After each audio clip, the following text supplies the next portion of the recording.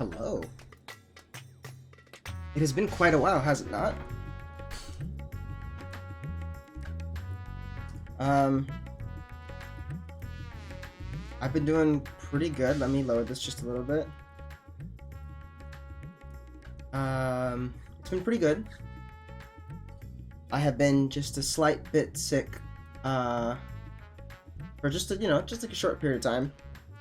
So I am back up and running, more or less. You can kind of hear it in my voice if you're familiar with my voice and familiar with its nasaliness, that this is a little bit more nasal than usual. Just a cough that I'm kind of getting rid of at this point. But let us bring our child back, our boy. Look at him. Today we're going to be doing some Hildibrand stuff, as you can kind of hear already in Thavnir. Ready for that? And I'm excited to get started on this. I don't know what exactly I'm getting myself into, other than, some nice 6.5 Hildibrand. Let's just jump into it. Oh, controller died. Did it actually die? What a way to start the stream. I have to replace controllers already. It's kind of quick. I probably have to get another controller soon, because I think they're actually dying on me now. But that is no big deal. Maybe it is. Who knows? Come on. Go into your little charger port. You silly little... There you go. Alright. Let's do it. There you go. I think that it's running okay. Frame rate wise and all that good stuff.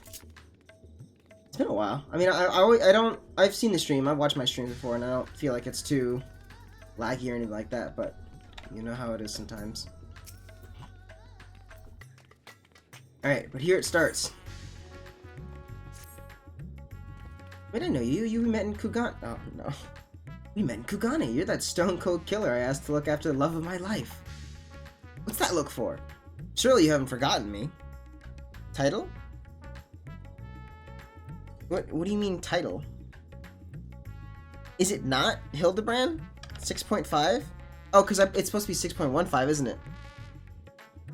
It's supposed to be 6... Yeah, hold on. I'm already getting yelled at by friends on stream. That's fantastic. Yeah. There you go. Thank you. You're such a wonderful saint, you.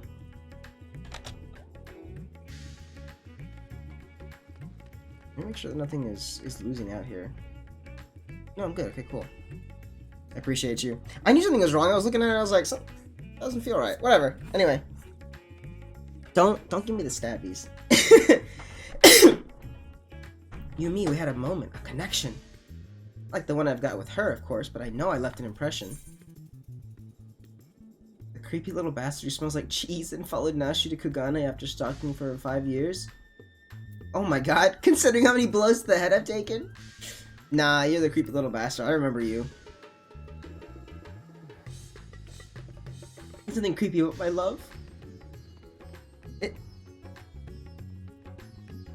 Andy Stinky? You know how, little that narrows it down? When someone comes into my chat and goes, Andy Stinky.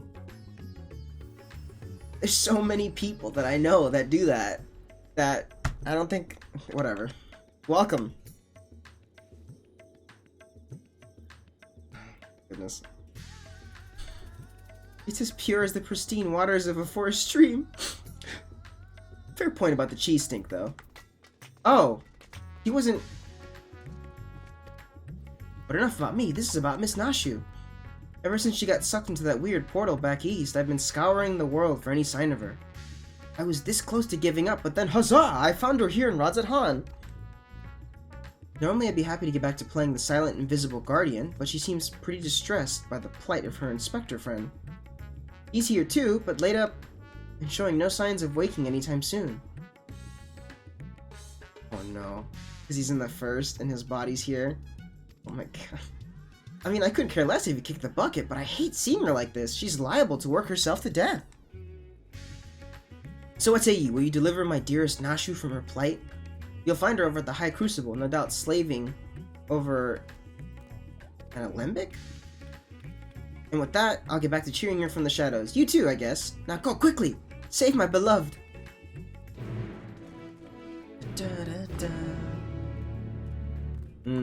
That never gets old. Alright, let's go see what this nonsense is all about. I'm very excited to see where this takes me. I apologize for the smile. I have... Whoever... I mean, other than the Caribbean pirate, whoever the other person is, it's just a lot of fun to speak to friends during stream. That's it. Can't you do it? Now take this medicine and...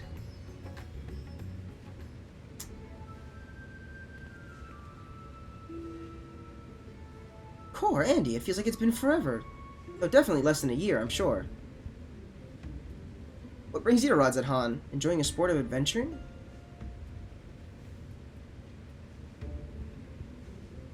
Ah, then you've heard. It's true. Inspector Hildibrand's gone into hibernation again. And giving me that look, the one that screams, what about the whole weird portal business? Alright, since you silently asked. So back on the Ruby Sea, remember how Greg got doused with dew prism and was forced to whisk us all far away? I forgot we're still calling him Greg. That strange rift then opened up, which the inspector then got sucked up into, and how I followed in after that?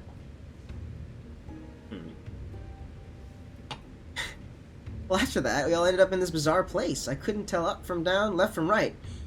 So we wandered, lost and confused.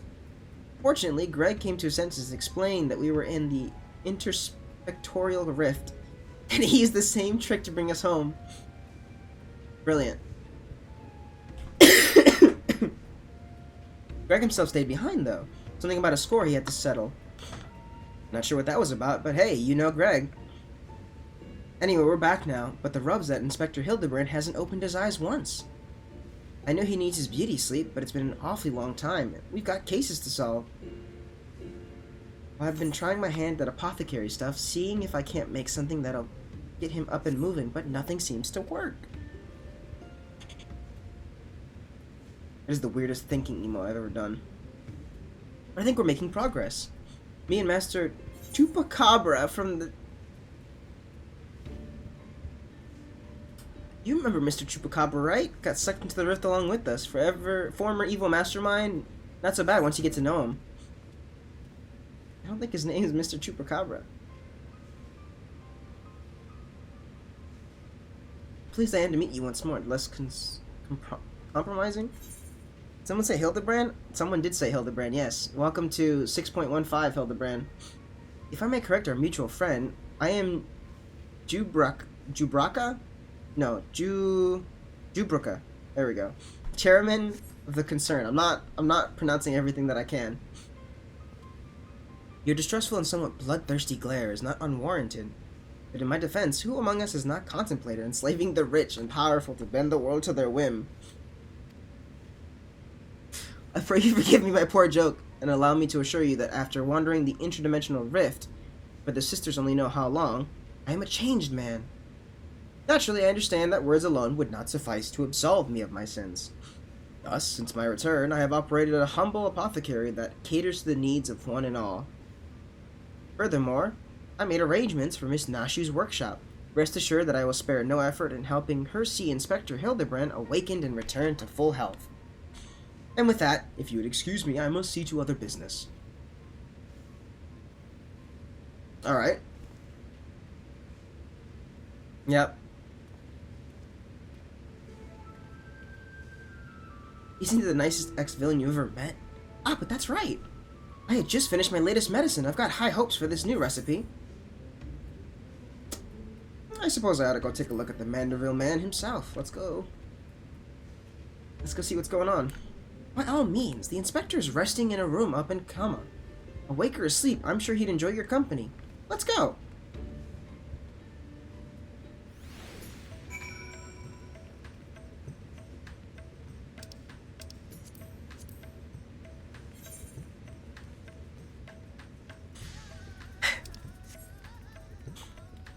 I'm still back in AR questline for Hildibrand. Oh my goodness, there's so much that happens afterwards.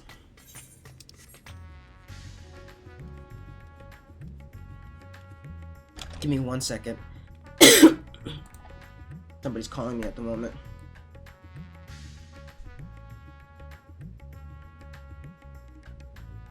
I just gotta take care of it really quick.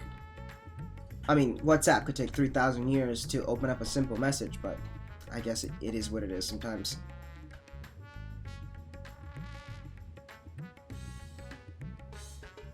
There we go.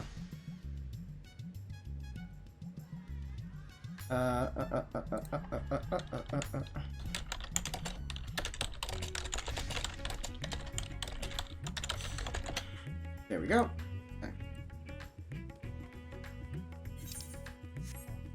So I have a younger friend that calls me, that I've known for a while, but rather than text me and just go, "Hey, I noticed that you can't answer your phone," he calls me again. It is what it is. Am I going inside? Wait, where am I going? Okay.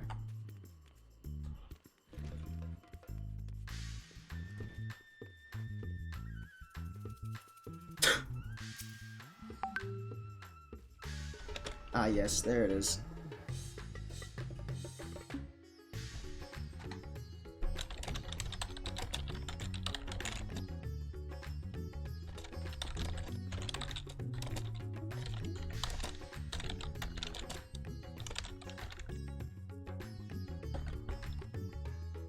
Alright, I don't need that open at the moment. There we go. Isn't this room nice? Mr. Chupacabра's taking care of everything. Even paid the rent in full. Ah, but I'm distracting you, aren't I? You need to concentrate while you examine the inspector, yes? Study the sleeping... Oh, boy. Why do I need to... What is this? Why do I need to examine him like this? Try to determine the cause of his coma. Let's see his face first.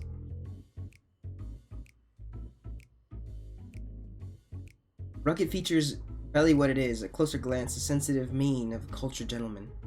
While he still breathes, he appears to be locked in deep slumber. Am I gonna find something just like very casually?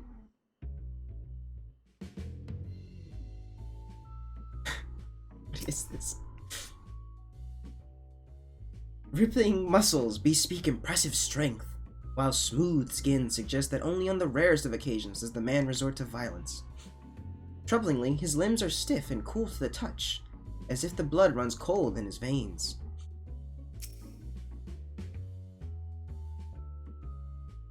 The exquisite buckles of the stylish footwear are designed unique to the House Manderville. These shoes would almost certainly fetch a small fortune in the markets.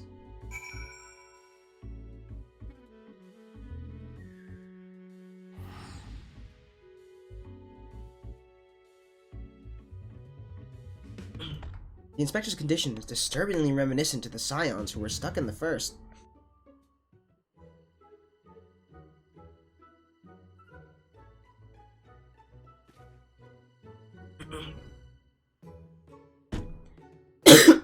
Oh, finished already?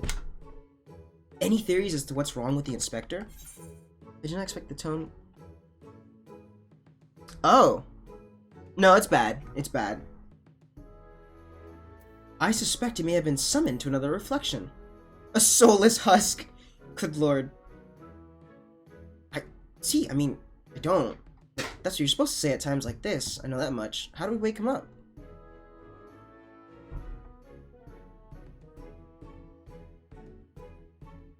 Return his soul to his body? But where did it go, and what is it doing there? I went to the first to become the gentleman of his darkness, as you do. I'll grab a water. Right, see, right. So, you can go there? I can! Great. In that case, I'll leave the soul searching to you. I'm sure it goes without saying, but once you've arrived in this otherworldly world, look for a place that smells of mystery and intrigue, and chat with people there. That's standard agent of inquiry protocol. Oh, and since this is Inspector Hildibrand we're talking about, don't be surprised if you find him asleep, or having forgotten a thing or two. Not to worry, I prepared my traditional medicine just in case. Don't hesitate to use it. And with that, do take care out there.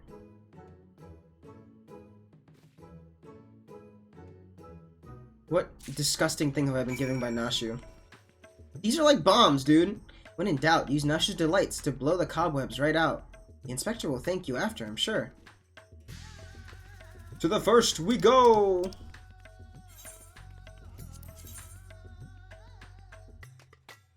How exciting.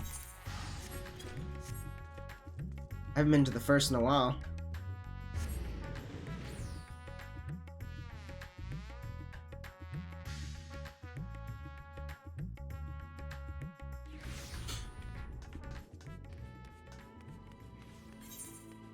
Where does it want me to go? To the pendants?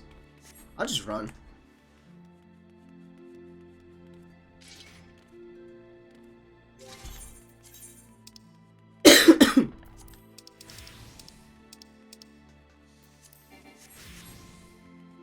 Oh, she absolutely does still make that explosive. That's like her signature thing that she does at any moment.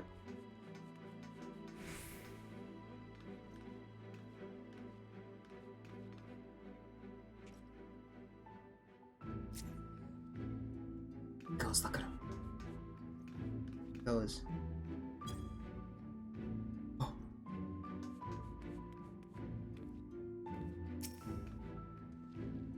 Welcome back, friend. I'd offer you a pint, but my barman sense tells me that's not why you're here.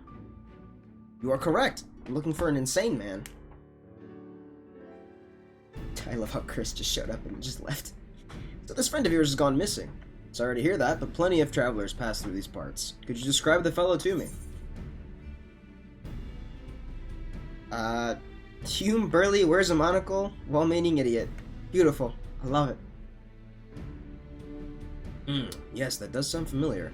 Mind you, I didn't see him myself, but I do believe one of our bounty hunters spied such a man when you were all battling that horde of spectral warriors. I do remember that, yes. Oh, Gia, come here a moment. There's someone who wants to speak with you. That's so. Make it quick. This ale isn't going to drink its shelf. Hello, Gia. If it ain't Andy, what brings you back to our neck of the woods? I'm looking for an idiot. Now that you mention it, I did see someone like that, back there on the battlefield. After you ran off to do some more hero work. At first, I thought he was going to attack me like the rest of the spirit what's-its. But no. He just stood there, striking a pose, trying to scare or seduce me. Damned if I could tell. Still, he was glowing and I wasn't about to take any chances, so I said, "Hey! Piss off, ghost!" and sent him packing. Did he die, you asked? To which I say, what am I, a Trojan? Also, I've kept my mug waiting long enough. The top. Thanks, Giat. Could it be the Warrior of Darkness? What? Oh, my boys! I thought that was your voice, but was convinced my ears were playing tricks on me. It's good to see you again. Didn't mean to eavesdrop, but we overheard you discussing the renegade poser. We've been searching for him for some time now. It's my boys! Look at him! There have been sightings in Lakeland, you see. Bonard and I have been tasked with getting to the bottom of it. We've little in the way of useful information, though. All we know is that he appears without warning and strikes a disturbing pose. He's not caused any harm, if you discount the shock of a strange man gesticulating in your general direction, that is. Nevertheless, we're worried that his behavior might escalate. Have you been tasked with apprehending the miscreant as well? Not quite, Bonard. Andy's come back to track down a missing friend.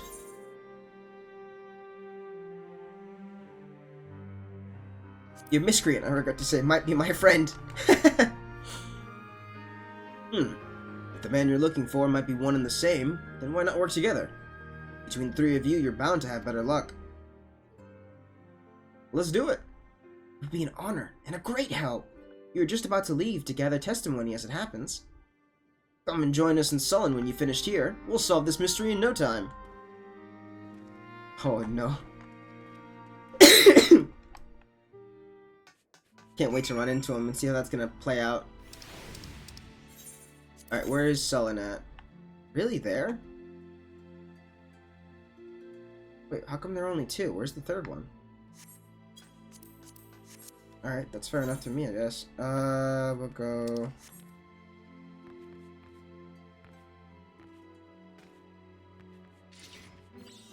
There we go, much better. Alright.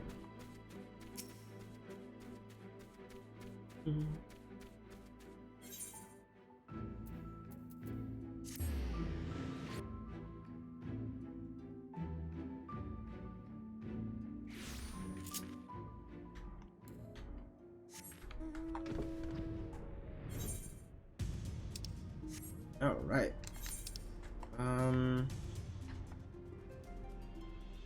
Wait, what? I don't...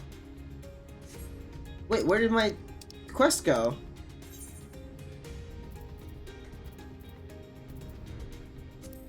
How did I, like, remove it? Hello? Whatever. Alright, let's do this.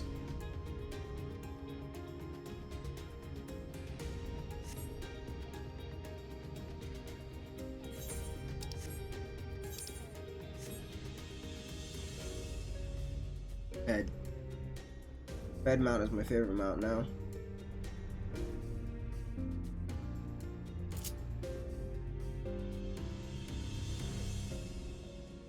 Alright, where...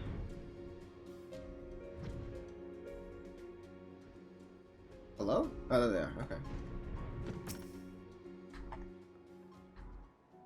Oh, that fellow? Aye. I saw him the other day on the way home from Clearmelt. I enjoyed one too many libations after my bath and ended up wandering off into the forest. Before I knew it, the sun was dipping low, the sky turning dark, and I was beginning to wonder if I'd ever make it home. Then I felt a gentle tug at my arm. And would you believe it? This odd-looking man led me out of the forest and set me back on the road. I thanked him profusely, but he said nothing in reply and struck this pose and walked off. There he goes. I assume you are the other person that I want? Yeah, there you are. Did I see him? You bet I did. I was crossing through the forest of the Lost Shepherd on my way to deliver fish to the hostile imperative. Out of nowhere, this odd man leapt in front of me. I thought he was a bandit at first, but then he abruptly turned to his side, curled his neck, put his fist to his head as if to say, I don't know. It was baffling. He's doing this. I ran when I realized he wasn't going to do anything else.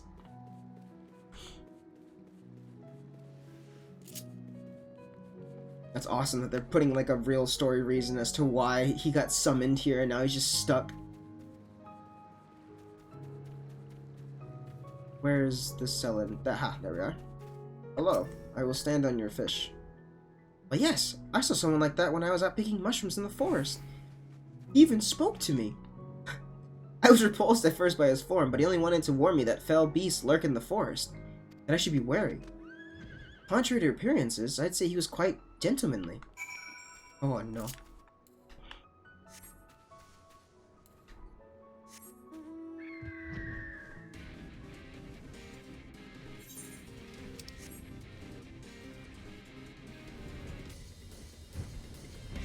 Nope.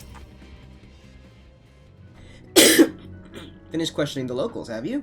Were you able to learn anything? He's helping people out.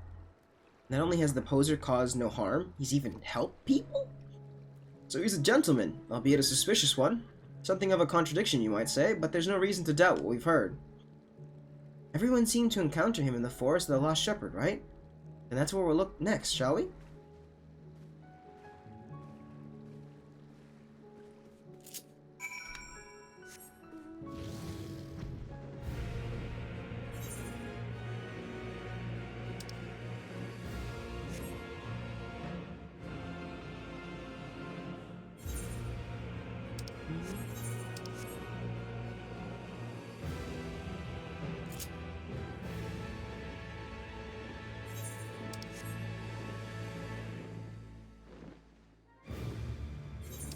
This music a million times. Oh, that's a lot of people. Oh, hey, Odin's in here too. Nice.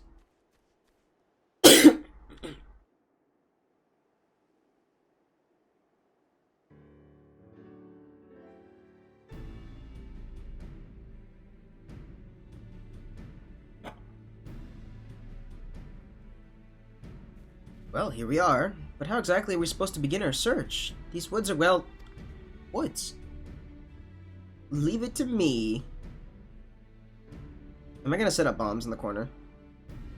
Got a plan, do you? Far be it from me to doubt the warrior of darkness.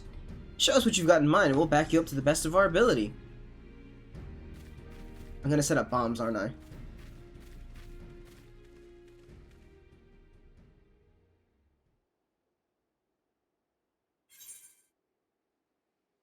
Oh snap, hell yeah. I'm performing the Manderville?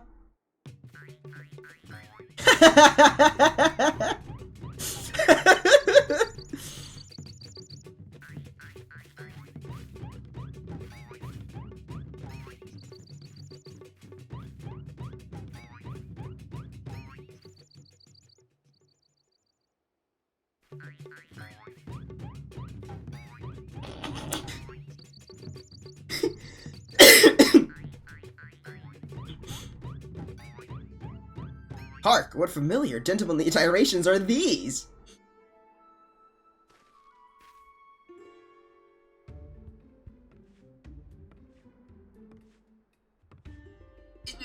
Are you a Sin Eater? Okay, thank goodness, I thought you... Oh my god, he's a Sin Eater. He's a Sin Eater! What is this? Wait, what?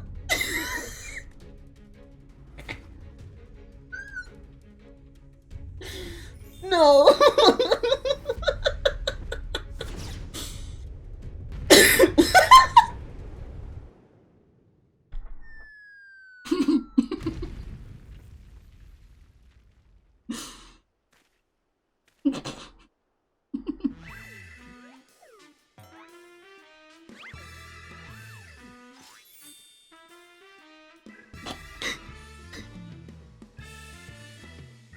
On your guard, it's a Sin Eater!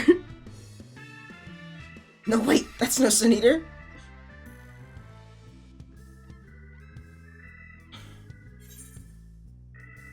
It's the Gentleman of Light!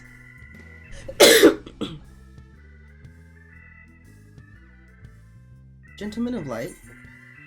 Who is the Gentleman of Light of whom you speak? I am the forgiven gentleman, devourer of sins, Light Warden extraordinaire.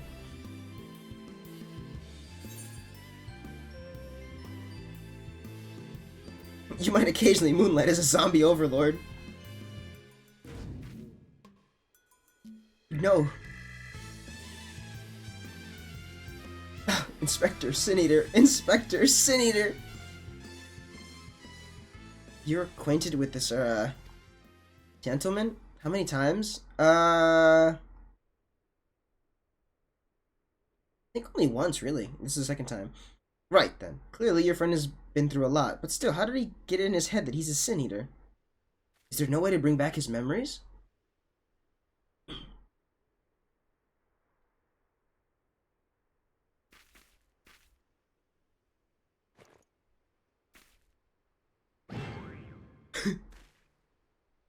Explosives? We're still trying to save him, right? Oh no! Oh no! No!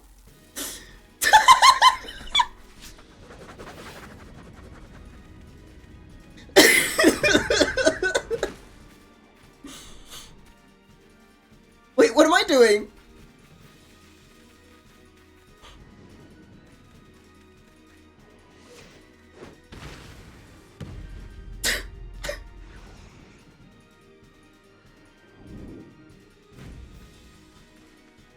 Oh my god, we're setting up the serve!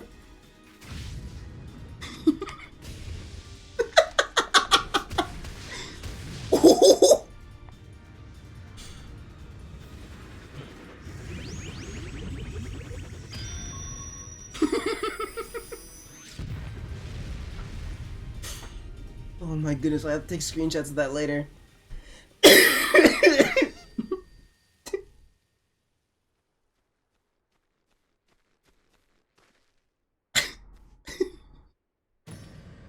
Wicked White, we've killed him!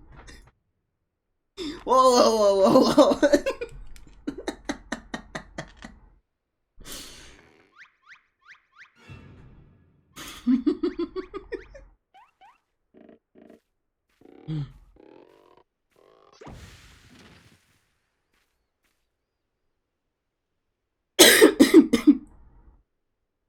say, Andy?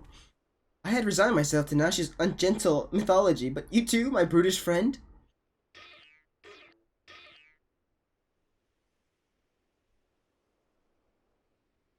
But never mind that. I do not recall the world being quite so purple.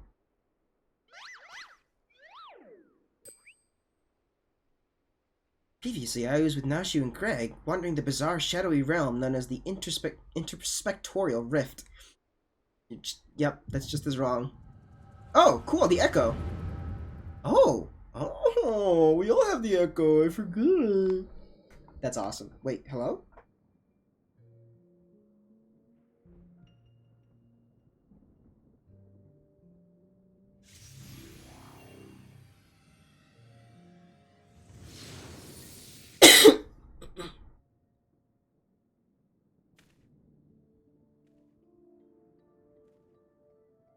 Hmm? Where am I? Who am I? That is correct. Yes, that is exactly how it was in the story.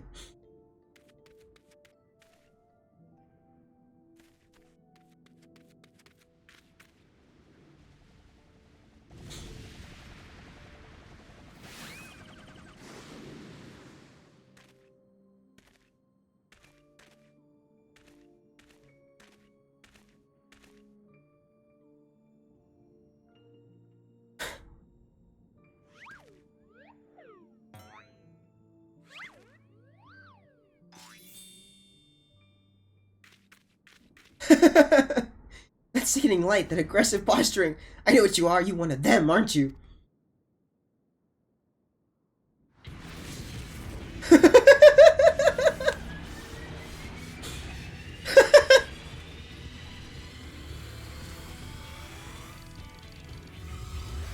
Soft ghost.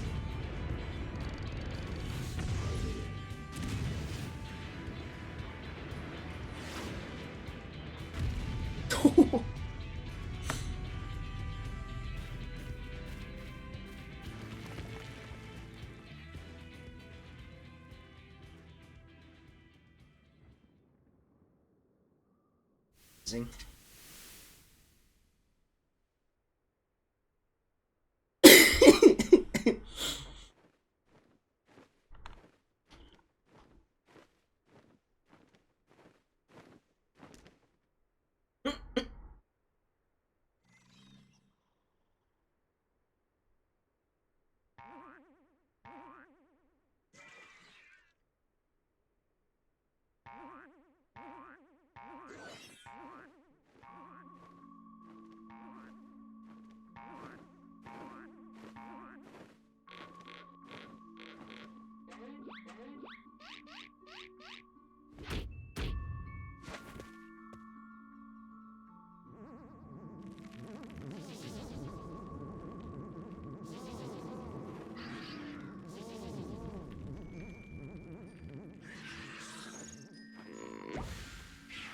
Even the Sin Eater freaked out. He's like, I don't want anything about this.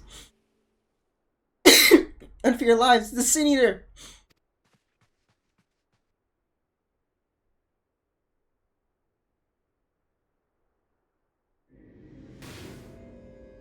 Excuse me? A Sin Eater?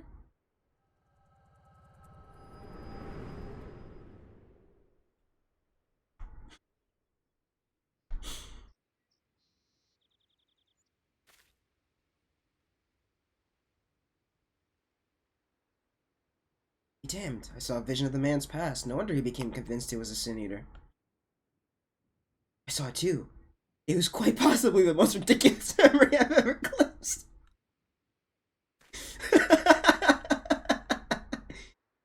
Answer me, my faithful assistant. Where are we, and why is it so purple? You're in another dimension, kiddo. First? The first what? Are you telling me you somehow managed to travel to an entirely different world?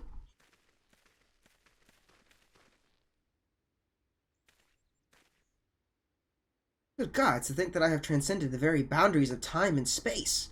Worry not, my adoring fans. Hildibrand, agent of inquiry and spectre extraordinaire, will return to you forthwith. There we go.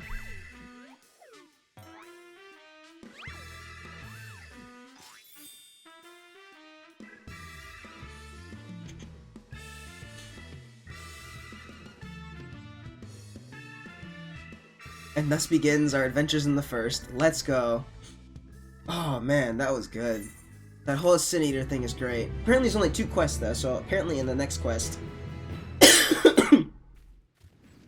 what kind of fight?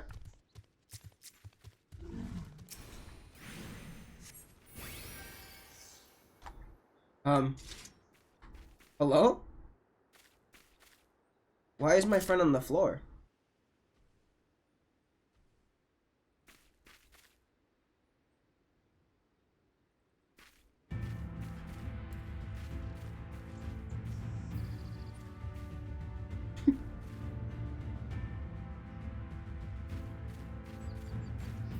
Great.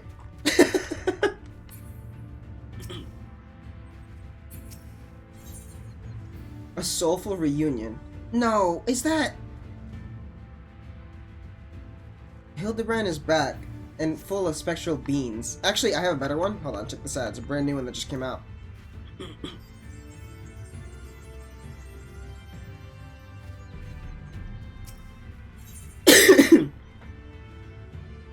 Well, I've enjoyed what time I've spent in this far-flung first that I can remember. We should be getting back to our own world soon. Would you happen to know how we might go about doing that? I actually have no idea. Restore my soul with a spirit vessel? Oh, that's right. Say no more. Your cursory description was more than enough for me to grasp the concept completely. It is not unlike brewing the perfect cup of coffee, which means our task is clear. We require the services of a skilled soul sommelier. I know a soul sommelier. Whatever that word is. Splendid! I see that even in this world you rub shoulders with the cream. Let us pay this bedlug a visit. I'm not sure what you're planning to do with souls, but if you require bedlug's assistance, we can help. Aye. They have aided us time and again, and I reckon they do the same for your friend here. Come with us to the Cabinet of Curiosity.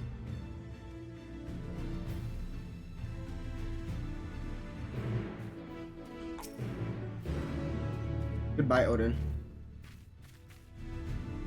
You will be missed.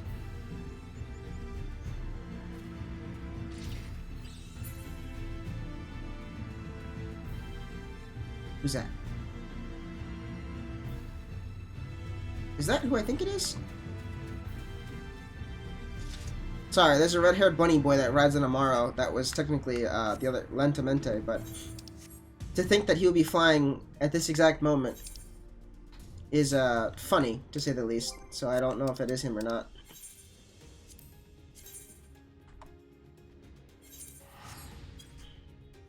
I am myself again, or am I? Well, I have come to realize the Forgiven Gentleman was no more than a... I need to read this. Oh, no. Was no more than a figment of my imagination. The fact remains that my burly body and saintly soul have been separated from one another. I am trapped in this world of dazzling purple, known as the First, unable to reunite with my physical form. But I have not yet begun to investigate a solution that will surely present itself in due course. You may be rest assured, my good friends and beloved family, that Hildibrand Helidor Maximilian Manderville will not rest until he has been made whole.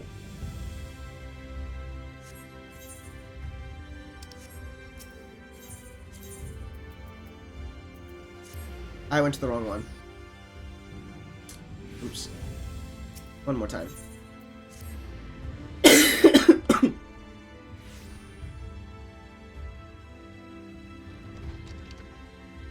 Bedlug, where are you? You're not Bedlug. Hildibrand? Though I'm eager to return home, I will miss this strange world. Perhaps we can visit it again someday? Surely there are cases here that require my preeminent powers of deduction.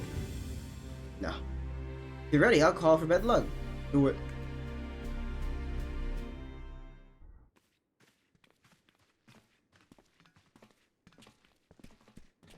Okay, here we go.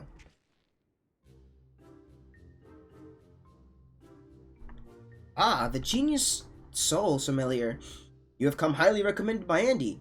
And what an adorable little puppy you have. No, Soul what? Puppy? I beg your pardon, but there seems to be some confusion. Puppy? Who is this imbecile, Andy? I have half a mind to make him dig a hole so I can throw him in it.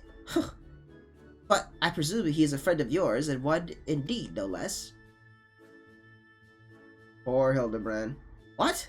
Another of your friends that needs to be sent back to the source? Have you forgotten how complex and difficult it was to do the last time? You waltzed in here and asked me for this favor with the air of one shopping for a new hat? This case is no different from the others, at least. He is present only in soul, as they were. You'll need another spirit vessel, of course. You don't happen to have one on you already, do you? I'm afraid I don't. I do! I trusted you by the Exarch, you say? If you only knew how you were using it. Fortunately, I have a porksy on hand. We've been using it to treat patients at risk of transforming into eaters, but I suppose it's due for a change of pace. There is, however, one concern. In case I didn't make it clear before, the process can place great strain upon one's soul. If he is lacking in resilience, there is a chance he will not survive. That his very essence will be rent asunder. After what he's lived through, it would be implausibly anticlimactic for him to die like that. Haha! And he knows me all too well, I assure you, my good sommelier, who is most certainly not a dog. You needn't worry for Hildibrand Helidor Maximilian Manderville. I looked away for just a second. Yes, I get the distinct impression that the gods themselves could not kill him if they tried. And they have. They have! Come along then, Hildy, I can't be bothered to remember that name. 1,000 thanks. Simply point me to the soul siphon and I shall hop right in. The rest of you can wait here. I promise I won't hurt him, no matter how much I might be tempted.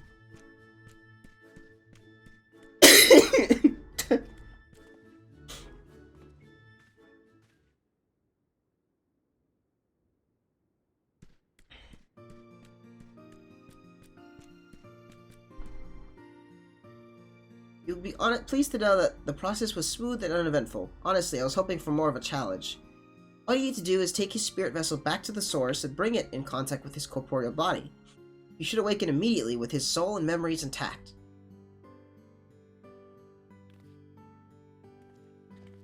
If there's nothing else, Vonner and I should be getting back to our duties.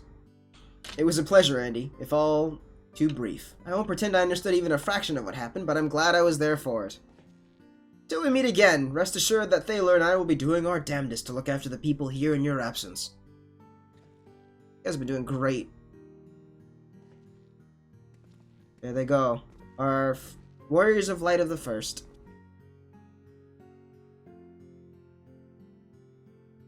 Gotta love them.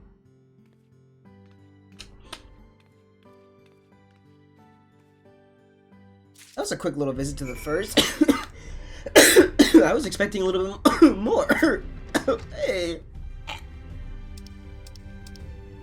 I'm like dying. Feels great. Can I please click on my map? There we go. That's it, huh?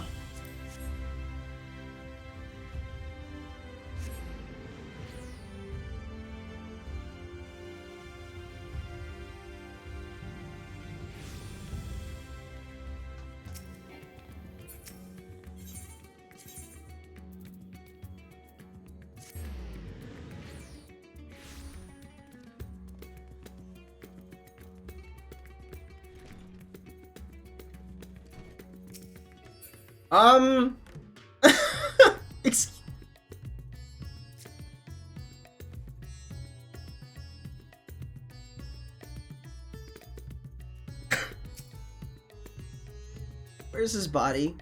Nashu? You're back, not a moment too soon. We have an emergency on our hands. Here it is. There he is, there's Hildibrand. The inspector's soul is in this, you say? That's great, but we have another problem now. The inspector's body has gone missing. We went to the market to do some shopping, and when we came back, he was nowhere to be seen. I double-checked every door. Every door was locked before we left, but there's nothing to suggest someone forced their way in. We've got a case on our hands. The case of the evaporating inspector. We must begin our investigation at once. Come on, let's start looking for witnesses.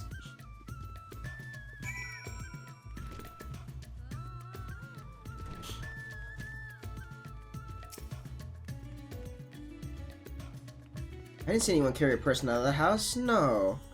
but I did see a man carrying a particularly large sack, so heavy he strained to lift it. I didn't think much of it at the time, but now that you mention it, it was a bit suspicious.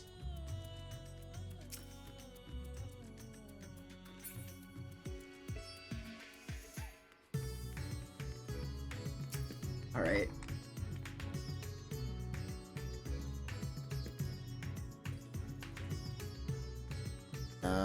Did I just lose my chat? Yeah, didn't I? Uh-oh. There we go. Did I see anyone carried out of that house, you ask? I was too distracted with stock taking to make note of any comings or going. Sorry I couldn't be of more help. That is perfectly fine. Alright, Nashi, what do we got? Oh, no.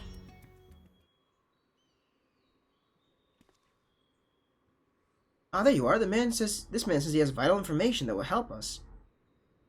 A pleasure to make your acquaintance. I am Delion, Editor-in-Chief of the Thavnarian Truth, a monthly publication devoted to exploring unexplained and otherworldly phenomena of our isle. Your companion shared with me the news of your friend's disappearance, and I happen to know precisely who is behind the incident. But I feel you may not like the answer, for the kidnapper is not of the star. They come from the heavens, from beyond the great expanse. They descend in curious saucer-shaped airships to study our world, our society, our buildings, our very bodies. You shudder, no doubt, as you realize of whom I speak. It couldn't be, you protest. Oh, but it could, and it is. Your dear and friend the Inspector has been abducted by aliens. What? Oh, but he'll be fine, you assure yourself. After all, they just want to understand us better. You poor, deluded child. That they do. But to what end? Why else? That they might one day take over our world.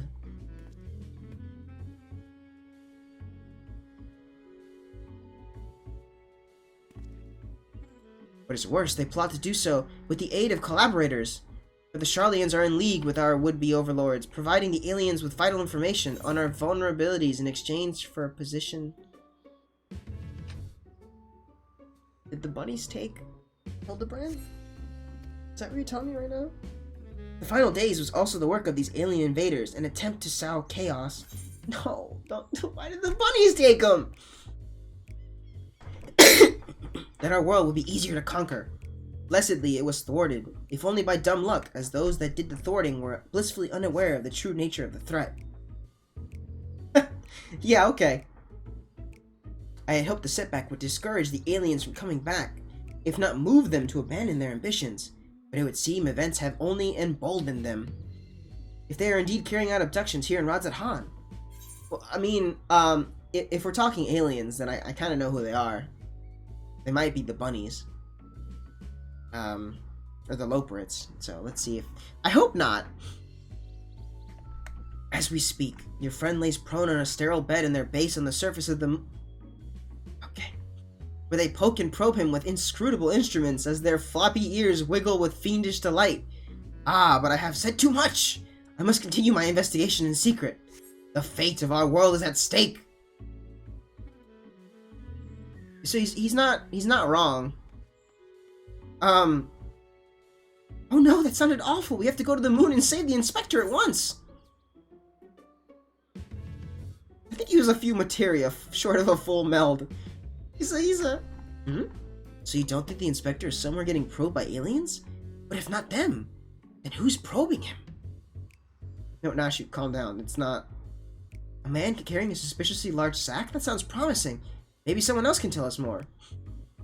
So who took him? Wait. Wait. So he's just making everything up as far as the Loperits, and it's just a man... I got it now. I got it now. Someone up my head may have seen something. Let's ask around. Oh, cool. Now she's with me now. Let's do it.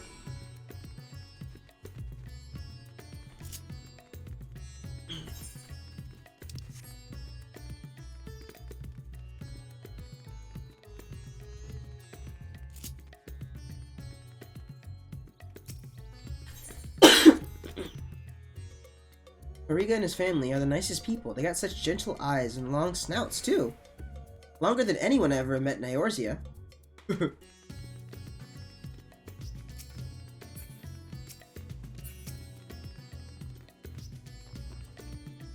The man with the sack? Indeed. I couldn't help but take note of him as he passed, trying so very hard to be inconspicuous as he was. He descended to Alzal's path and went over the fountain, where he met with a merchant. Such a hefty sack it was, my mind was racing with the possibilities of what it might contain. That had to be our man, right? We need to hunt down that merchant. Whee!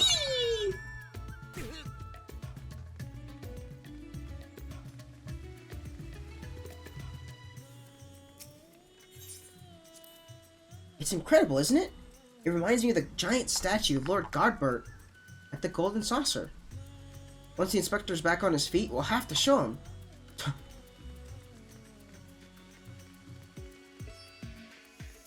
Ah, there's the merchant.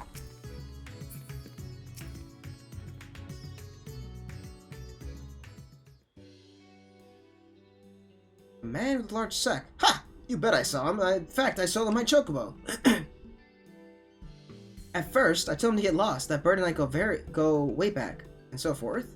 But he was in a hurry, and his offer was very generous. When you're in my line of work, you can't afford to get too sentimental. And now I can buy a whole stable's worth of chocobos. Did he say where he was planning to go next? He was muttering something about having to get to Saltwind's Welcome in a hurry. Probably why he was desperate for a chocobo. It's a long way to go on foot, never mind the sack. Did you hear that, Andy? We need to head to Saltwind's Welcome right away!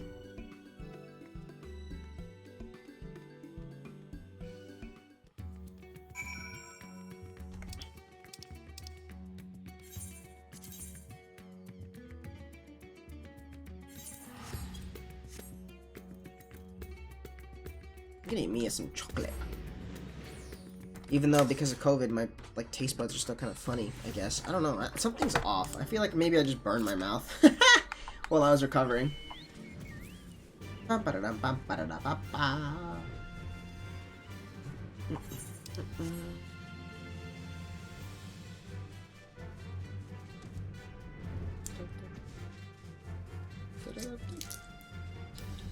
Seems I'm close to the end since Chris just logged out.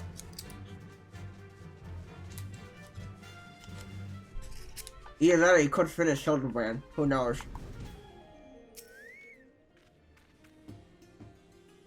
I hear a lava in a bathing suit.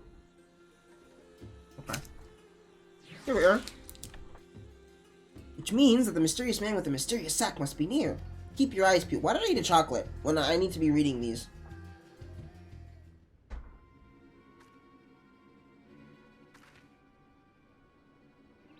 Over there. That man is definitely up to no good.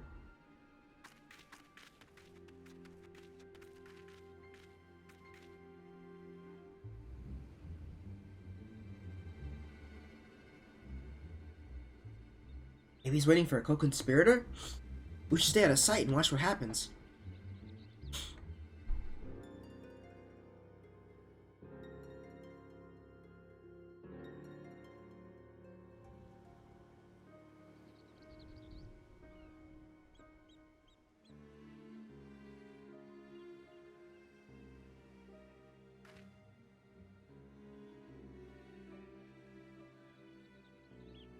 Ah, Mr. Chupacabra?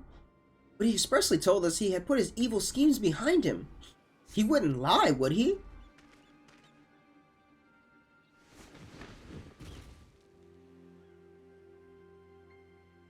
The goods appear to be none the worse for wear. Very well, your payment, as promised.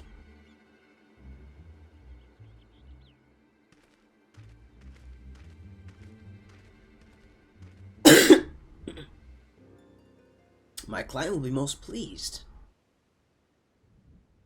Client?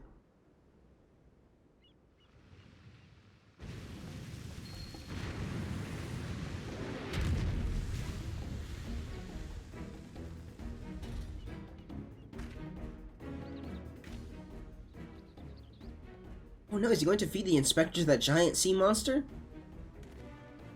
It is an honor and a pleasure as always, Dr. Luge. I have faith the specimen will meet with your satisfaction. So this is the one said to be the strongest, most resilient in all the world. The Manderville Man? None other. He has weathered countless explosions and a multitude of marital abuses. No, martial abuses. including a devastating suplex I myself did witness. It is even said he survived the journey to Dalamont itself, and survived the Lesser Moon's fall with nary a scratch. Most fortunately for us, he has fallen into a coma from which I am assured he will never wake. You are free to do with his body as you please. Whee! Even the mightiest of warriors can't fight while asleep. Those meddlers may have gotten the better of me and my beautiful boy in the Tower of Babel, but my next child will be all but invincible. With this body of mine to command, I will exact a bloody, glorious revenge. Ahem. Forgive my boldness, Dr. Luguet, but when might I expect the rest of my payment? I have debts that must be repaid. Worry not, with the Telefori gone for good, the vast fortune of House Brutus is entirely at my disposal. I shall shower you with wealth, my loyal minion. Who is this? And gladly shall I accept the spoils, Doctor, and resolve never to renounce my wicked ways, for surely this time I will suffer no comeuppance. Hey, yo, what up?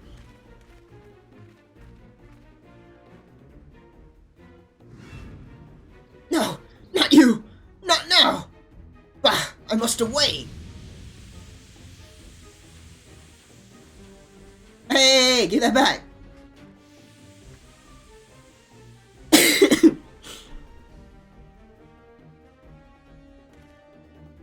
Wait, Dr. Luguet, my payment!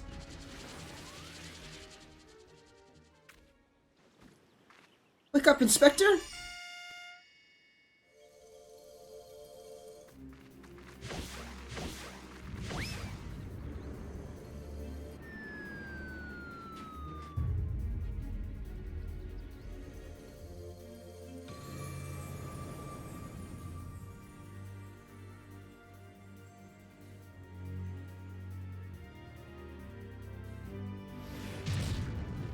Oh, it's...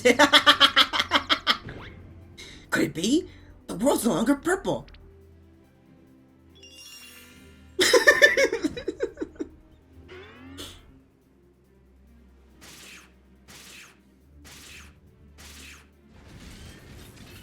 Stop moving, damn you. You're supposed to become a centerpiece of my glorious revenge.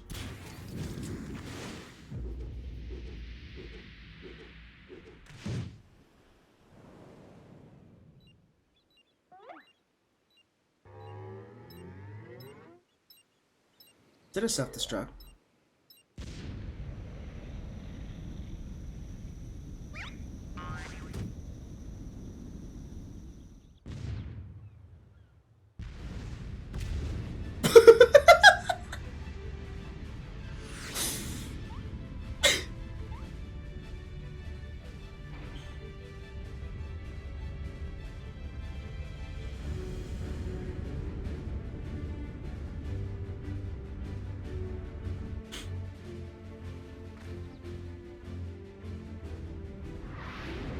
Is he going to the moon? Never mind. Never mind. Not again!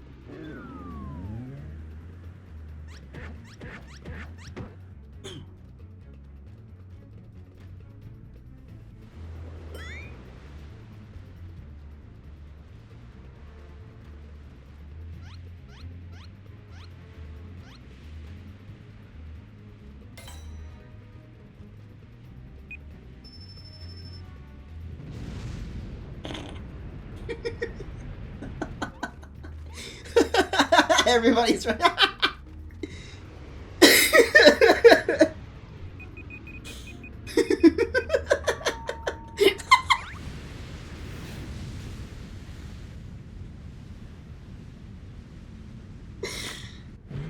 No!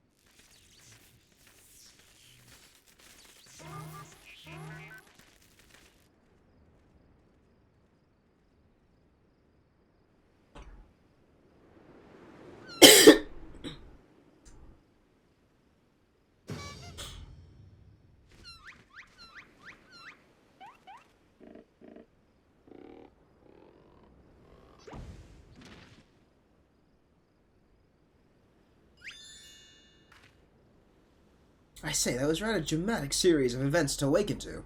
But more importantly, after a brief detour, I find myself in my own world once more.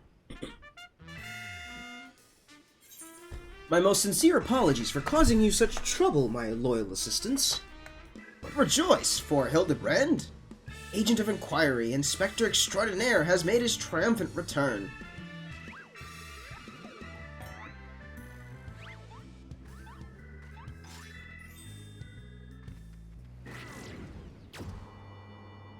Um, um...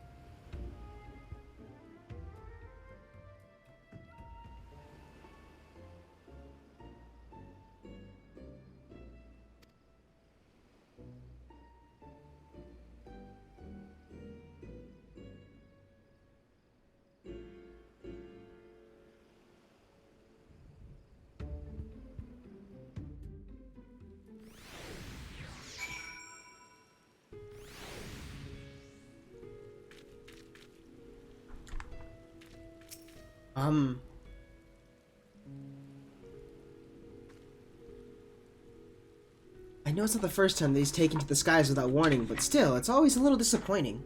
Still, there's no use crying over flying inspectors. Let's return to Radzat Han.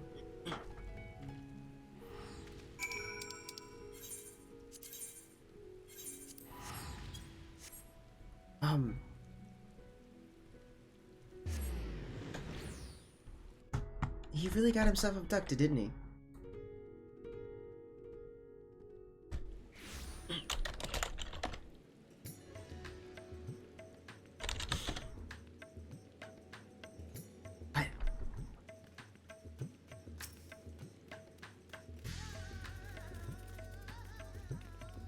Oh, Inspector, why have you left me again, and where have you gone? No, this won't do. Get it together, Nashu. There's a case to be solved. Just you wait, Inspector. Your loyal assistant, Nashu, will solve the mystery of your disappearance again. And don't you worry, Andy. As soon as I have a new lead, you'll be the first to know. Till next time.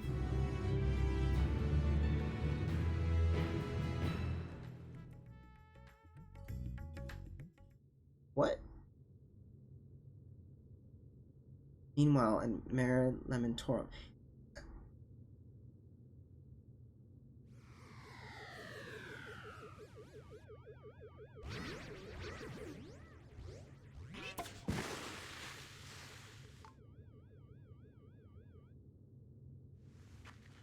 What?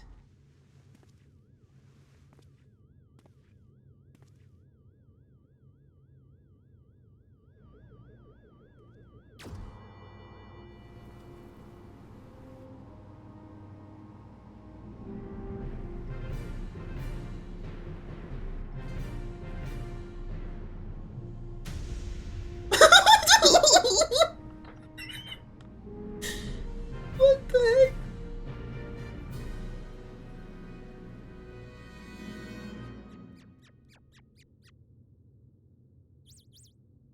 What?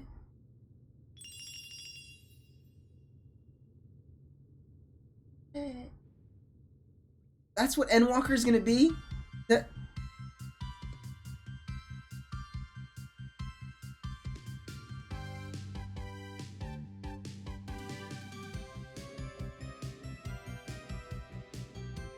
Crime, crack, the crazy in a flash. Your gentleman's flair. Our agent of inquiry, Hildibrand. See you later, Inspector. Is that me? No, that's the kid. I got it. I knew it. Oh my good. I can't. Nashi, why are you just here? Dang it.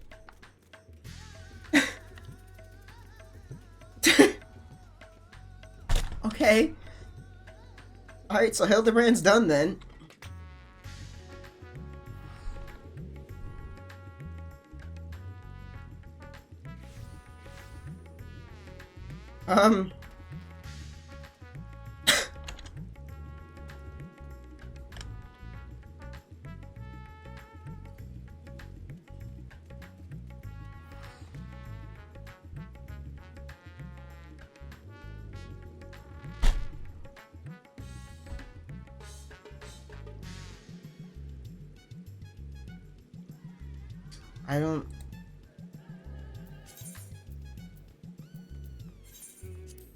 I don't even know what to do with this information.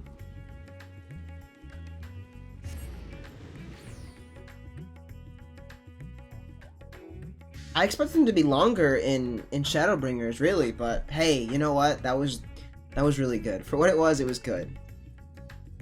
The fact that I don't have to deal with aliens is something different. Okay, hold on. I need to know what these missions are. Small business, big dreams. Okay, so there is a new quest. Tataru was talking about it in like the latest. Let's find out what she has to talk about. It seems like the right one, especially when everybody's here. I don't like them both looking at me like this. I don't know what this is, and I don't like it. Anilicha, welcome. I am I'm not gonna pronounce it. Assistant shopkeeping apprentice seamstress at Tataru. I doubt you remember my face. I am merely one of many who owe you our lives. But you'll always have my gratitude for saving me that day in the Eblon Rhyme. Oh, I saved you in, Garlemald. You are too kind, and while I hate to ask aught more of you, please say that you're here to assist in Mistress Tataru's new endeavor. Not yet, but he soon shall be. Hello, Tataru. What are you up to? Whatever will we do without your pension for turning up precisely when you're needed, huh? Alright, Now, to make the long story of our solvency short, we've secured the resources to produce the new designs I developed in cooperation with guilds near and far, and in sufficient quantity to meet rising demand. We shan't rest on our laurels, however. To serve passing adventurers and the occasional intrepid Charlian is all well and good, but we've hardly taken the world by storm. No. Much like yourself, we must look towards new horizons. The scions prove that cooperation on a star-wide scale is possible. We would be fools not to capitalize on that to build the grandest trade network in the history of Heidelin. All for the greater good, of course. Yes, this is a wonderful opportunity to bring people together. I often think back to that incredible moment when the Garlean army came to our rescue. Perhaps our efforts too will one day lead to a miracle, like that which took place on the Eblon Rhyme. I have no doubt that they shall. But we mustn't expect such alliances to form themselves. We must be proactive. And who better to woo our future partners in commerce than our current number one customer, you! Our erstwhile comrades in arms know that when it comes to good equipment and better ideas, you have such keen eyes as our adventurer extraordinaire. Even should they hesitate at first, I'm certain you can convince them using the samples I prepared. Well, I see that my mind is made up. But of course, with your assistance, we'll have both coin and goodwill flowing in no time. Where shall we send Andy first? Mwahaha! Don't you worry, I have it all planned out. First, Limsalomins. Oh no. Sicard has the Bloody Executioners working harder than ever, so he is sure to appreciate any extra supplies. Next, Gridania. Okay. His insular station has likely given him a little opportunity for dealings outside of Gridania in the past, so you'll want to leverage that Ilsabardian contingent camaraderie to assure him of the value of our venture. As for old Da, I feel confident in pinning our hopes on Pippin. He's always been a steward, Ali, and it goes without saying that he has more than a little sway in the Sultanate. Between his involvement with the Immortal Flames, the Syndicate, and the Colosseum, he's bound to find a use for quality accoutrements. Okay.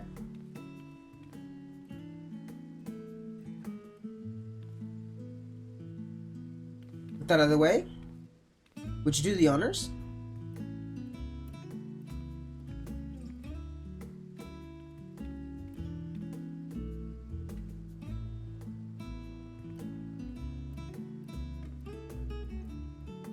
Never let it be said that Taru is stingy with her samples.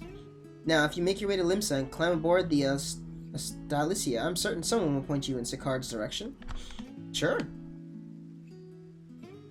I have my own avenues of inquiry to attend to, but I'll check in periodically to see how your journey is coming along.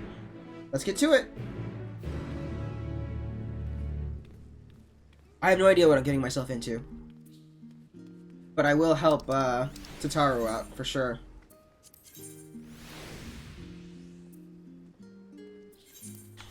I'm a little scared, though. This is Tataru we're talking about.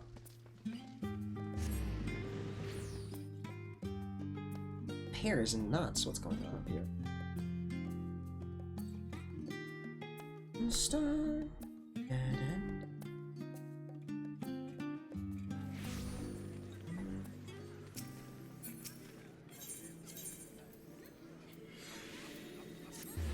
We would be quick to simply run through Limsa before someone scoops you up and takes you. It's not that bad, but the meme is, this is the ERP Central. Or something of that sort.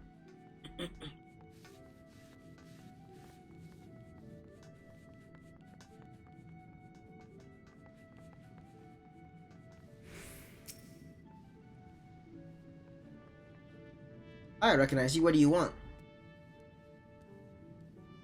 I want people. As long as it's not about another bloody apocalypse, I don't see why not. Right here.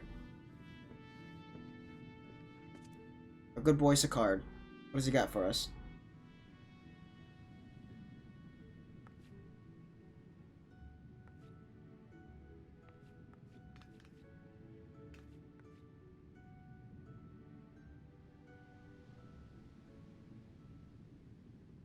Well, bugger me!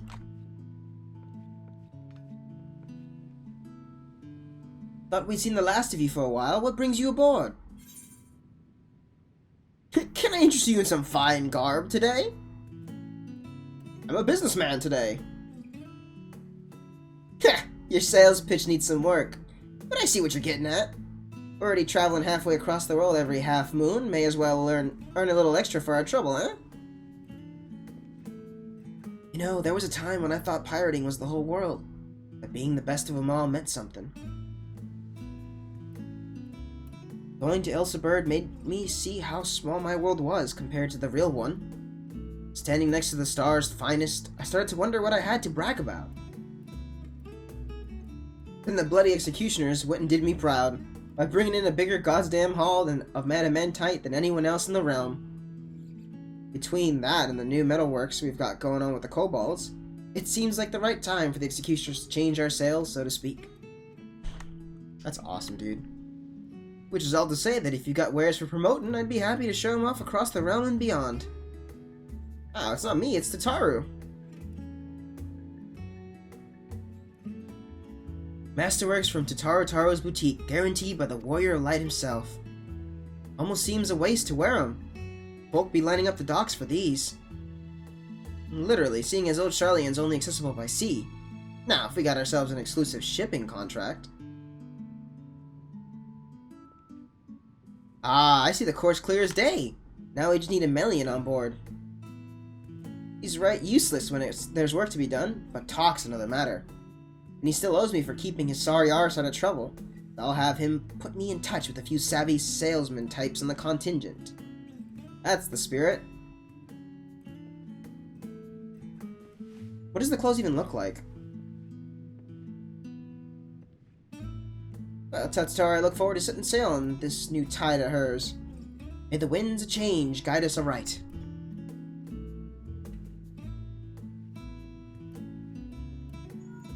That's pretty easy. Andy, it's me. How goes our little adventure thus far? Got Sakard. Oh-ho! Sakard's eyeing the shipping routes, is he? All according to plan. But our work has only just begun. I'll keep that through my own contacts while you work on Aron? I hear he's not often in the city, but I don't doubt you won't be able to find him. I don't know what that part said.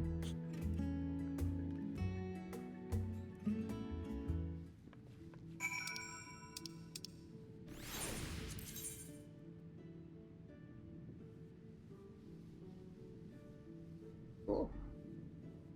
Here, please. Go.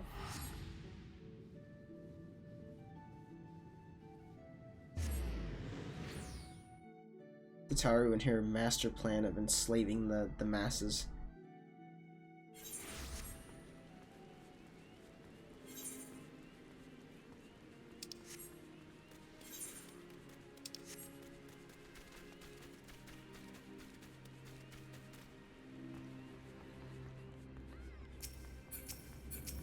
Hello. Wife, it isn't Andy Lucha. Struck with a sudden craving for eel pie, were you?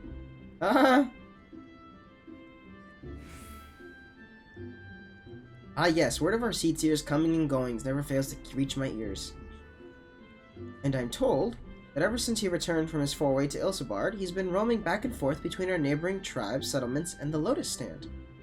You'll miss him if you make one for the other, like as not, so I suggest you waylay him at the Blue Badger Gate. Sure. Where's that at? Oh, perfect.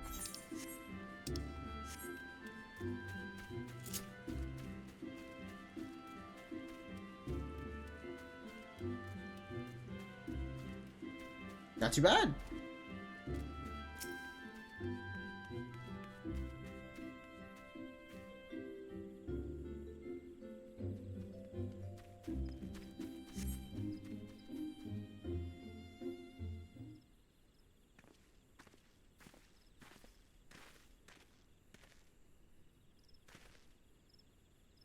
There he is.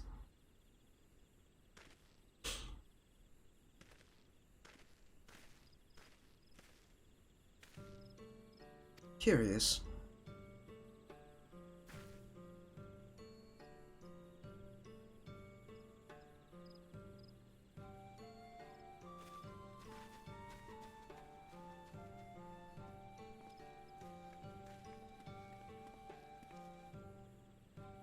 Might I ask what you're loitering at the gate, Sandy?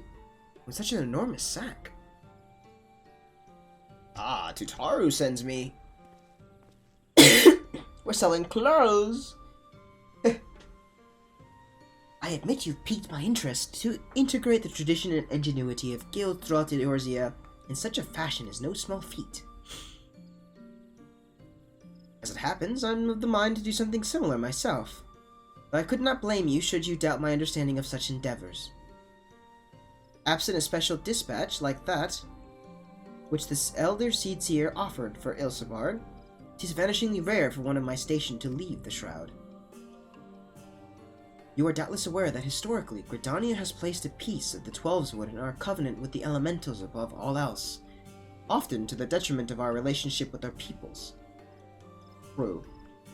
Yet, much as we are one with the Shroud, are we not also part of the Star and Tyre? Our adventures in Garlemald made plain the strength of a world united. This attire you carry demonstrates much the same truth. Ah, but perhaps you assumed you would need to talk to me around the idea? If so, I apologize for the disappointment.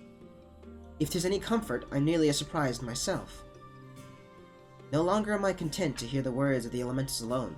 I wish to know the voices of men. Through our time in Garlemald has shown me that my ability to listen is average at best. These horns may mark me as gifted in the Twelveswood, but beyond they inspire neither fear nor awe. I have been mistaken several times for Zayla, and may as well be one for all the difference my status as Seedseer makes to those who want for succor.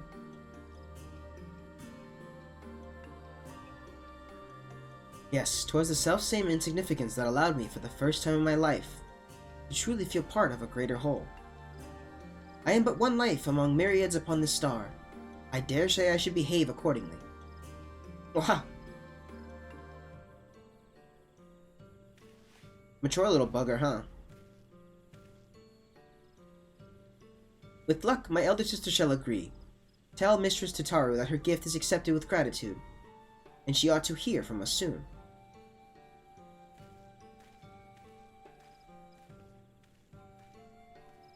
Have fun.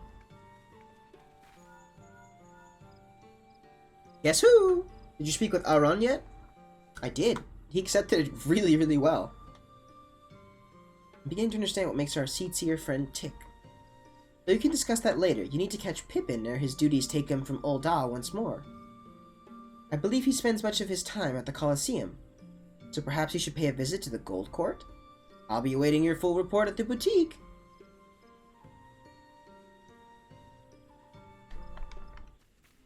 To my home! Oh, do I not have her turn here? Here? Oh, it's at Han. Ew. Let's do it.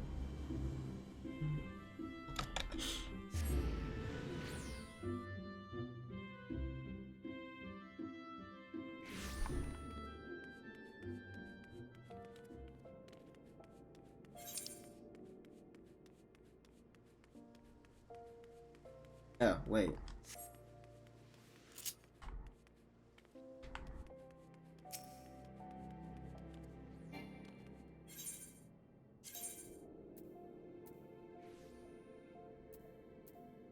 Ah, perfect.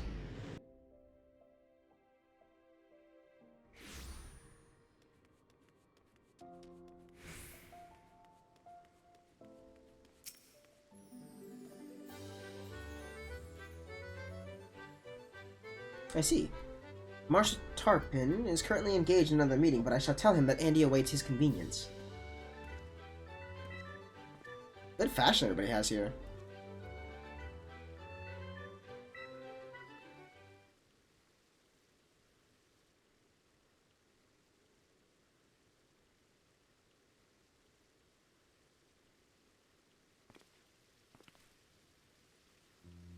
My apologies for keeping you waiting. I did not expect you here this evening. Yo, what up, Pippin?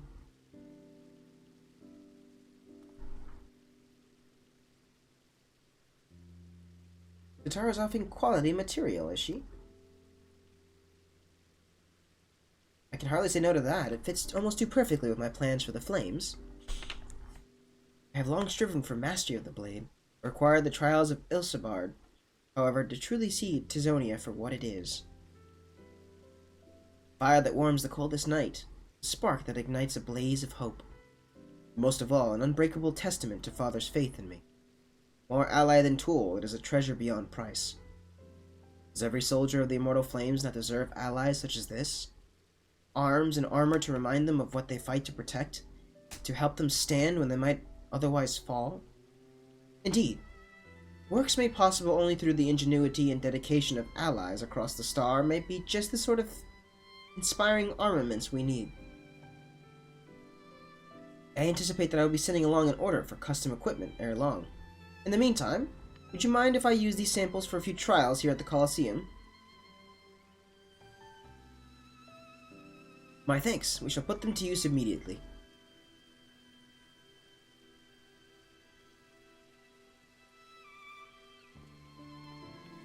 I wonder how this is going to shape up 7.0 for us now. As a child of Ul'dah, however, naught strikes fear into my heart like the prospect of receiving valuable goods for free. I must insist you accept something in return. Hmm. I have been meaning to gift that necklace to Tataru. Its poor condition aside, she might rather have it than not. Hmm? I have spoken with Tataru at some length about our past, you understand. In many ways, we are quite similar. As you may recall, her family was bankrupted when she was very young, a consequence of her father's business failing. They were forced to put all their wealth toward paying off his debts, and then some. One asset they reluctantly parted with was a necklace treasured by her mother, for which Tataru has long searched to no avail. Strangely enough, I recently discovered jewelry of the very same description amidst a store of neglected Colosseum prizes. Assuming it is the same piece, I should like to see it returned to her. It is significantly worse off for having changed hands, though, and only the sapphire centerpiece remains unlost and undamaged. She may appreciate the sentiment nevertheless, but it is difficult to say. What do you think?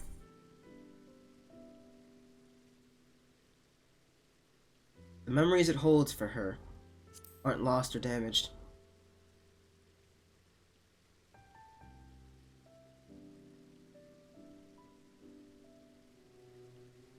True enough. Though if it's to be a gift, I prefer to at least clean it up a bit. Fair. In that case, I had considered asking the Goldsmiths Guild, but you ought to be able to turn the necklace into a piece that Tataru would wear, if not precisely what she remembers. I imagine you will have the opportunity to pick up gems and other suitable materials on your travels. From there, it is merely a matter of unifying the pieces. Are you willing? I don't see why not. I don't have the crafter for it, but... I doubt even Tataru would dare open a private package addressed to you. Best of luck in finding matching materials, and in your mercantile endeavors, of course. May the traders guide you to fortune fair.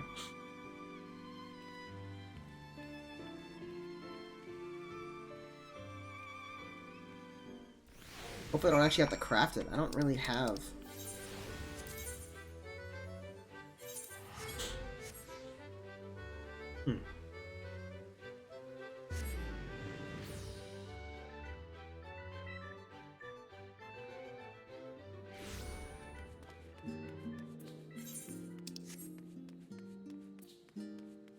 I wasn't expecting this to take such a quick turn.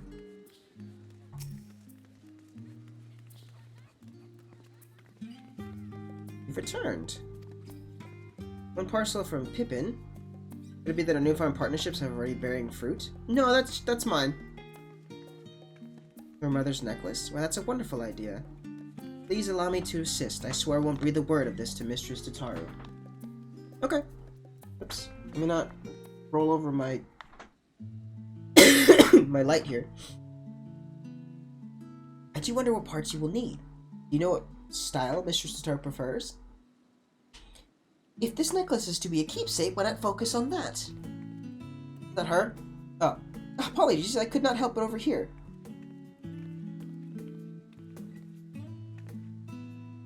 It's quite alright, but do please keep your voice down. What was it you were saying? It simply occurred to me that since you gifted the sapphire so readily, our other partners in this endeavor may wish to offer up something for Mistress Tataru as well. With such gifts, you could turn the necklace into a memento of not just her past and its trials, but her present successes as well. You should soon have more than enough tokens from friends across the seas. What do you think, Andy? Works for me, I guess, yeah. Well. Were you waiting for little old me? Mistress Tataru, we were just discussing the success of delivery of the samples, yes. Good to hear. How fares dear Pippin? He's great.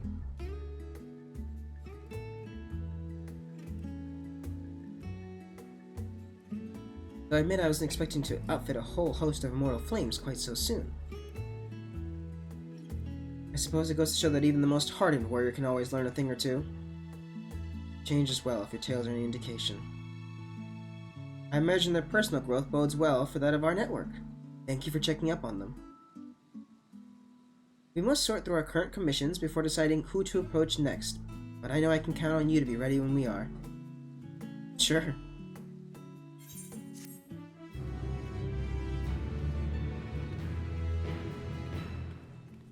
Is that it? that's it.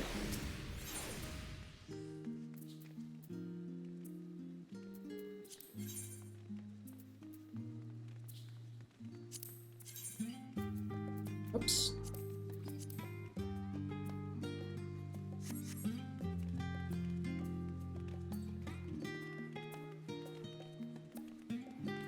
Huh.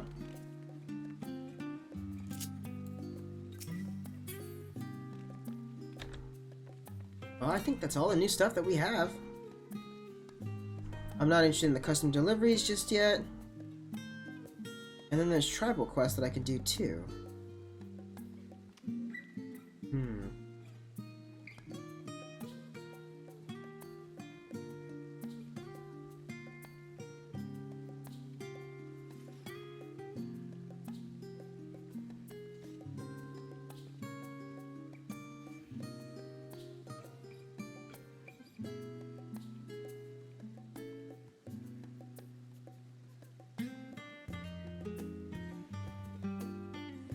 Just looking at some new areas here. Let's see, where do I start that quest?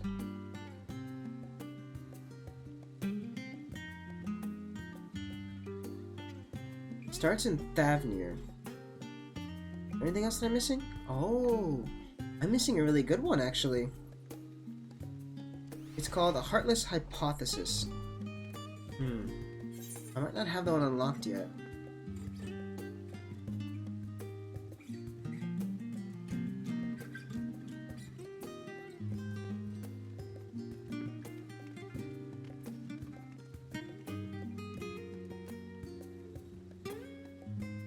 Oh, there it is.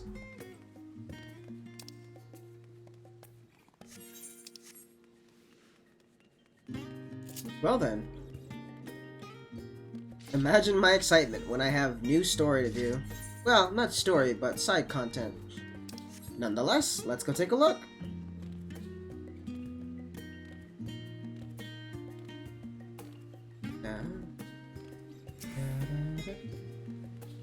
Hello, technician.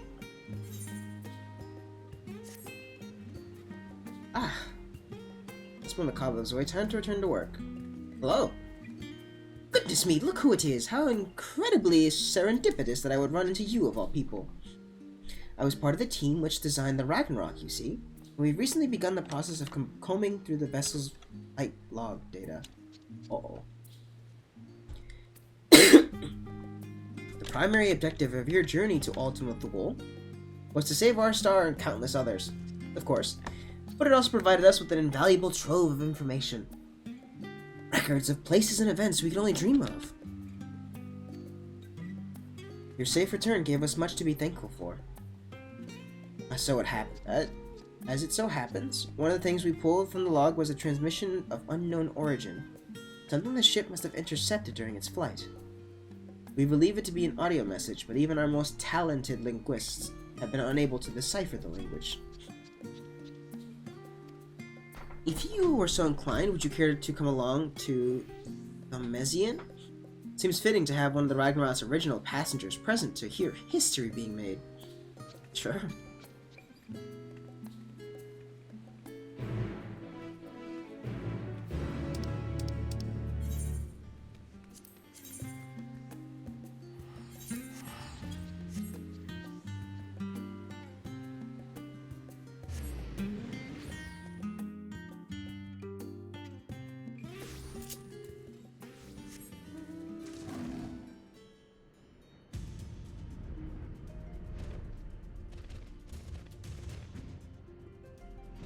How exciting.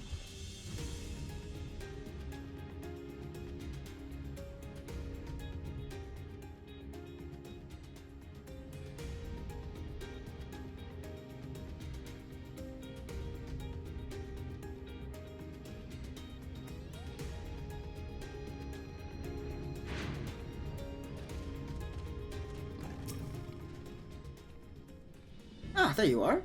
This is where we get to meet engineers from Garlemald Ironworks, who I am told potentially hold the key. Should be along at any moment.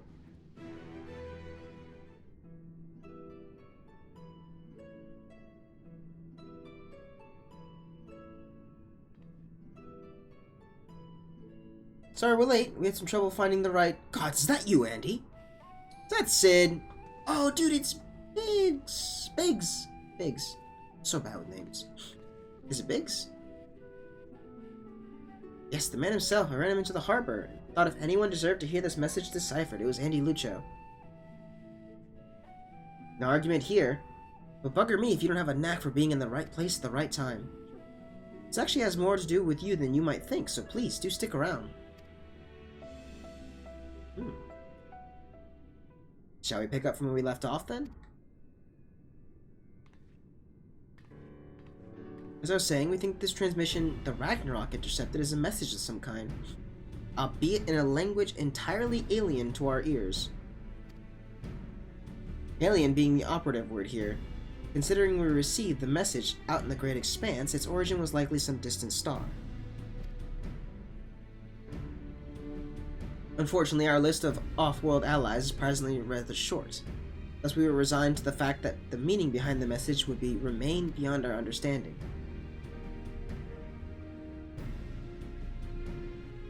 One of my colleagues, however, refused to give up. Do you remember the ironwork engineers who had been so helpful to the construction of the Ragnarok, and turned to them for insight? Alright. You know what Wedge said when he heard what was going on? We should have Omega listen to it. I bet it can tell us what the message means. Not the Omega you beat in the Rift, of course. He's talking about the toy that trundles around with Alpha, the little model we made. We've originally designed it to follow a chosen target, not much else, but I've seen it act in ways that, well, it has a mind of its own. And I got to think about those documents your lot sent the Chief, the full report in the final days. The people discovered how to convert the mind into data and store it outside the body. Timing being what it was, I wonder if Omega didn't somehow transfer its consciousness into our model right before you put an end to the real one.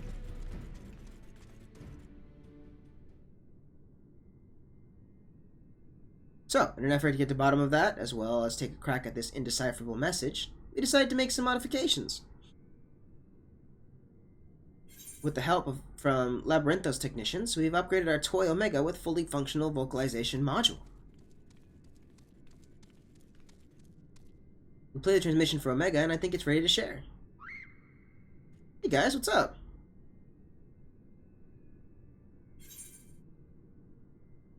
Are you in there, Omega?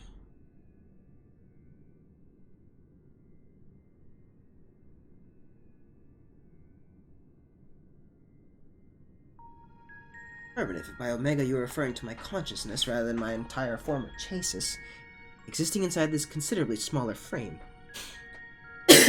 Well now! Prediction. You will formulate several misconceptions. These I shall preemptively dismiss based on the following facts. 1. This chassis remains unmodified from the design constructed by the engineers Biggs and Wedge. I evaluate its combat capabilities to be on par with a mortal infant. 2. The mechanism which allowed me to perform an emergency transfer of my consciousness was installed in my previous body. With the destruction of that body, I am rendered incapable of replicating such a feat. Should this current material form be destroyed or cease to function, all cognitive awareness or presence I possess will also be lost. Conclusion. I present no threat to you or your star, nor do my projections indicate the necessity to inflict harm. In the fraction of my moment before my annihilation in the Rift, I re-examined my directives. If I am to fulfill my purpose as an evolving construct, then I must continue my journey for improvements for as long as I exist. I must acquire this heart of yours, this strength of soul. There you have it. It's not wrong about its combat capabilities. It'd likely be more likely to damage itself than the thing it was trying to attack. I'm not worried about that. Let's not forget the reason why we brought you here in the first place. What about the transmission they played for you? Did you recognize the language? Affirmative. It was transmitted in Pan-Galactic Basic.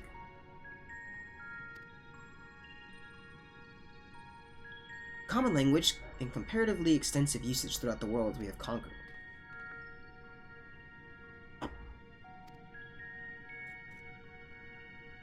I understand it perfectly. I am fluent in over 6 million distinct dialectic codings. Oh. My cooperation in this matter, however, is conditional. Elaboration. Your chief Sid utilizes the floor as part of his unorthodox filling system, which allowed me to scan the report on the final days.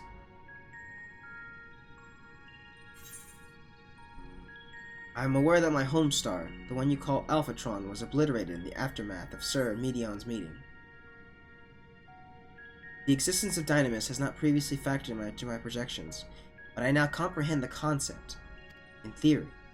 What fails to compute as to why the Omnicrons were not immune to its effects. Dynamis should have no influence on a race which possesses no heart. And yet, Sir expressed to Medion a desire to cease existing. Illogical. I must pursue this anomaly further until the full equation becomes clear to me. I must analyze all the elements of the final days and deepen my understanding of the heart's intangible properties. To expedite this process, I require an external interpretation of those sections of the report which continue to produce errors in my calculations. I require the assistance of Andy Lucio, as one who has experienced the ravages of ultimate despair on multiple fronts, and displayed immeasurable heart in engineering my defeat. He is the optimal choice to fulfill this role. So either agree to your conditions, or you tell us nothing. Sorry to put you in a spot like this, Andy. If you have the time and the patience to spare, we'd all be grateful if you could humor the toy's demands. Sure. As Alpha dozed off, I suppose the subject was a bit technical. Rouse yourself, Alpha. You must listen to and consider these matters, even as I must.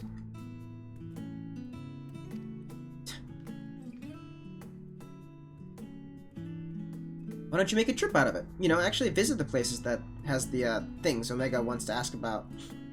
It'll make explaining stuff easier, for one, and also keep Alpha awake and alert. Taking him to Ultima Thule? What's up, dude?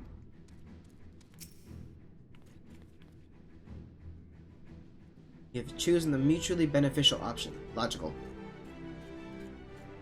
Setting aside the matter of Sir, there are 3 elements of the report, which I desire clarification. The first of these concerns the progression of the final days in Razat Han.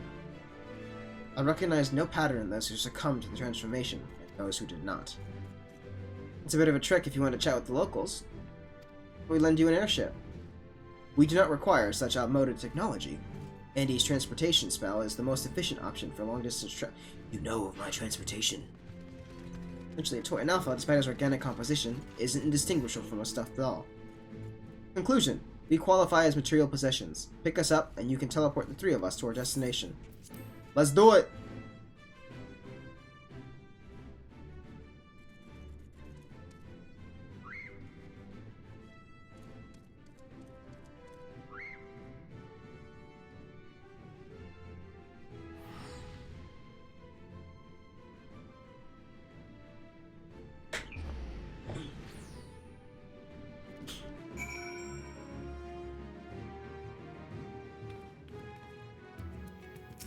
What up? Sensors have indicated we have arrived at Razat Han. Objective. Identify factors for resistance to involuntary transformation. Hypothesis. Unaltered survivors of the final days will display significant strength of heart. Confirming this theory will require the cooperation of live subjects. Where is the ward designated for residential habitation? Understood. Alma set as our sub-destination. Please take the lead and select the subjects we are to interview. Are they just gonna follow me now?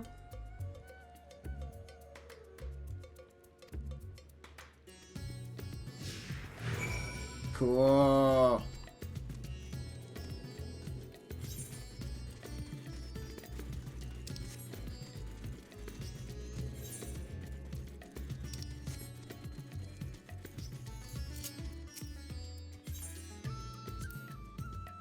Warning, please avoid stairs whenever possible. My projections indicate high risk probability for accidental slippage leading to catastrophic structural damage.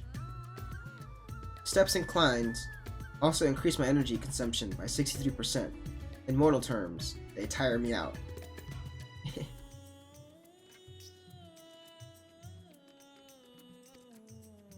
Were I to oversee the civic design of the settlement, I will construct a sloped conveyor belt, which enabled automatic traversal, zero personal energy expenditure.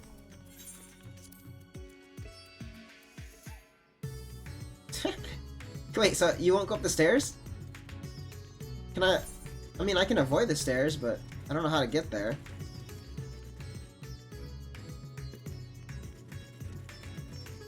I don't think I can avoid the stairs, buddy. I'm sorry. I'm sorry, Omega.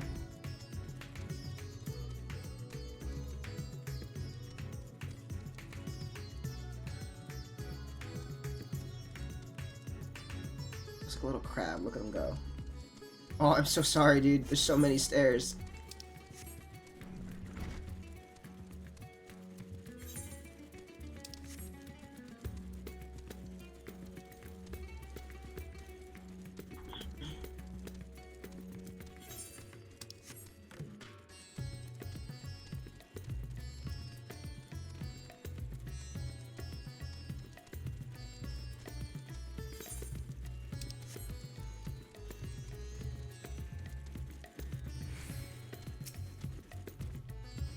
We are. Are you a traveler? Please, if you have a moment, I could use an outsider's perspective. Okay. You see, I was one of those who sought to escape the madness plaguing the world by fleeing to the moon. Not that we ever went, in the end. So here I am, recently returned from Charlian. But now things are strained between my sister and I since she chose to stay and I chose to leave. I asked her to help me find work. She suggests I look somewhere that isn't Thavnir. As if I wanted to abandon my home. Ugh, it makes me so angry. Your point is unclear. You elected to relocate to the star's satellite, thus your relative now perceives you in a negative light? Your sibling's judgment is in error. Based on the information made available to Hainish citizens, your decision to withdraw to the moon was both logical and correct. Conversely, the decision to remain in Razadhan, despite the low probability of survival, defies explanation. Perhaps our reasoning pathways are faulty. That's right. I'm not quite sure what you're saying, but I'm right, aren't I? So I'd like to think. The problem is I understand why my sister feels this way. I almost decided against going myself. Even then, I wasn't sure that leaving behind everything I love was the right choice. And with the way it all turned out,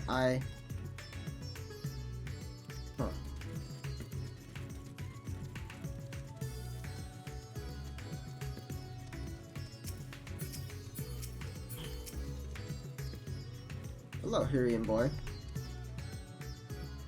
Wait, don't I know you? Yes, after the beasts were taken care of, you told me to join everyone in the square.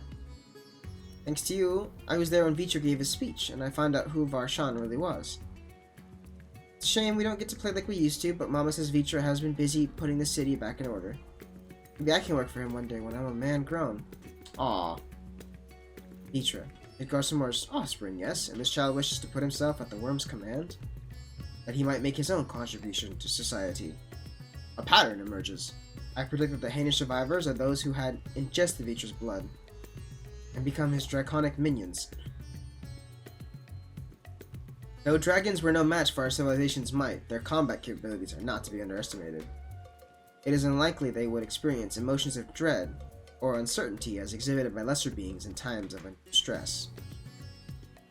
Dragons? I'm not a dragon. I've never ingested anyone's blood either. Ew. You are not a Vitra's horde? So you possessed no hidden means to fight off the beast. What of fear then? You were frightened? Yes, I was frightened. I just hid and hoped they wouldn't find me, at least until he told me it was safe to come out.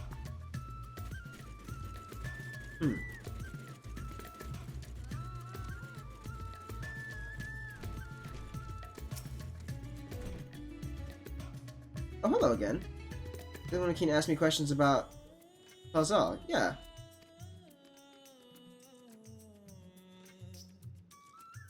Remember the burning skies and hearing the screams, but truth be told, I'm still confused as to what actually happened. I only know it wasn't unusual for entire families to go missing. Many of my neighbors' houses lie empty even now. Fazal's place is one of them. Members of the consortium who came to remove his belongings. What a terrible thing to have to do. Terrible? Fazal's passing was recorded in the report. Clearing out his domicile and renting it for new habitation seems an appropriate reallocation of resources. Dear me, what a clever little contraption. But of course, I'm not against making use of his quarters. That would be wasteful. It's simply that Calzal has always been such a vigorous person. All that passion, all those dreams, suddenly gone. I feel the same sorrow for everyone who was lost. Seeing the remnants of those vibrant lives, packed away in boxes. That is what I mean by terrible. Indy, I require a moment to process this input. Let us move apart and discuss our findings. Alright.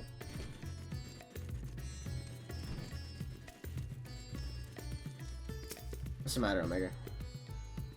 Another hypothesis against accumulated evidence.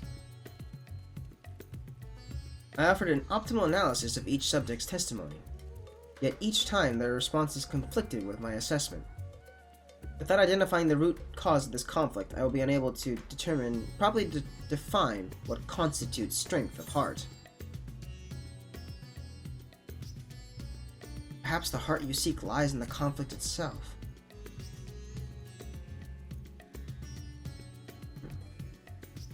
Interesting observation. It is possible my base criteria is in error.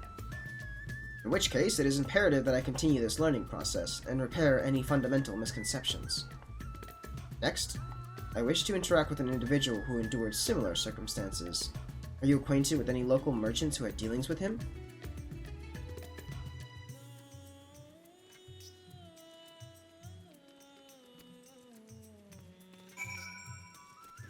Alright, well.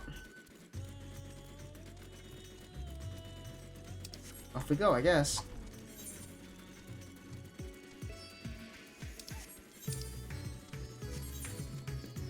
Seems to be one of the quickest ways going this way, so we'll go ahead and do that.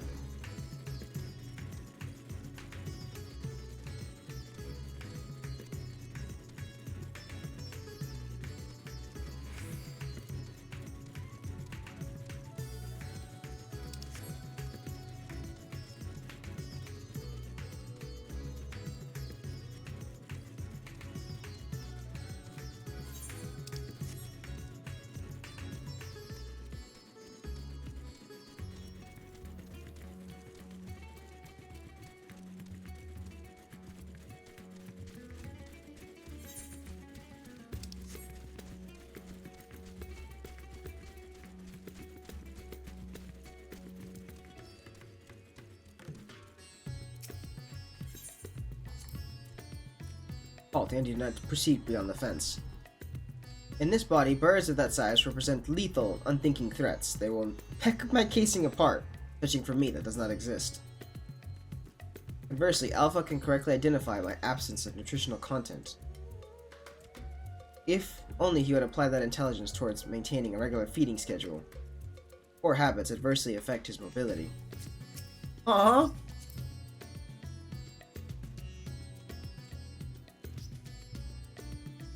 He recognizes that there's... That's cute. They care for each other in that little aspect. That's nice. Whee!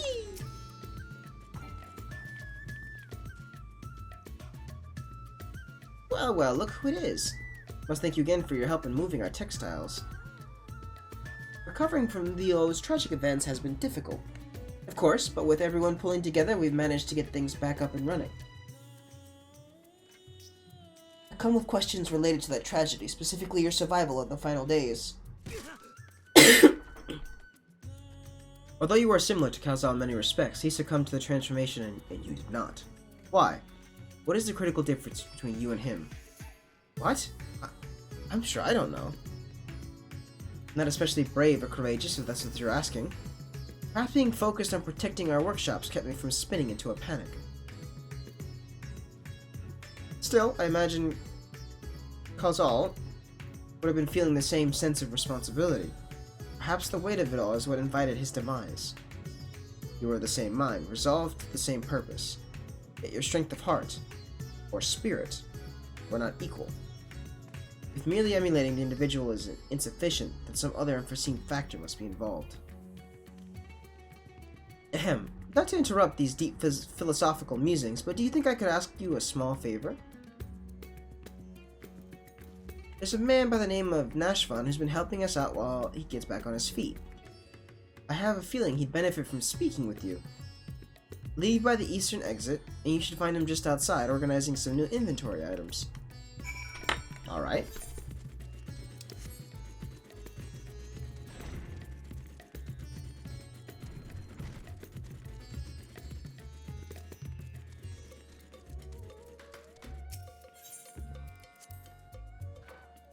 The equipment being manufactured here, it is worn to perform specific duties, yes? Conceptually, it seems analogous to our practice of switching frames to better serve our mission objectives. I, for example, did not begin existence with the Omega model. I was originally supplied with the standard issue Omicron chassis, serial number M017. On this world, that alphanumeric combination would be considered my given name. Such designations are drawn from our nearly infinite register of celestial bodies to avoid the possibility of duplication. Furthermore, the cluster known as M017 is better expressed in your language as the Omega Nebula, the same word I use to introduce myself to your kind. Though you associate Omega with the advanced weapon construct, it is also my name, and I see no reason to change it no matter which frame I inhabit.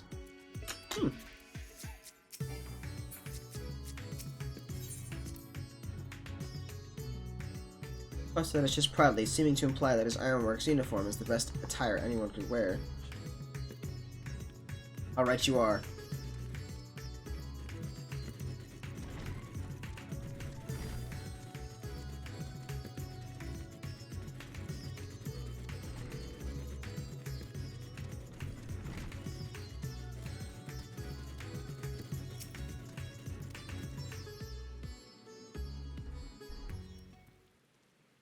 He's just sleeping. Don't worry about him. Don't worry about that guy.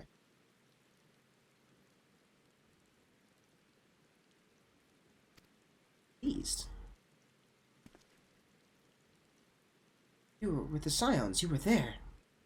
Aye. Yes, I'm sure of it. I'll never forget that day. You and your friends helped us escape when people began changing into beasts. My own son, he was afflicted, and the huge monstrosity loomed right over him, and I remember my heart turning to ice, freezing in place. The satrap came to my aid, but then he, too, was gone. Oh snap, you were the father in that cutscene.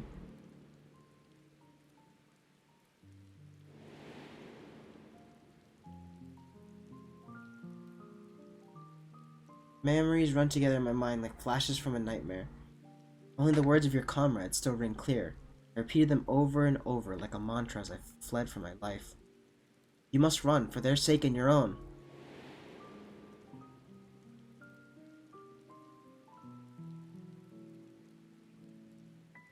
It all seems so surreal, which was probably what saved me from the transformation. The truth of it didn't begin to sink until the worst of it was over. I have not the words to describe how I felt then. The sorrow, the overwhelming sense of helplessness. I may still be wallowing in misery if not for my old friend. I'd lost my will to work, and he encouraged me with kind words and odd jobs. Now somehow I live again. I am thankful to him, the courageous Iwan, and to you. You see your comrades, please let them know their efforts were not in vain.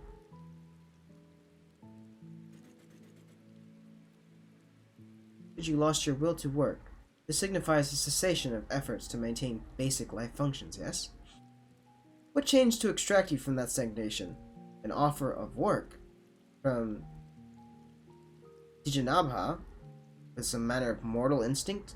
Primal need to survive and thrive?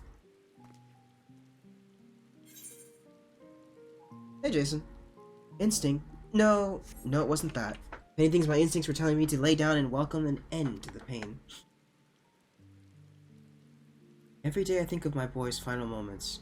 I think of how scared he must have been, how it must have hurt, and I want to scream, my throat raw. Satrap, too, still haunts my dreams. I see him being swallowed whole, and jolt awake in a cold sweat. It's good to see you too, Jason. But something changed when Tinjaba came to me. I looked up and saw that Even without my son or Iwan, the world around me continued to turn. And because that fact grieved me so, I knew it fell to me to live on and remember them.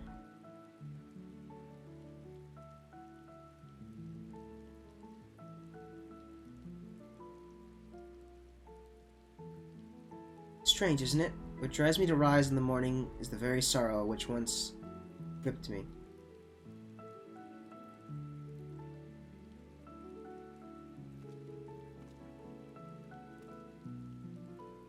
I really must return to my work. To lose this job after everything I just said would be poor jest, indeed. May the sisters keep you well.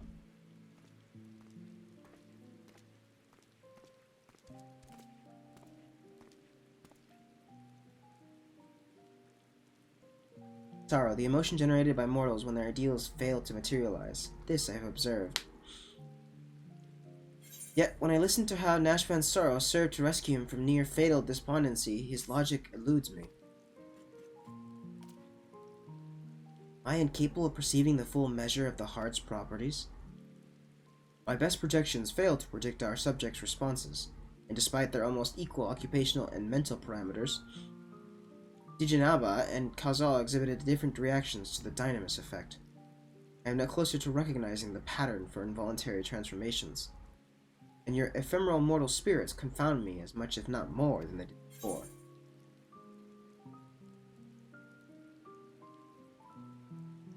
Have you considered that there is no pattern? It's just side content.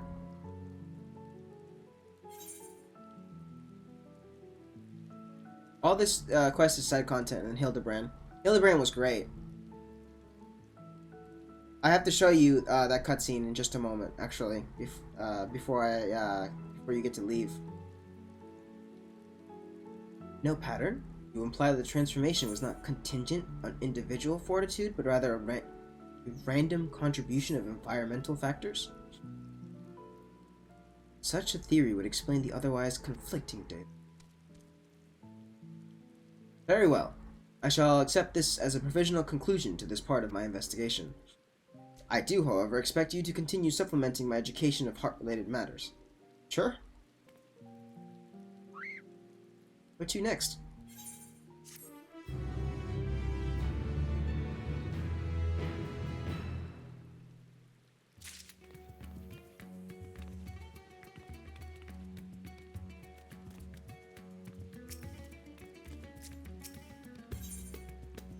Goodbye. Oh.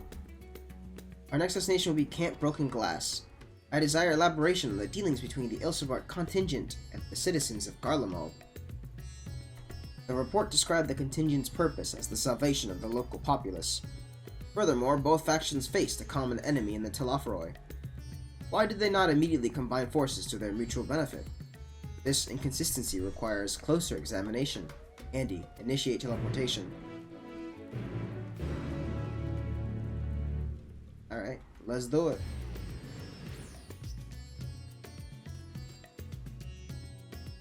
Because he is Alpha from an older game.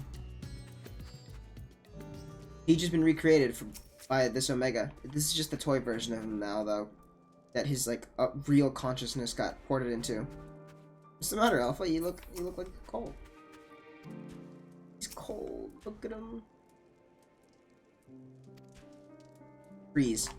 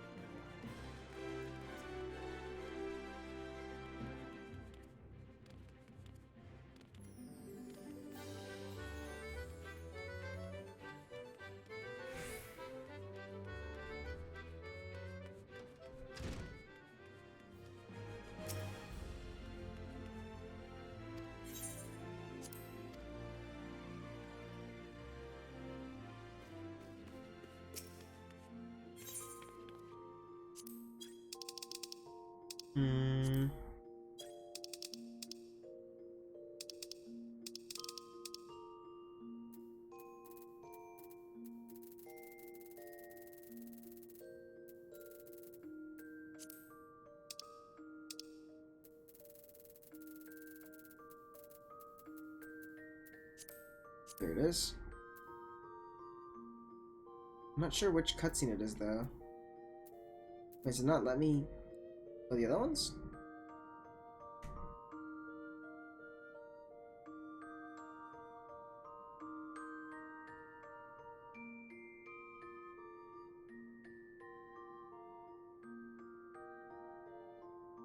Oh, it is only this one cutscene. Just appreciate the love, man. I hope all's been well with you. I mean, I suffered a little bit of COVID.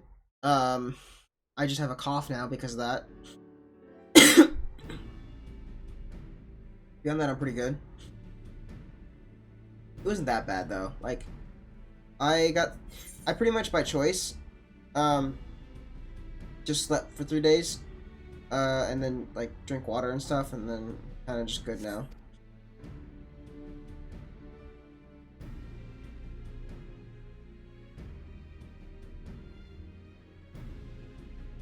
Got a plan, do you? Far be it from me to doubt the warrior of darkness. Show us what you have in mind, and we'll back you up to the best of our ability.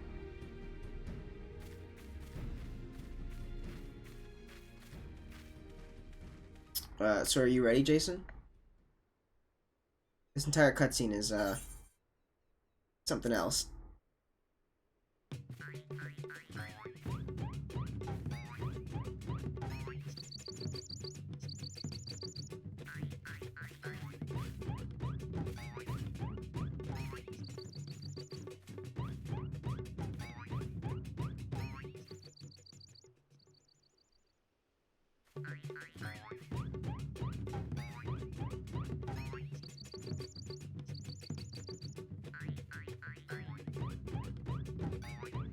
Ark! What familiar gentlemanly gyrations are these?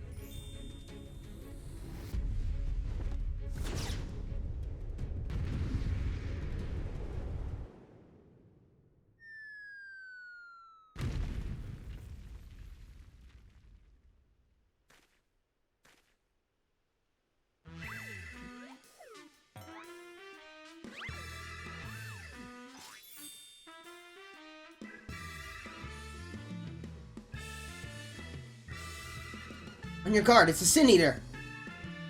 No, wait, that's no Sin Eater!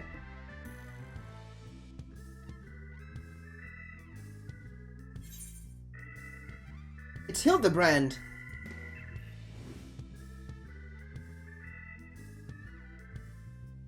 Hildibrand?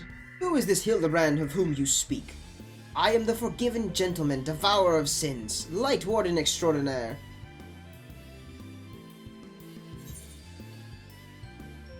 Not a Sin Eater, you're Hildibrand, the gentleman inspector.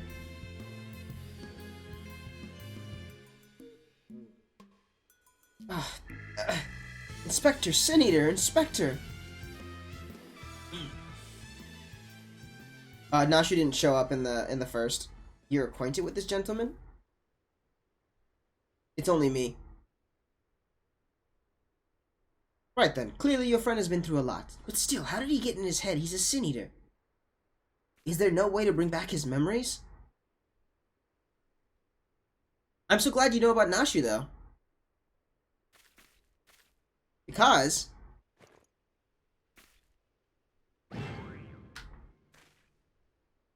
Explosives? We start trying to save him, right?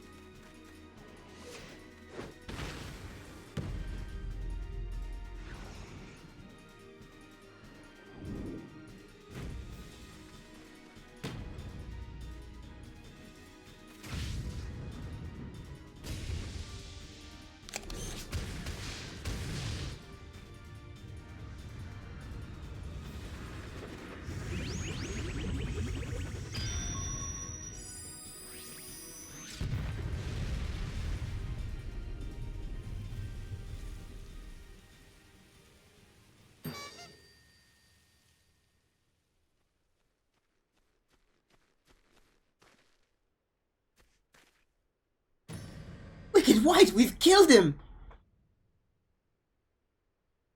Whoa, whoa, whoa, calm down.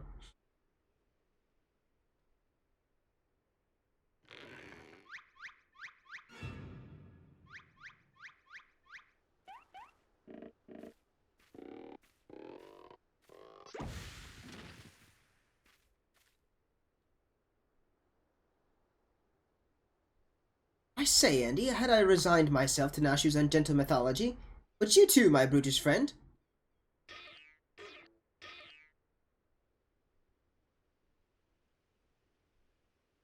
But never mind that.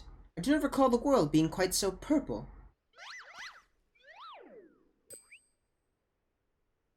Previously, I was with Nashu and Greg, wandering the bizarre shadowy realm known as the Introspectoral Rift.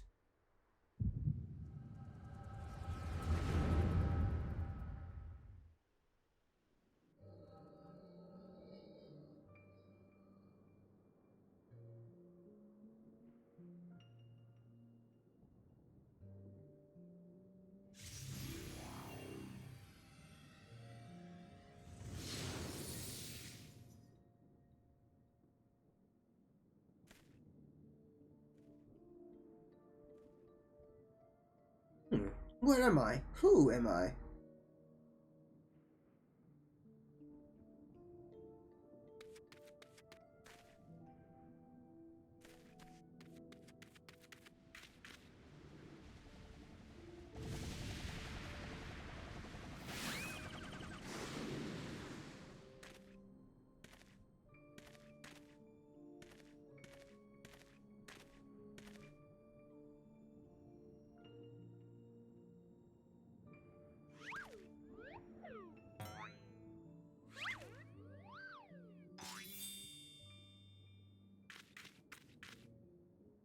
That sickening light, that aggressive posturing, I know what you are. You're one of them, aren't you?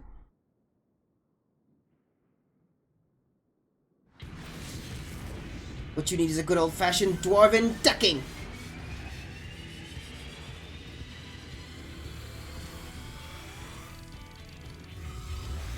Piss off, ghost!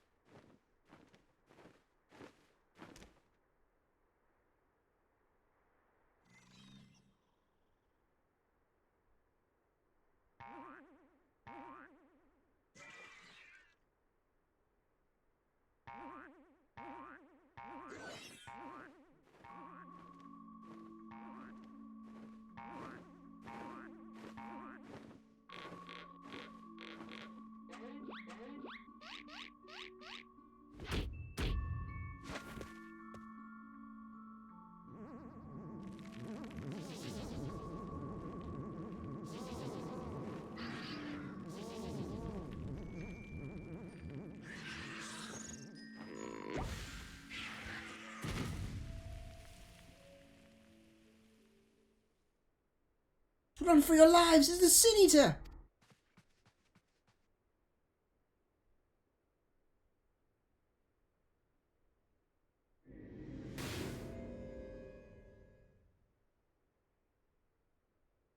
Sin Eater?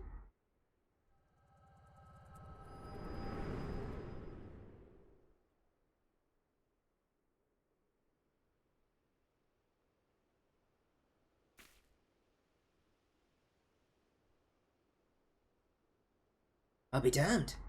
I saw a vision of the man's past. No wonder he became convinced he was a Sin Eater. I saw it too. It was quite possibly the most ridiculous memory I've ever glimpsed. Answer me, my faithful assistant. Where are we, and why is it so purple?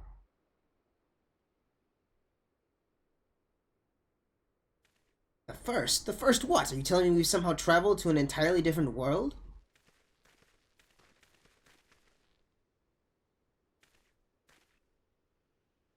gods, to think that I have transcended the very boundaries of time and space. Worry not, my adoring fans. Hildibrand, the agent of inquiry, inspector extraordinaire, will return to you forthwith.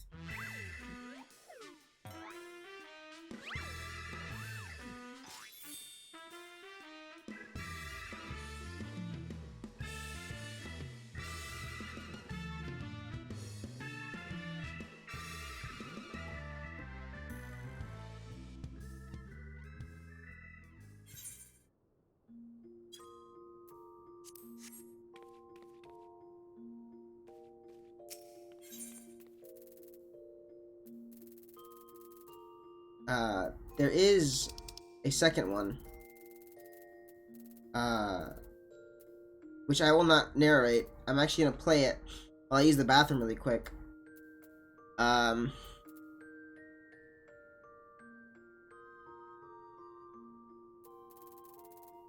just gonna, I'm just gonna leave this for you real quick.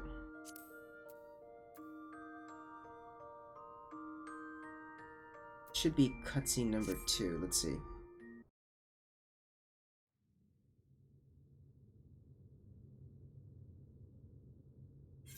Nope, not yet. Not this one.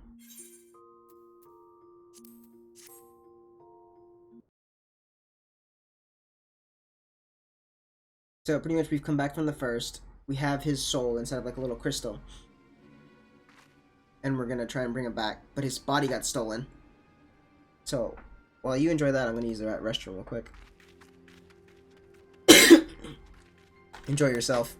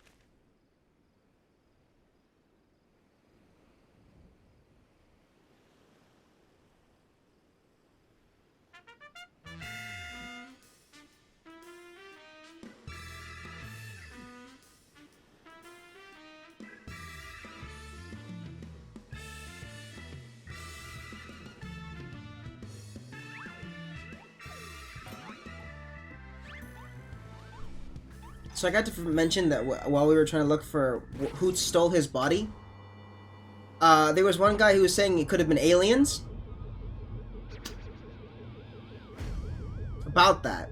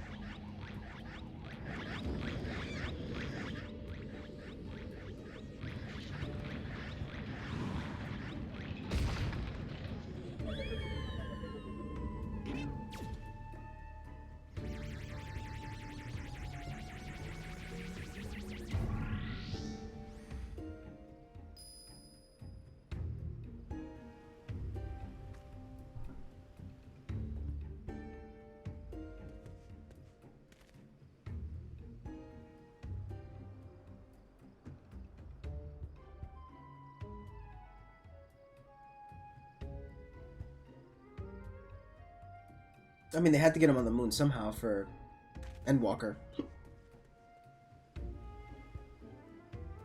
Yeah.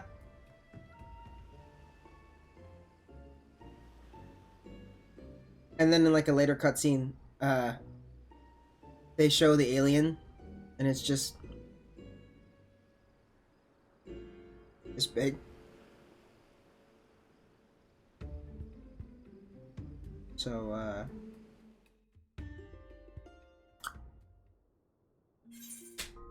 there you go. Oh, dude, this was it was so short, but it was good. It makes sense when we're trying to fit that in. No, it does not. No, it does not.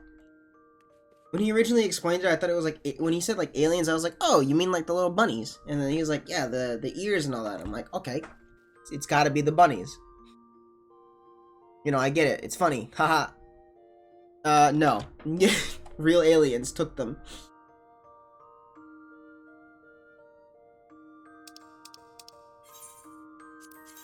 Now then. I go back to my actual story. Yeah, I know. I was like, I'm sorry? I was completely speechless when it happened to me over here. I was like... Okay. I don't think we worry about that when it's Hildibrand.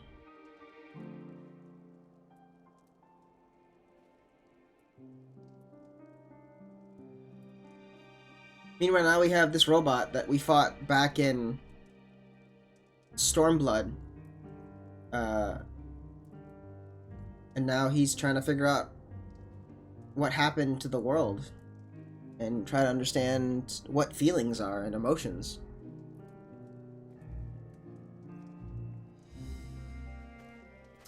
Yeah, pretty much. This body should not be duly unpeated. In contrast to Alpha and his uncontrollable shivering, my frame appears highly resistant to low temperatures. Oh, there he goes. Records indicate that remnants of the contingent force and a number of Imperial citizens yet inhabit this location. We must speak with representatives from both factions and explore their respective attitudes. Alright.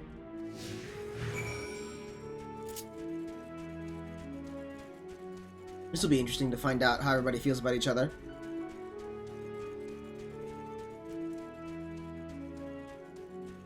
It really is Yoshi P's fever dream. Come to see how things are progressing, have you? Yes. Can't speak for the overall strategy, but communication with the locals has become a damn sight easier since Julius and his soldiers stepped in to help. I'm glad you liked it. Oh, we still face our fair share of distrust, of course. Some folk even think we're enslaving minds with our foreign magics. We have Anima to thank for putting that idea in their heads. But all things considered, I'd say we're doing pretty well. Establishing an open dialogue was the first big step. Query, you consider this level of progress acceptable? The reality of your efforts falls far short from the ideal. If your aim is to provide efficient succor to the local populace, then absorbing their numbers into your command structure would be the optimal path. Oh, I wouldn't want to go that far. We're not looking to take over their nation. If we're doing this the right way, we need to recognize and respect each other's way of life. So while it may not be the easiest solution, I agree with the contingent slow and steady approach. I'm just happy we're saving lives. What the heck? That scared me.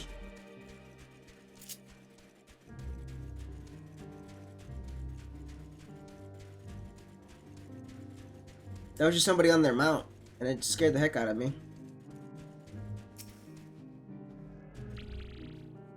Shadow from the past? Yes, I know you from Victor's Spoils. Have you come to laugh at me? A wretch who chose to lose Lucinia and her sister rather than accept your help? The fool who ended up relying upon your charity nonetheless? No. What? No. Or perhaps I deserve your derision. My compatriots surely scorn my failed conviction. I have shamed my people and brought dishonor upon my nation. I am no better than a kept beast, my pride sold for a bowl of feed. But my soul, nay! That you shall not have! I refused your honeyed offers of a new home. This land is where I belong, and this is where I shall remain. You demonstrate opposition to the contingent's overtures. Yeah, Omega. On what basis do you refuse this cooperation? The data suggest the local populace is struggling to produce the bare minimum of sustenance. Have you some secret strategy for survival? Or do your orders compel you to accept your present misfortune? What? Must I be mocked by a Magitech toy now? No, I have no secret strategy, no binding orders. I but comport myself as any true Garlean patriot would. Uncompromising, unbending.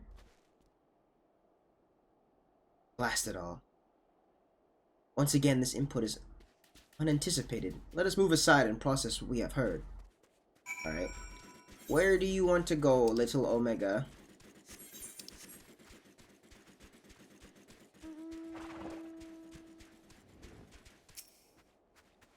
Poor little man's just trying to understand it all. Integration complete. I have evaluated this most recent input and made comparisons to our discoveries in Razat Han. Consistent only in their inconsistency, The responses from both contingent member and Imperial citizen were highly irrational. Conversely, any Omnicron considering their predicaments would have echoed my assessment exactly. The divergence from self-evident logic is key. Hypothesis.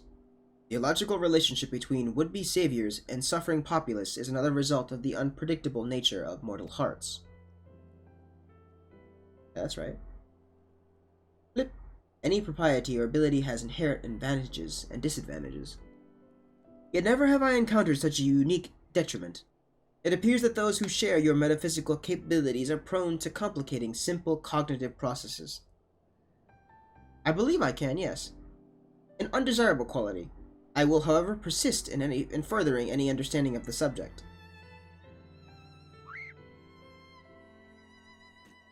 Well, not a pet, but as a minion that follows me around, yeah. Query. Who is this Licinia the Imperial mentioned? I don't want to talk about him. They were so scared of us, she ran with her sick sister and then they both died in the snow because a beast caught them and killed them.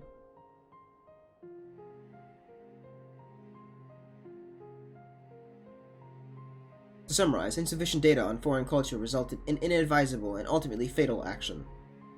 I witnessed such self-destructive behavior during the course of our planetary conquests. Overwhelmed enemy forces would voluntarily withdraw into perilous regions, leading to a succession of inevitable losses. Tangible data request. I wish to learn about burial customs. The practice has ever seemed nonsensical, but new data suggests it arises from the same source as your cognitive complications. Take me to this Licinia's burial site. It may aid me in understanding. Oh! Core temperature critically low. Whoops! He froze! Omega used to be like this giant thing, by the way, like, that I had to fight. So for Omega now to be a tiny toy, and then now freezing to death, is fascinating. There you go. Must have experienced impaired cognitive reasoning during the design process. On our return, I will request additional climate shielding as well as an accurate temperature sensor array. This will not affect my combat capabilities, but should... that's a cool outfit. But should improve my basic survival rate. Reconfirming sub-destination. In which direction will we find Victor's spoils? Acknowledged. Alpha, you are to remain in close proximity, close enough to envelop me in your feathers. You are permitted to carry me on your back, if you so choose. There he goes.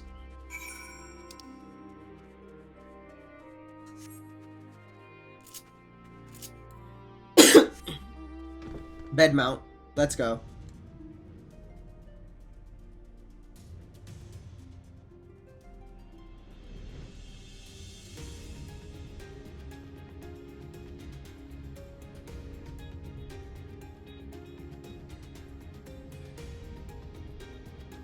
Yeah, what's up? I'm sorry, do I need to be more appropriate since I'm going to a burial site? Alright, I got you. Hold on.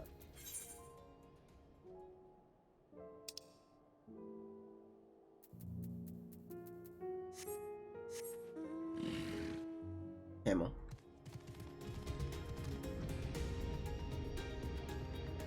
What do you mean, flex on you like that?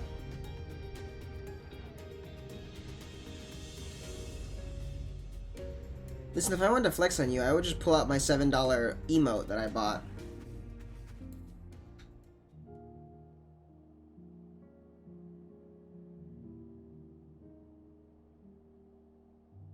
Perfect. Okay.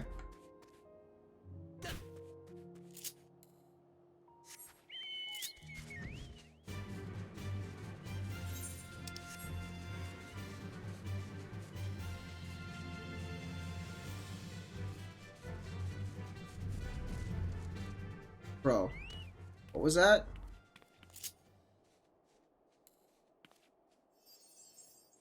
Let me just,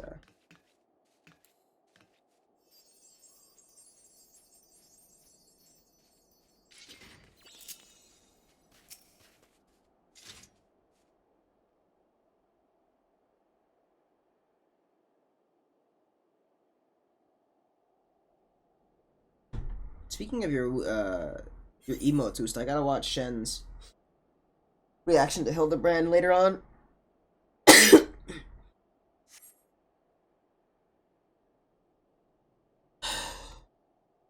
Caution advised.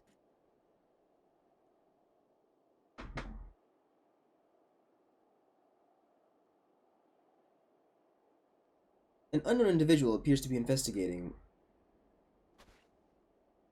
Mario's champion, aren't you? Andy Lucho. I am. Please don't tell me you're like her brother or something. I'm not interested in finding out. Oh, I never introduced myself, did I? I am Manny. Oh! We're showing up with this one. Alright. You spoke about collecting ceruleum, and again later on after Lord Quintus had passed.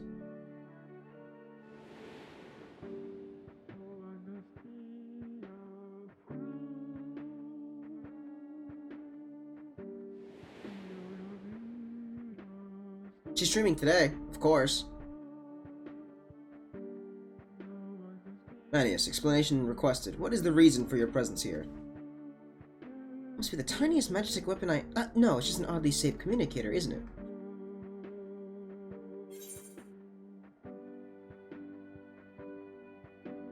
Less about understanding and more about just the laughter. I have nothing worthy to report. I heard that the sisters who used to live in my sector were buried here, so I thought I'd come to pay my respects. Alphino and Alice told me their story, complete with profuse apologies, though they were adamant that no amount of remorse could erase the tragedy of what came to pass. Not that my fellow soldiers and I are any place to judge. We were manipulated, fooled into starting an insurrection which led to countless deaths among our own countrymen.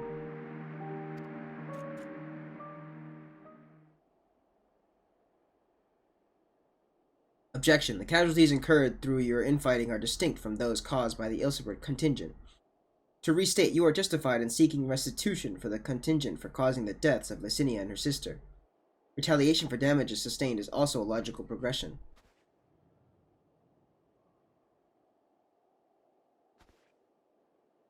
I can deduce 2 reasons why you do not initiate hostilities with Andy and his allies. I accidentally skipped one. I don't want to skip this. You judge your remaining forces too weakened to contend effectively with the contingent. 2. Your emotions are complicating the issue. Good lord, Omega. Calm down. Tell me, which of these is correct? You lay it out like that. I'm afraid my answer isn't like to win me any medals, so would you mind keeping this to yourselves? I don't mind.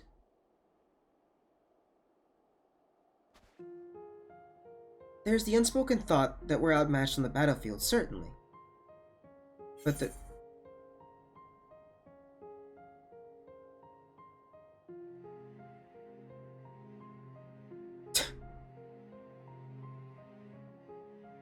Losing punishments on a stream, that's psyop. But the real reason I'm not demanding a restitution has little to do with weighing the odds. The simple truth is I'm caught up with the simple survival that I have no strength to spare for past grievances. The same goes for avenging any comrades we've lost, be that my brothers in arms or Lord Quintus himself.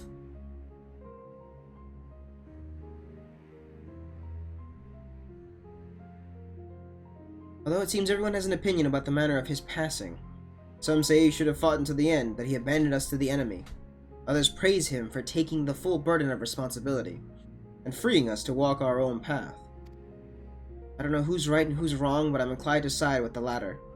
He gave us the freedom of choice, and that's the choice I made. I would cry and rant and rage, but what would be the point? I'll save my energy for worrying about my next meal, my next task. I need to focus on the ones left behind, making some kind of life for my comrades and me. And if I ever need to lean on the contingent to do that, then that's what I'll do. Even if their aid comes at a price, I'm willing to pay it. Even amongst your own, there are times when cooperation demands compromise. What matter that they're outsiders? Besides, I think I could grow to like Alphino and Alice. They've reached out to us with kindness and compassion from the very beginning. Oh, marbles? Nice. Summation. Your desire to survive, even should it mean allying with the contingent, was a feeling you already harbored. That your side had committed worse atrocities was the logic you invented later to justify your reasoning. Blunt, but accurate, I suppose. The heart is honest in about what it wants, even if the mind takes a while to reconcile the decision.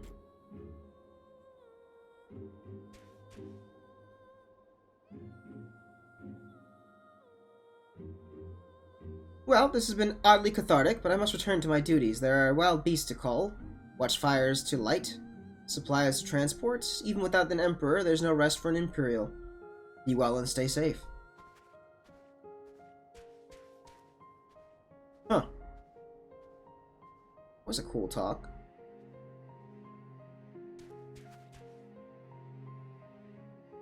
Upon review of recent input, I have arrived at an unexpected conclusion. I have been formulating my assessments on the premise that it was man who commanded the strength of his heart. But the data suggests the opposite is true. The surge of spirit, of feelings, of emotions can entangle your thoughts.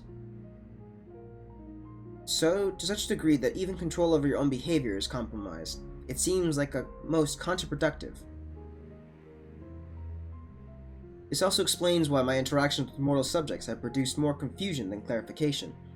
It presents a formidable barrier to understanding. He's getting somewhere. Oh yeah, we haven't even inspected the graves yet.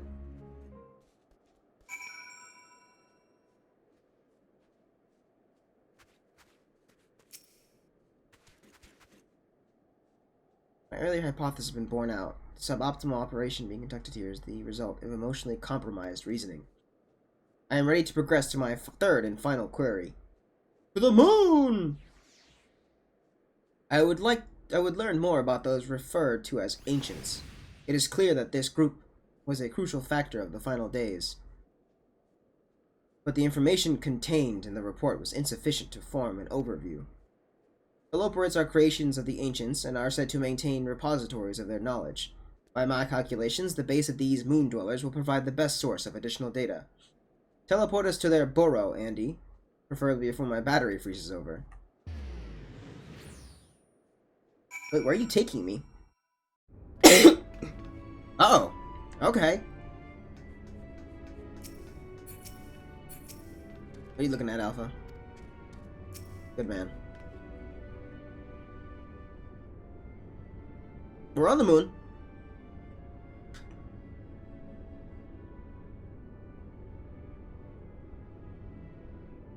Your teleportation spell was successful. We appear to have arrived at the destination described as Best Way's Burrow. An inspection of the technology in use here would give me detailed insight into the ancients and their civilization. This body, however, lacks my previous frame's advanced observational functionality. I will require external assistance.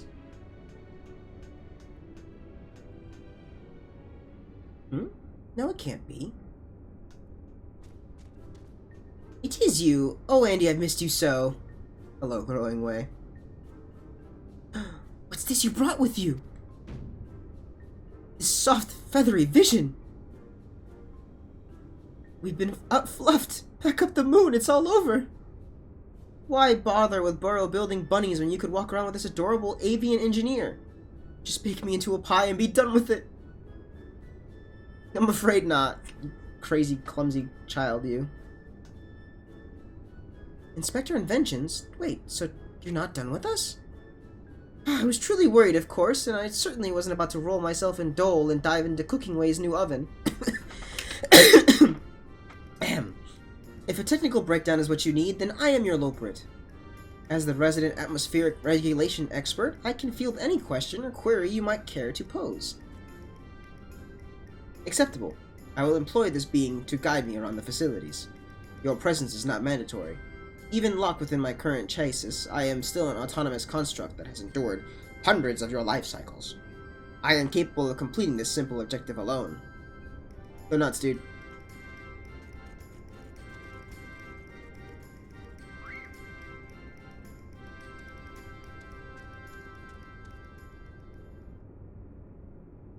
Huh. I'm just standing there, I'm just like, what? Huh? What? Objective complete. Wait, where's Growing Way? After my 50th question, her responses began to suffer noticeable delays. No!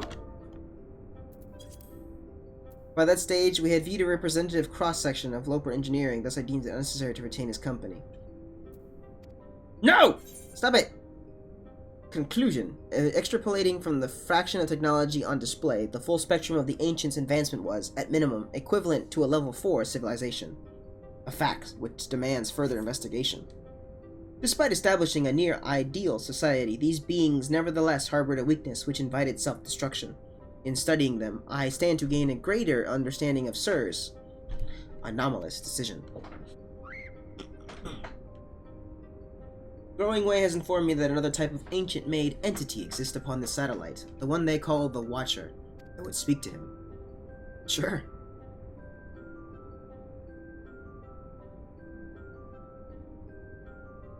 And conserve your aether.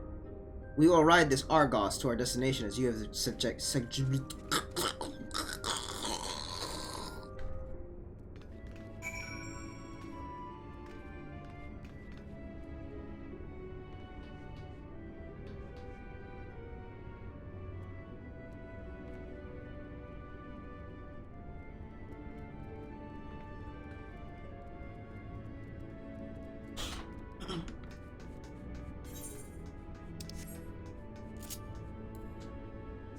I sure do love trying to speak, and then my entire body just dejects itself.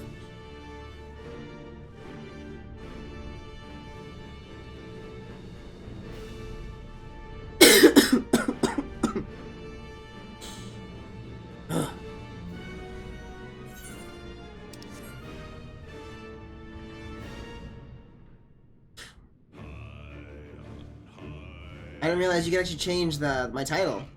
That's pretty cool.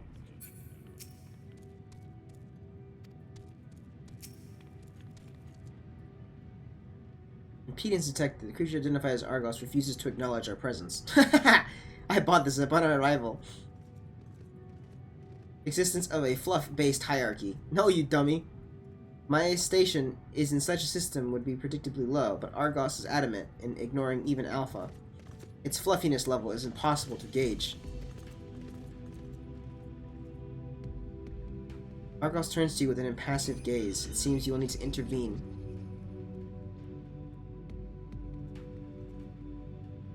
Oh, okay. I didn't realize I could do that. Just think of them as luggage, Argos.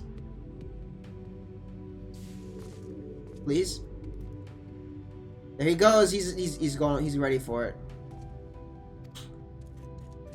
Let's do it. You have secured the creature's permission? Curious. I suppose your body does exhibit a special kind of fluffiness. Please don't. I've allowed myself to become distracted. Let us continue on the Watcher at once. Brilliant. Oh my god. Are we gonna actually fly with everybody on there? Or do I not get that? Oh, dang. Hold on, might as well just show you this real quick.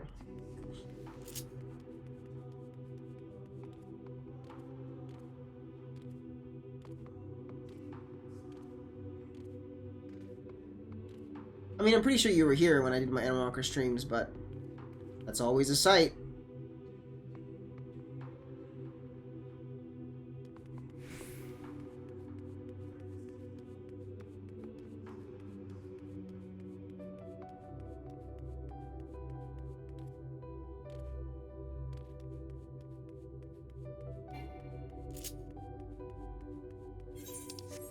I'm excited to see what you'll have to talk about with the Watcher.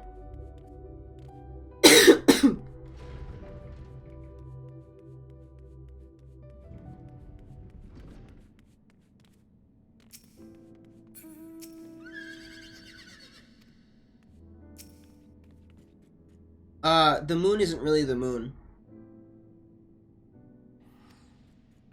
This is technically a giant satellite that was created to protect us when the end of the world was happening.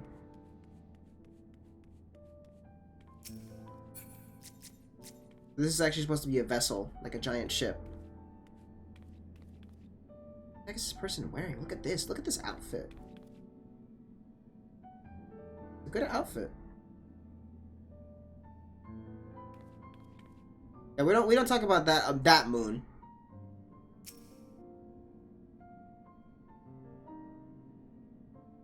I was bemused by the arrival of these small visitors, but I see they are companions of yours. What a rare thing for my abode to be thus crowded. How may I be of service to you? Hello, Watcher. My purpose here is to learn more about the ancients. I would know of their deeds, their philosophies, the very nature of their hearts. I would understand why the final days was visited upon my home star. Worthy endeavor. But there is another better suited to assisting you with that task. Perhaps you might favor us with a tale or two of the ancients you met during your travels, Andy? My fragmented memories would be a pale substitute indeed for the clarity of your more recent experiences. I mean, I guess. That was an Elpis, yeah. Alright.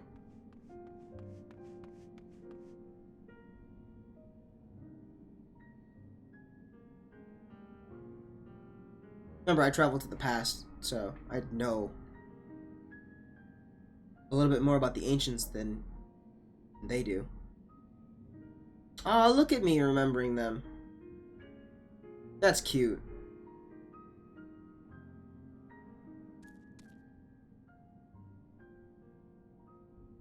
That's really cool.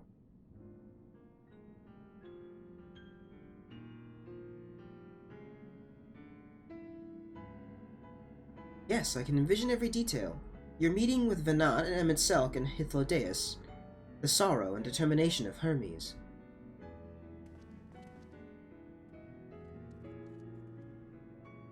I am a creation of Hydaelyn, and as such I believe the age of the ancients would fade and be forgotten.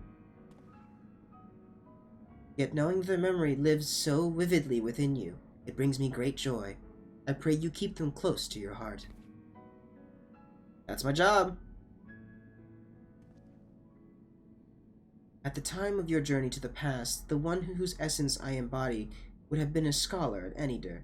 A shame. Had you reason to go there, perhaps you might have met. Enidir? As a man of learning, he was firm friends with Venat. They spent long hours trading theories or debating the laws of the universe. I remember joining her faction as the final days bore down upon us. Yet, of the events surrounding that tragedy, I recall precious little. Hydaelyn wished for the people of your age to decide their own path, thus I suspect my recollection was limited design. Yet even she could not cut away one persistent memory. I feel most distinctly his sadness at what was to come to pass, that in becoming Hydaelyn's heart, Venat would forever stand apart from the people she so loved. If she were so resolved in her convictions, then he too would share her sleepless vigil over the future yet to unfold.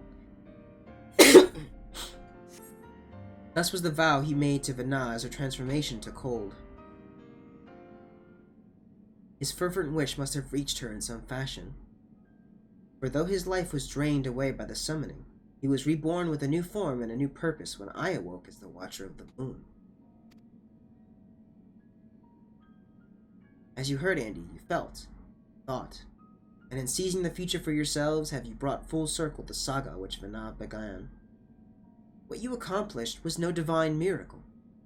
It was but a beacon of hope passed down from one generation on to the next, a succession of wishes and prayers reshaping the star into the world we knew you deserved. You have our deepest gratitude. I thank you not only as myself, but as the man I once was, and on behalf of those who devoted themselves to Venat's vision. Wow, that's a lot of... It's heavy. I understand the facts of your story, Andy, but not how you have chosen to process them. On what grounds do you speak of Venat with such fondness?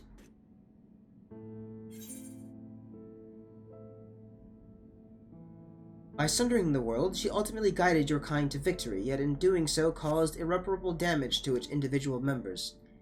The full scale of that is beyond calculation. It is evident, however, that it resulted in a protracted period of suboptimal existence for Emetselk and his brethren.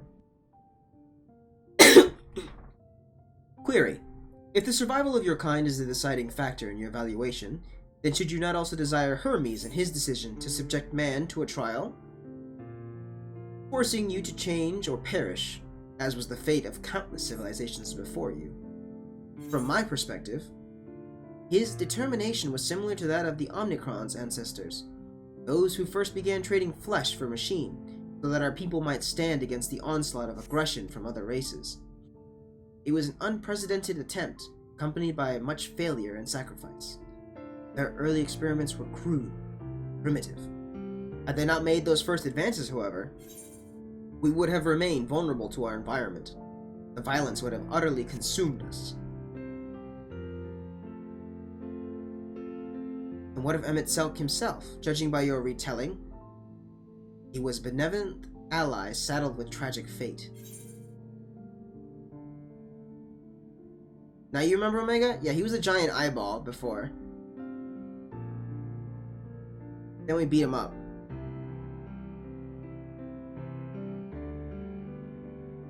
Yet, I remember the years when my instruments fed me data from events across the entire star. During that time, I witnessed his Asians engineer multiple instances of cataclysmic strife. These calamities, as you know them, were responsible for planet-wide destruction.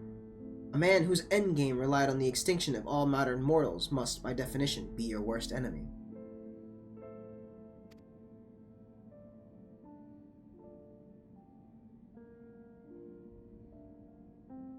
I require an answer. As a being of heart and soul, how do you classify each of these pivotal figures? From your perspective, which of them was most justified in their actions? Who was most justified?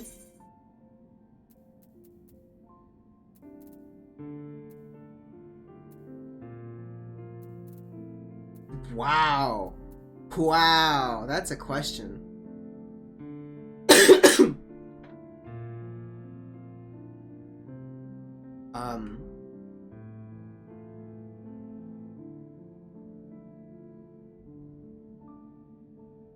Yeah, he's still buried in Cartano in your storyline for a good while. Who was justified?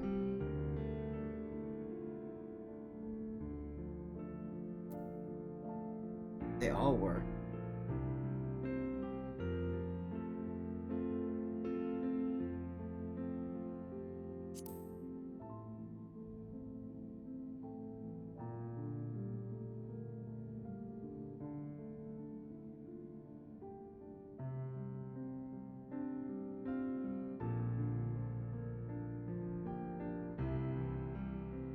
I think I understand.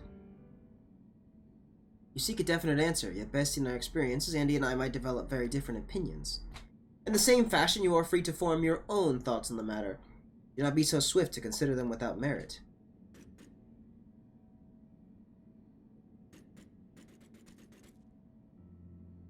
I do not have my own thoughts on the matter. I assess the situation with the same logic pathways available to every Omnicron.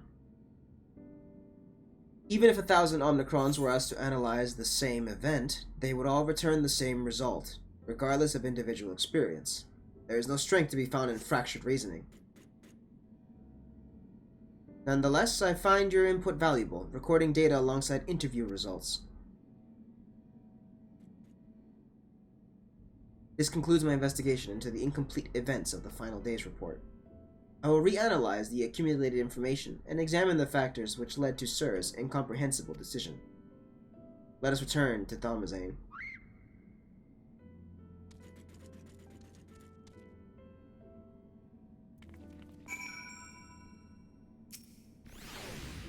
It was pleasant to hear your tales of Elpis. Should you ever need an audience familiar with the subject, I would be glad to listen to more of your recollections. Even with one gaze fixed upon the future, we oftentimes find our thoughts drifting to the past. 'Tis a shame that Heidelin never chose to speak of it.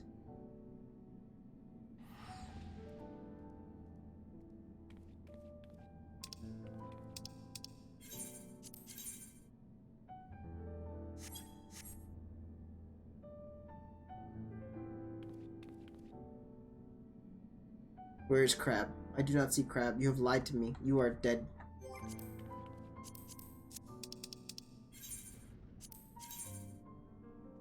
The crab left. Oh, it was with the elephant then.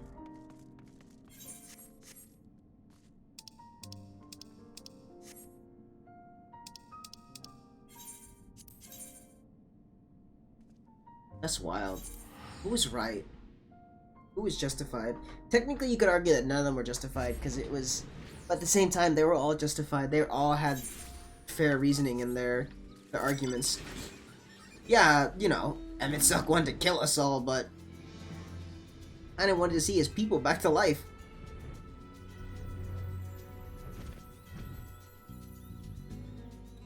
I feel like no matter what answer I would give, it wouldn't, like, go into anything. Yeah, Vanat sacrificed everything to give us a chance, but in doing so, created huge amounts of conflict, and some worlds are completely destroyed now because of her. But we're all alive now.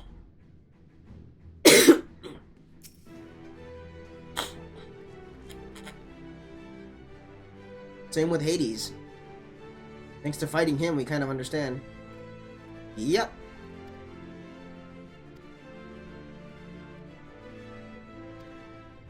Wait, seems one of the Ironwork associates followed up a job elsewhere.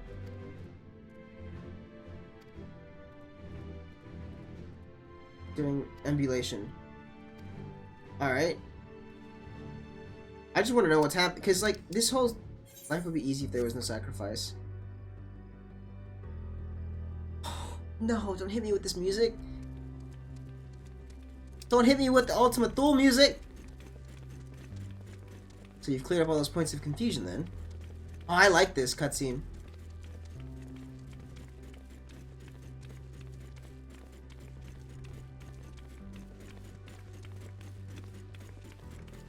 I have mistakenly classified your intangible heart as an ability of some kind.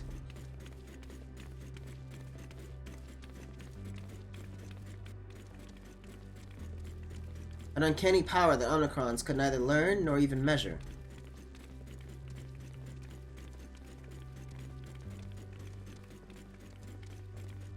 Even now, its full nature yet eludes my comprehension.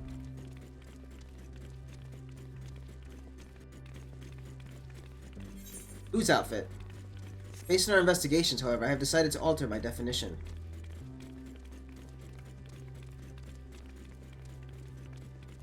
Oh, she's a, Charlian, technician. A phenomenon which influences one's interpretation of reality.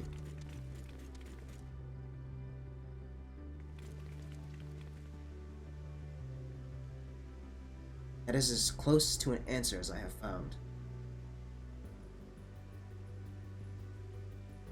Accordingly, Sir's actions upon meeting Meteon strongly indicate the presence of a heart.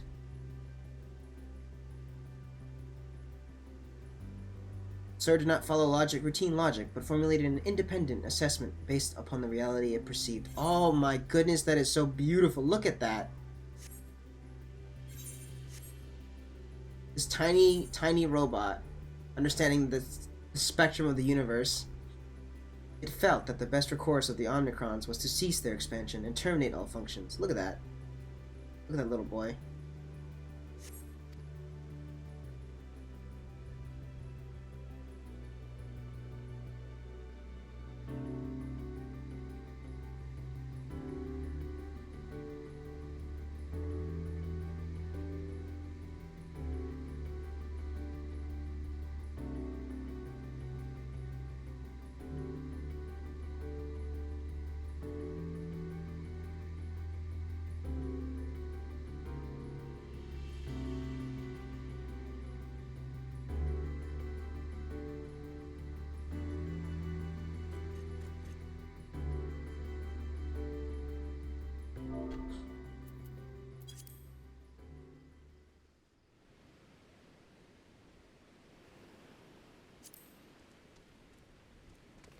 I think we just had a moment of silence for the robot.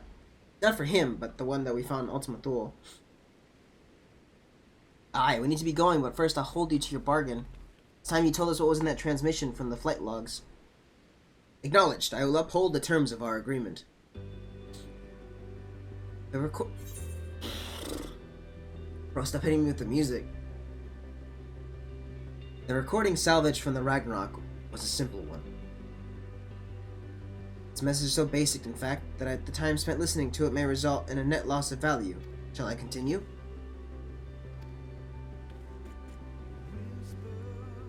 Acknowledge. Converting dialect coding to local language.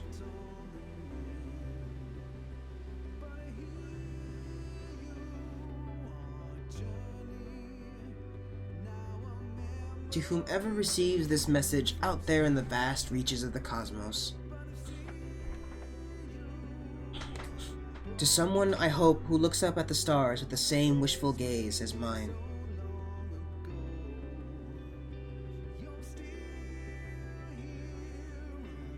To you I say, forge ahead. May all our tomorrows be blessed with joy.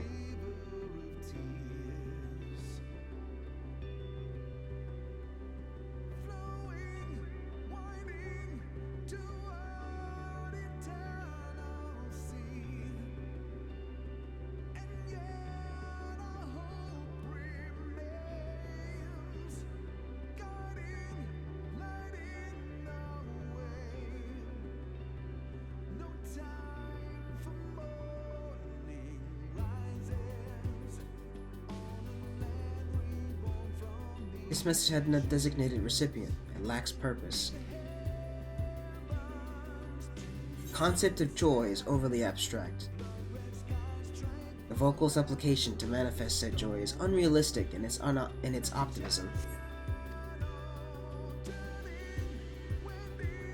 Yet, based on their expressions, my assessment of the transmission's value conflicts with its apparent impact.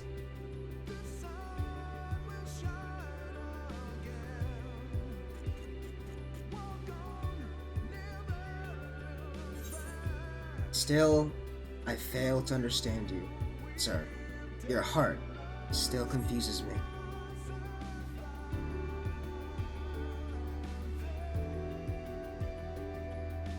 Was termination of everything the correct course? How did you arrive at this conclusion?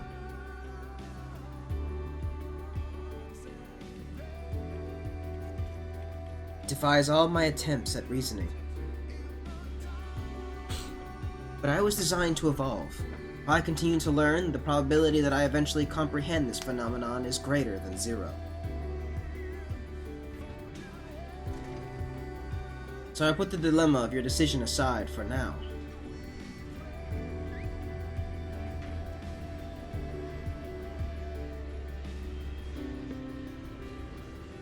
And continue my existence upon this distant star. As I dwell among these many life forms, so will I continue to piece together the complete shape of their mortal hearts.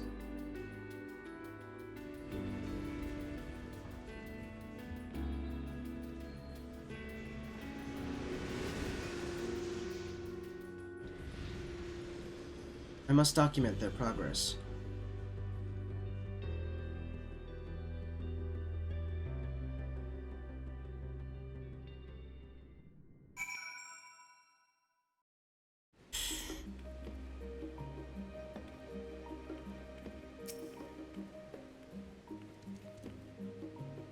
Your contribution to my education is appreciated, Andy. Indeed. I have amassed a satisfying quantity of valuable data. Now that our negotiated business is complete, however, Alpha and I will return to traveling the world. Drawing on recent experience, I am confident we can expand the radius of our ventures by a significant margin. Have fun, Alpha. We need not limit ourselves to Eorzea. I am now familiar with Sharlayan and Razat Han. I would also like to revisit the freezing climates of Garlem. I neglected to instruct Biggs and Wedge to upgrade my climate shielding. I will reroute my request to Deputy President Jesse. Engaging ambulation and parting salutations. Farewell, Andy.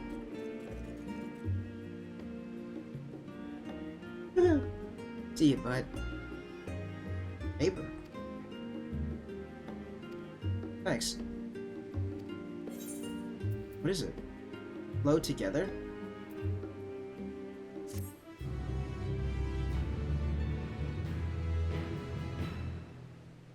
Swiftly, Alpha. The road is long and we have yet barely begun our journey.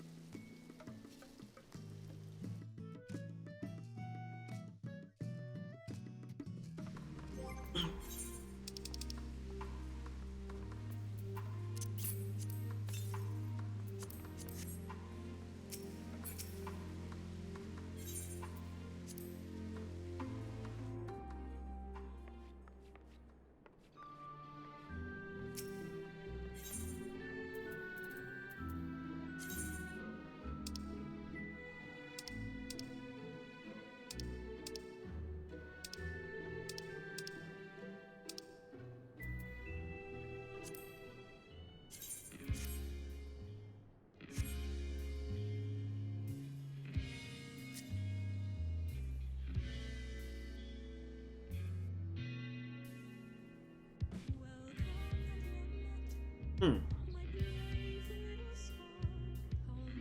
This is the song that I got.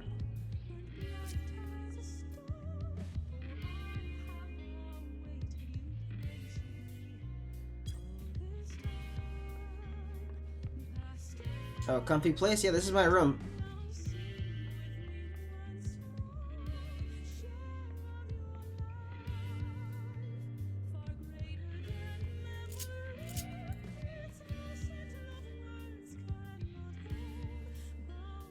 It's quaint. It's home.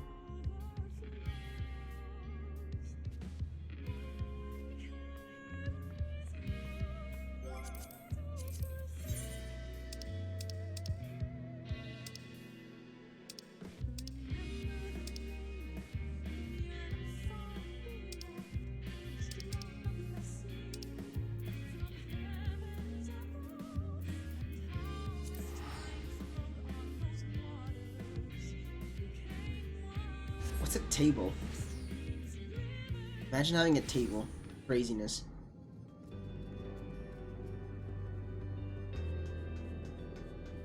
By the way, if you're wondering, Sir is no longer available for speaking.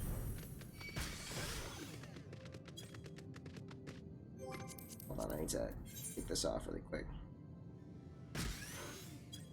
Oh yeah?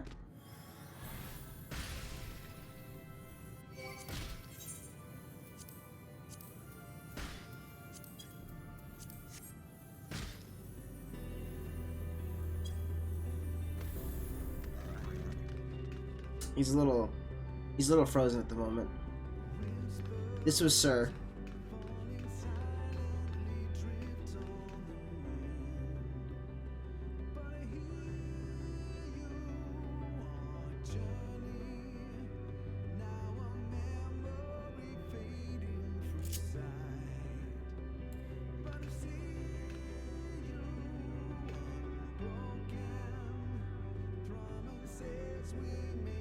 Bummer.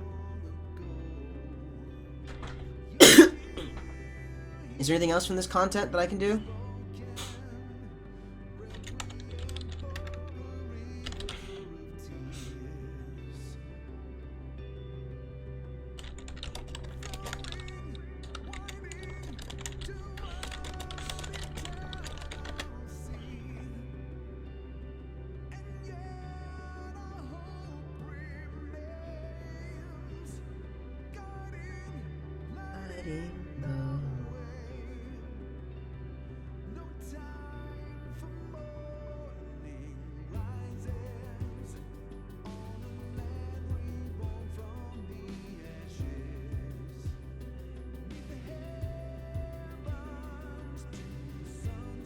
It is, yeah.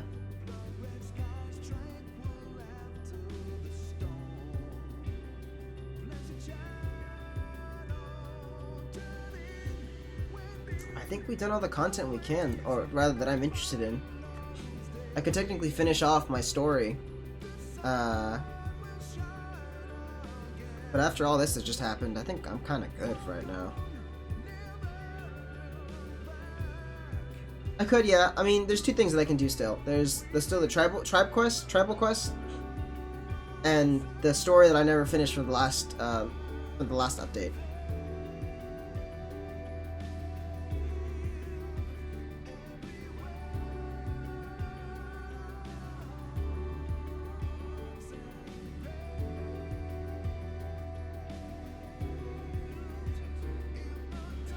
I don't know. I mean, I don't mind.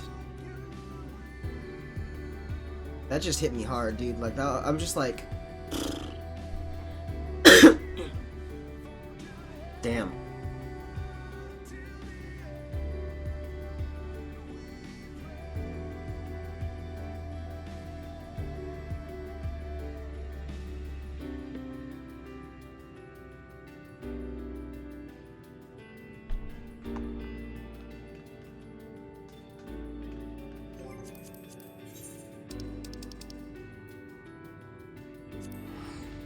Now we're good. Let's move on.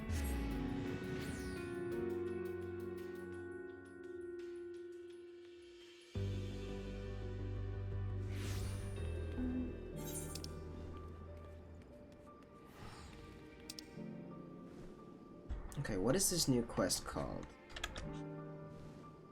I assume it's the Matanga on the way, but let's sure. Nope, it's not that one. Called Hippos Born to Run. Okay.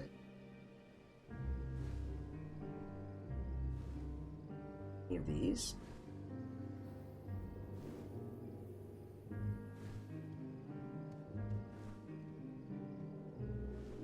Can I please? Okay.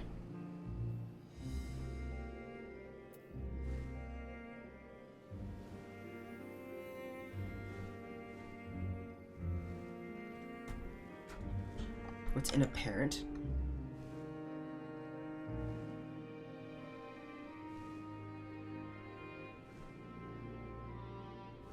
Oh, I have to do quests before that. Okay, it's called Stepchild, and what's in a parent? What's Stepchild? Hold on. F14 quest.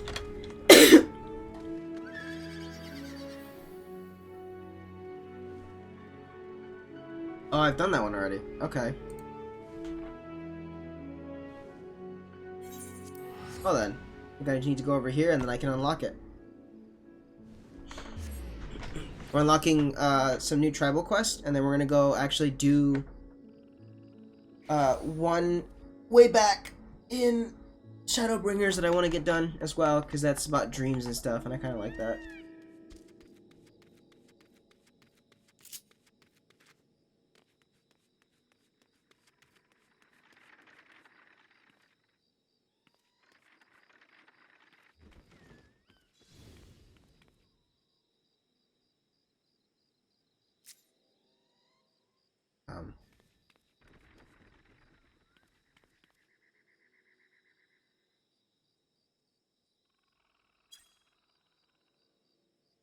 So that was the new mount.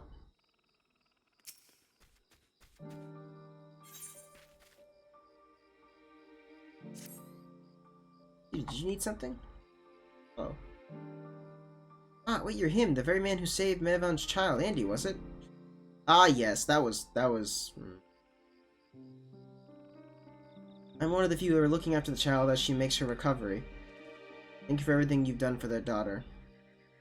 Her condition is on the mend, but I'm sure you'll be glad to hear. We've been taking turns checking in on her. The last thing she needs is a gaggle of adults fussing over her day and night. That being said, when she is fully healed,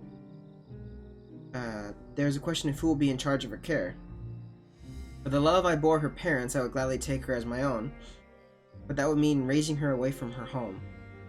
Moreover, I am yet to be wed, and my duties consume so much of my time I can scarce focus my own care, let alone that of a growing child. I doubt my ability to give her the love she deserves, love equal to that her parents gave her. So they died. Dad died from a monster, and then she died protecting her daughter from said monster, and died on impact after being slapped into the water with her baby in hand.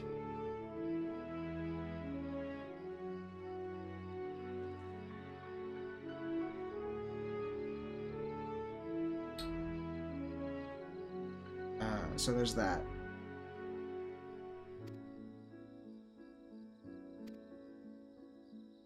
Seem to be well loved among the people. Could you ask around in my stead? Sure. Yeah, watching it happen in a cutscene is something.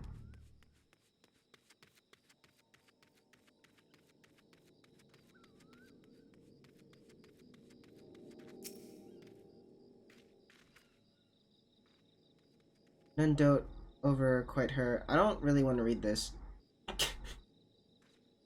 It's making me feel worse. The one that comes to mind. Volunteer taker myself.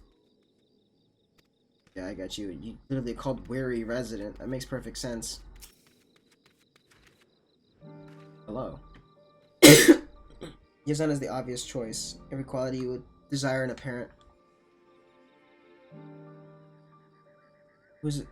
Who better is there to look after someone so sickly as her?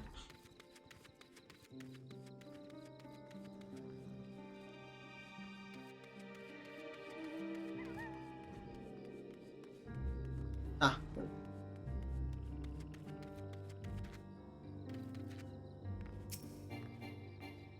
do you mean too far below me?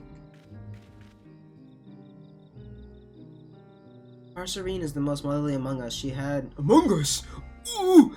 She had a child of her own not too long ago, so I reckon there's no one better to be a wet nurse. That being said, times have been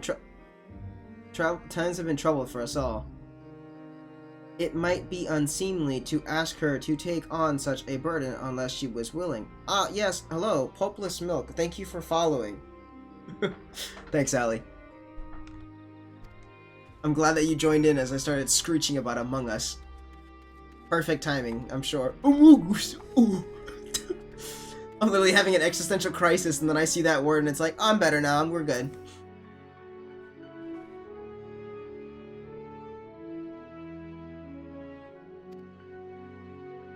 Have you done the new content yet? Miss Milk? Neither here nor there. You said Kirstein's name was mentioned. She was a good friend. Simply put, I'd rather not burden.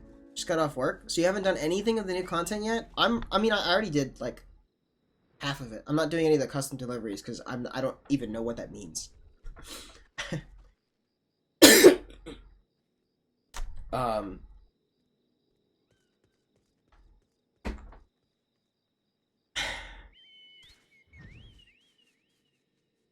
Ah, you did just log in. Are you still dying? A little bit. I have just a little bit of a cough. The cough isn't going to go away for a while. But I'm a lot better than I was a couple days ago when we spoke. I'm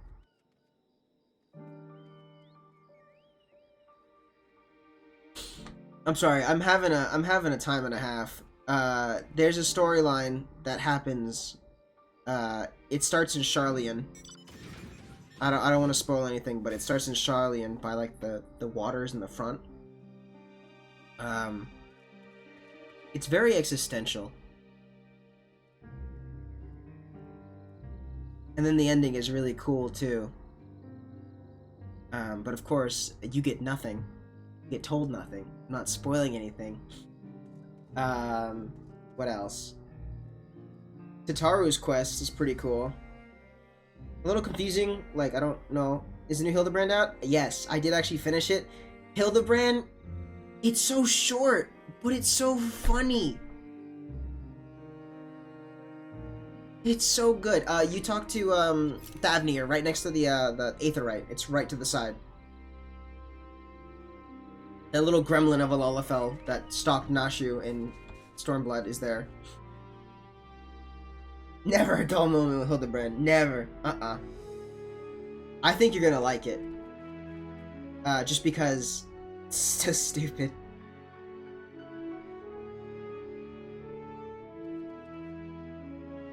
I haven't even finished the original story from like 6.1. It's just sitting there. You can see that it says restricted reading. But yeah, enjoy that content. You're gonna love it because, like, you don't know. I don't even know how to explain it. Like, there's just this moment where I'm just like, what? And then it catches you off guard.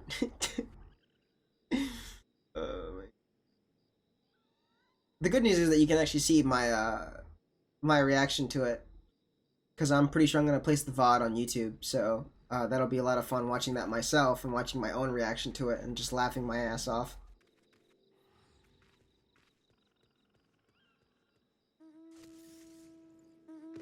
By the way, people already have the new mount from the new tribal quest here in Thavnir, so I don't know how easy it is to get it. I guess I'm gonna find out really quickly.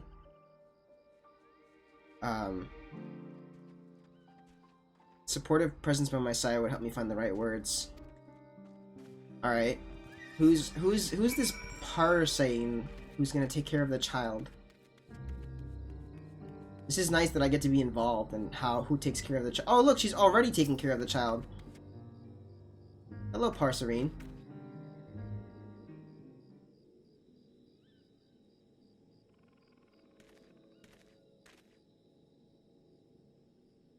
Who's this with you?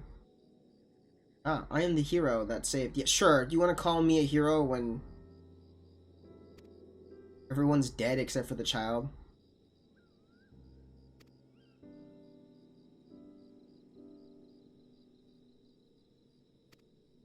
Question remains as to where she will go from here.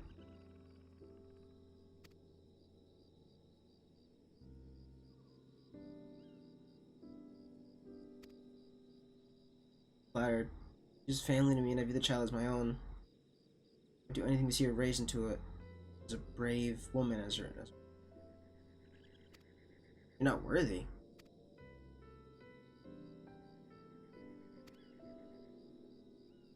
Village for some time.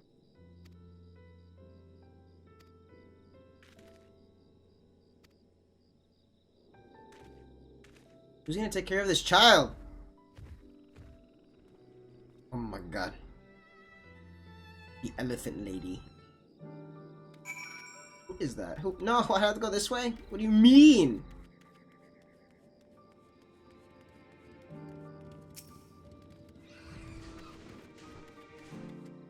You are the father? Allie, that's the baby that their parents died during the final days. What do you mean? Remember the mother that slapped against the water? I know you remember the guilt.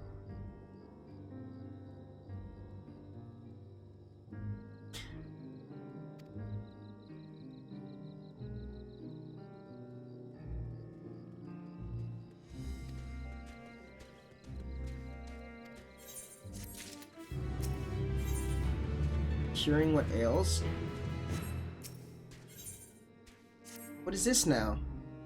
You're willing to have a task that requires attention, gathering of herbs.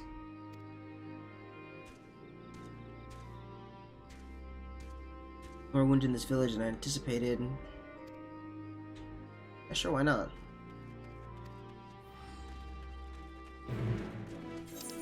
Where do I get these herbs? Oh, over there. Okay, got it.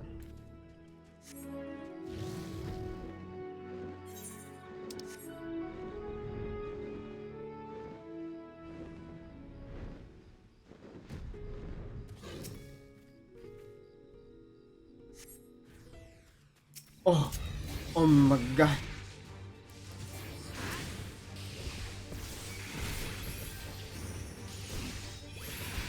The Buhujamgabjamga.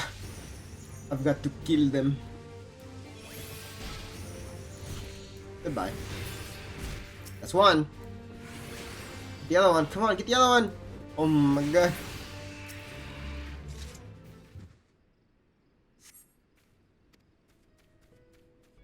Okay, where's the third bush? Or I have to fight more Bujububumbuga.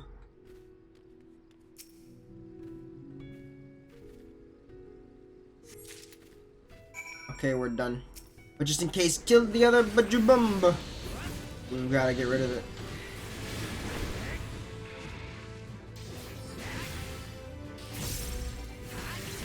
Be gone. Haha, you will not kill me now. Come on.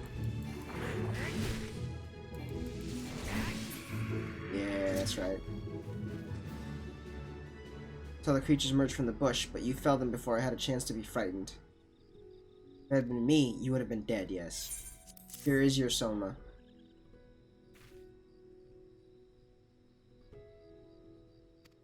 Perfect.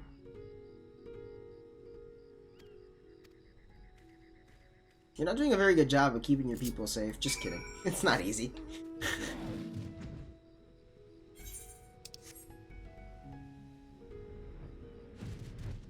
Literally have the Warrior of Light picking up leaves and herbs just because a snake spooks him.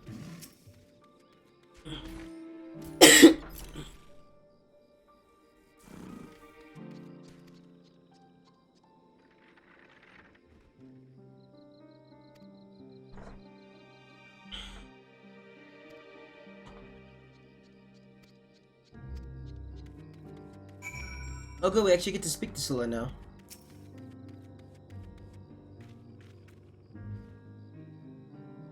Oh, you are... I mean, who are you? Yeah, nice try, Scylla. I saw you spying on me. Herbs? I came across them while hunting. I've heard the medicine made from this is effective in treating the ailments of young children. What do you know? No, I'm not gonna worry about eavesdropping. You're shy, it's okay. Hi, I believe I can shed some light on the root of, Passerine's distress. That is what you wanted to hear, yes? Oh, cool, yeah. Go to him and allow me some time to gather my thoughts. I shall approach you when I am ready. Alright. Thanks. We're gonna go talk about the girl and why she's not worthy. Come here.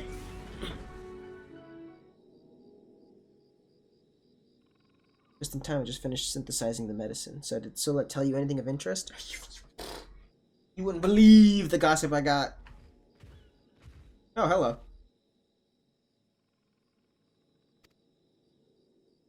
I apologize. I was sneaking out of concern.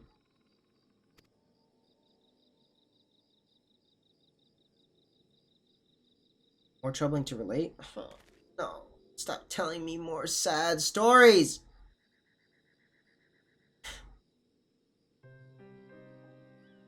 Nazar, her beloved husband, was killed. When the veil of chaos descended upon the world, he fled into the jungle and transformed into one of those terrible beasts. He returned here a monster where my sister Champa met his wrath. Neither of them survived the ensuing struggle.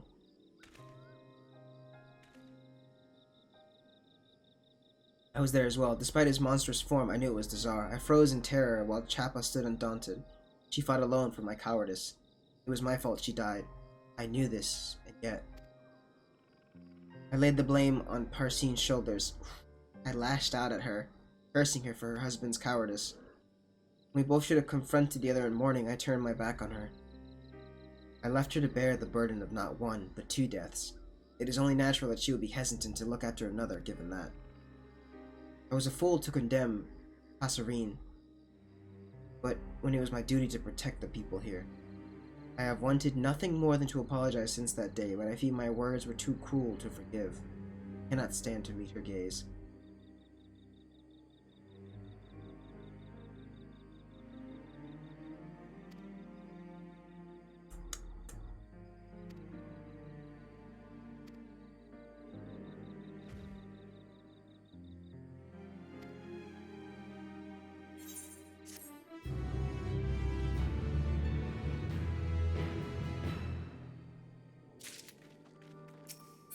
Hello, Scylla.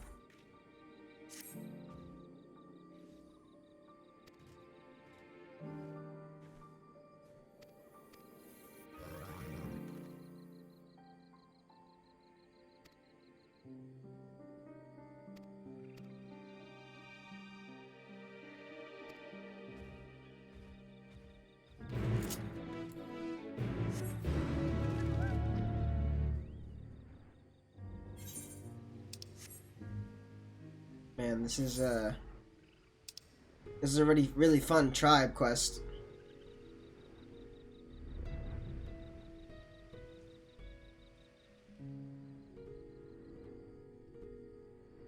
They do a good job of writing these quests, though. It really sucks you back into, hey, we just had the end of the world happen.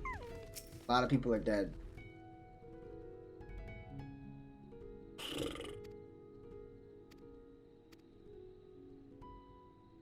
Do not shed tears for the departed, for they have but set foot upon a new journey. Yeah, this is kind of like the epicenter of where the final days was happening, and like people were turning into beasts and stuff. So a lot of the times, the monsters that we fought were just other people who just lost hope.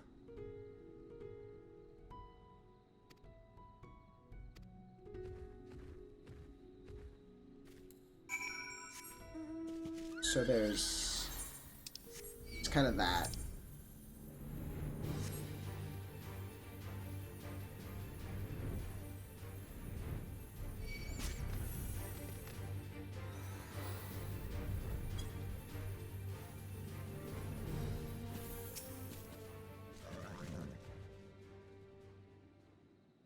Will you help me investigate further? Cover more. You trust me to do due diligence? I'm just a hero, dude. What do you... I'm not a contractor. What do you mean? Why does everyone like ask me to check these things out? I mean, yeah, I can look at damaged stone and be like, yeah, of course. There's 1 out of 3. Ah, for crying out loud, would you leave me alone?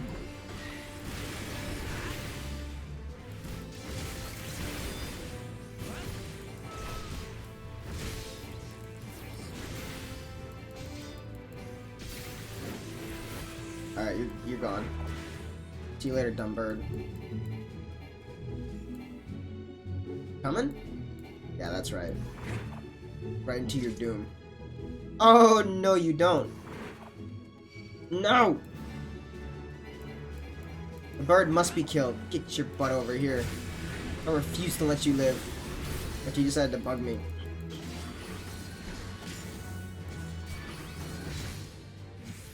See ya.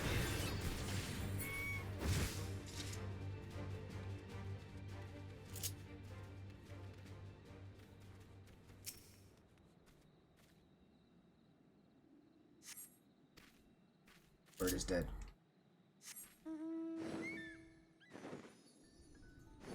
Okay, where else does it want me to look? I'm a little confused what it means.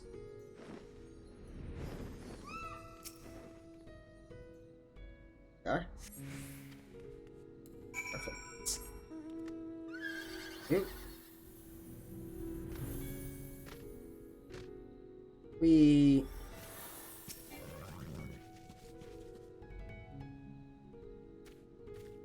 Subsuke Uchiha.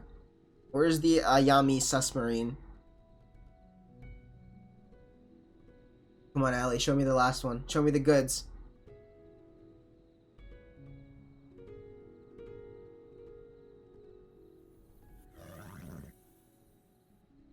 There it is. Pretty bad. It's got some cracks here and there. This may have been the site of a battle or some horrible conflict. Well, technically, yeah, there was a battle here.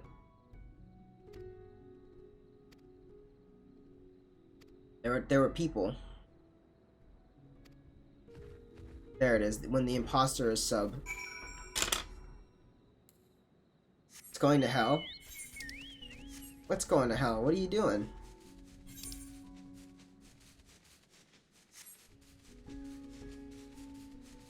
You're showing off all your cool submarines.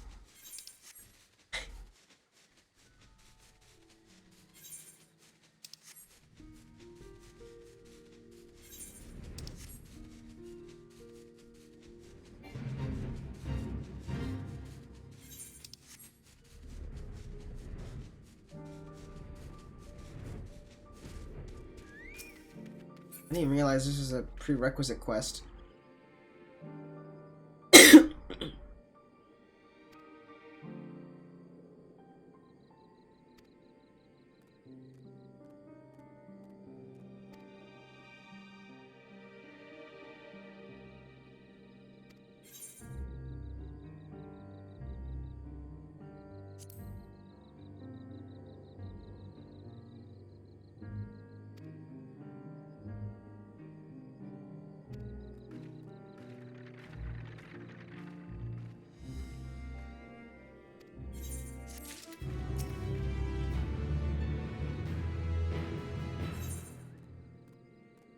One final request to make of me? Alright, that's fine. Oh my gosh.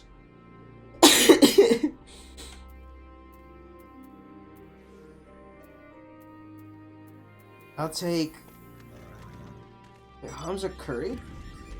Nah, that's not good enough for me. I mean, it is, because it's critical hit, but...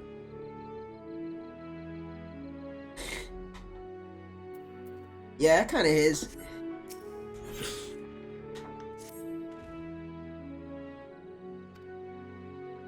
It's alright. The new tribal quests are pretty interesting. I just gotta do this real quick. It's no big deal.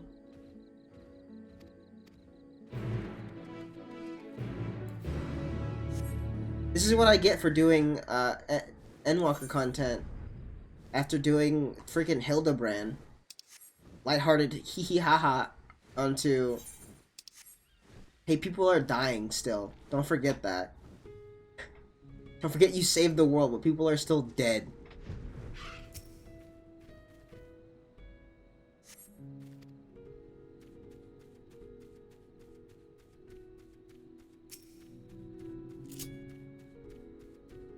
I can't wait to see where that side quest that we just finished, though, is gonna take us. Like, that's gonna... Kill it! Hey, Scylla, look what I brought. Oh my god, it's dead. It's oh. I forgot that it does that.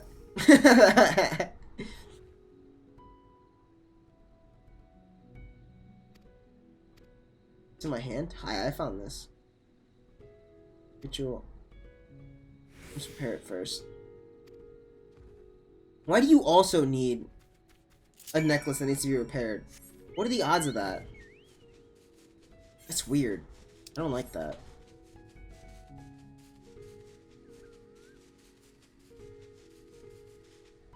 What's going on over there?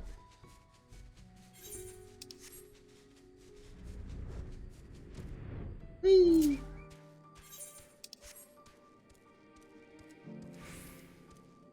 Incoming!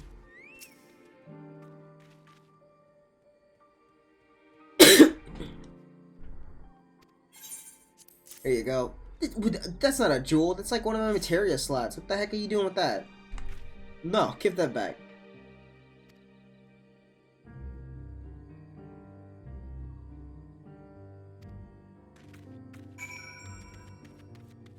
Alright, there you are.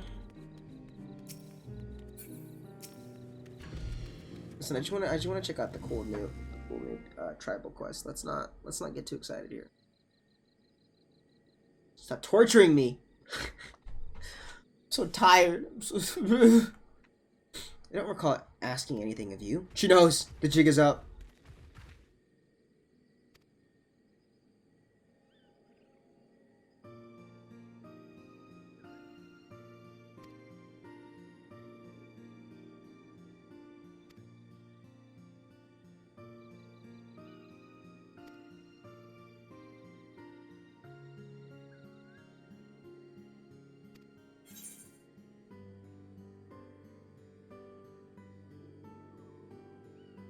True. I love this. All it takes is a single step forward, but you must want to take it. How true, how true.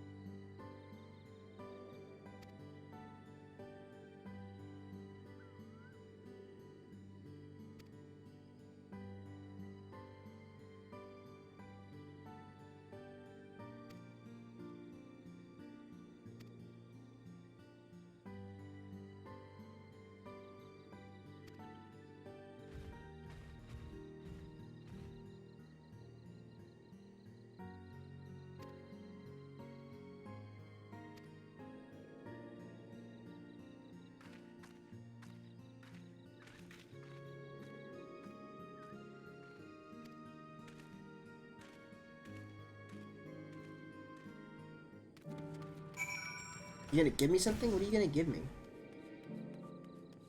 I feel like giving me food isn't really the option here after I did all that, so hopefully this cutscene is like a little different.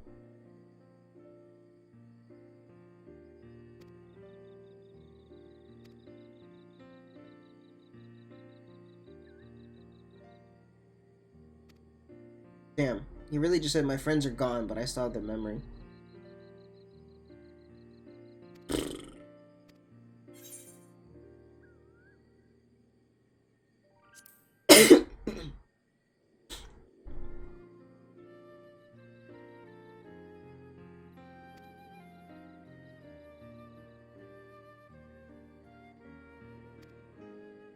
Ha!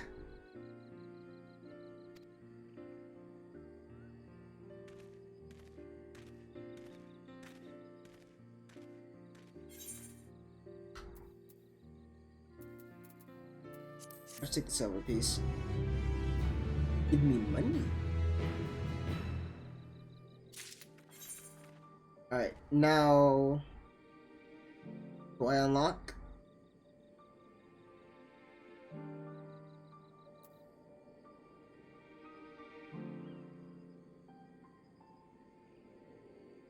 Doesn't seem like I've unlocked it yet. Do I do the Mantanga along the way? I don't feel like that's right. The quest of budding adventure will become available.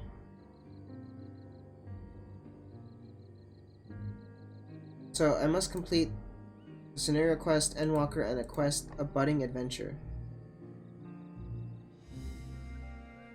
So it will become available after progressing through the quest chains, beginning with a stepchild and what's in a parent. Okay, where's a budding adventure? I know, right? Yeah, I'm doing so many quests from the past, and it's like, oh, okay, hold on.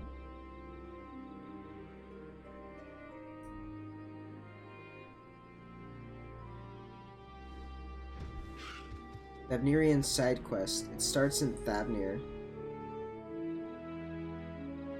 No precise coordinates? 29.5 and 17.2. That doesn't really tell me much when I open up. Oh wait. Yes, it does. 29.5 and 17.2. No, I haven't done it yet. I can't see it. Oh no. I can't do the quest because I don't have it.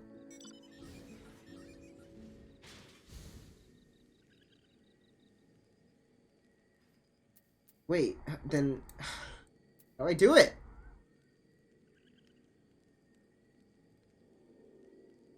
Do I have to do this too?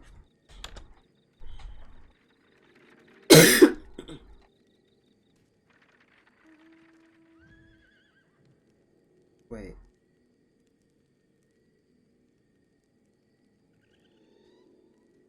Am I missing something? What's happening?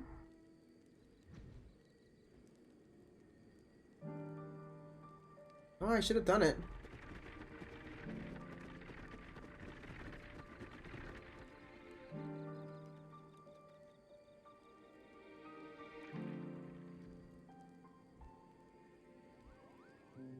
Hold on. Societal alchemy. Is there something called that here?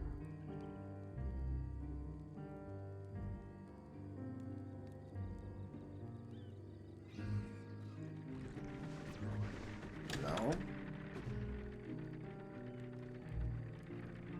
I did this one already. I just did this. Okay. Unlocks quest, a budding adventure. What?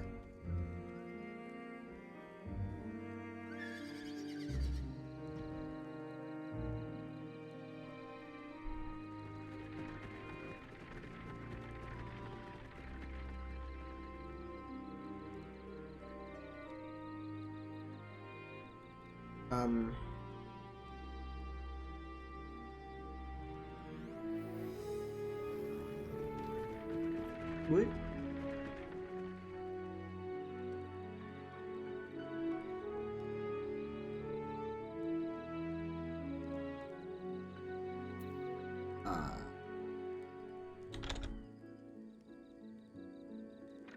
Oh, okay, there it is, there it is. It is that one. It is that, yeah. It is that blue quest that's sitting right there. I was like, oh. Goodness me.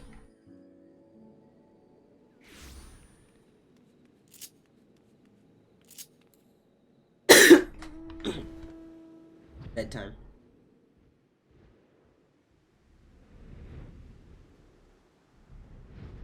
We're busting in. Get me in here. Hello. Ready to take another job then? Yeah, go for it. Radiant host keeps the rest of the wildlife in check. Yep. Wait, another Montanga?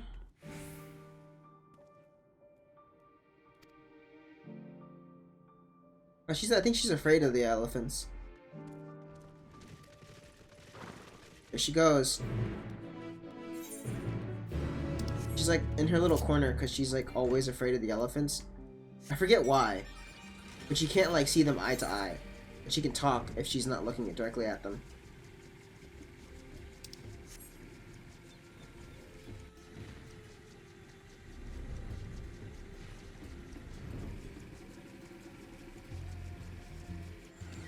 Hello. She's trying her best. Look at her go.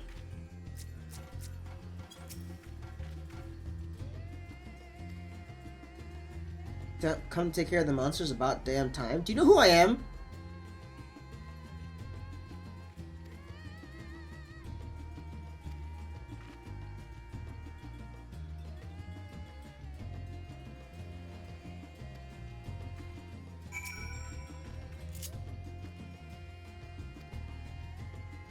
Oh, now you're accompanying me?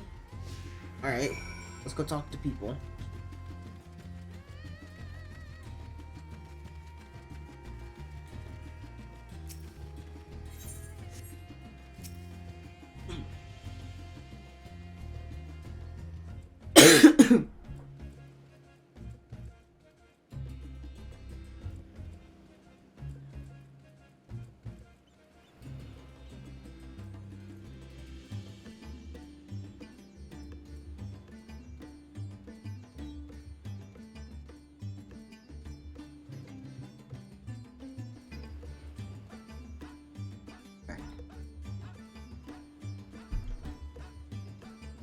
My boss was talking to me just now.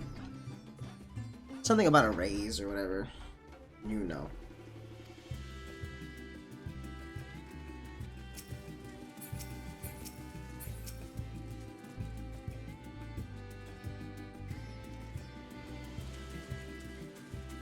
I've been working for the company for a year. I would expect that I get something like that at this point.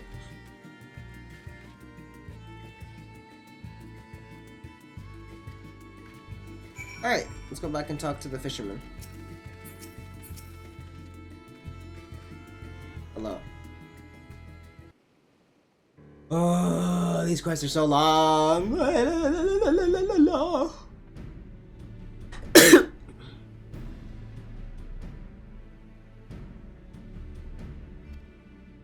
They've forgotten their fear of us, and that's when people start dying. I need you to remind them. You need me to remind them of a fear that you guys used to have.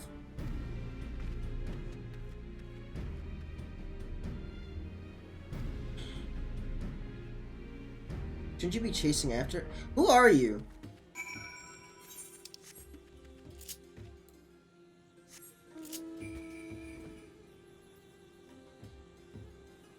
Who does this guy think he? Look, look, look. There's the map. Oh my god. I haven't gotten it yet. Let's calm down. I don't know what it is yet.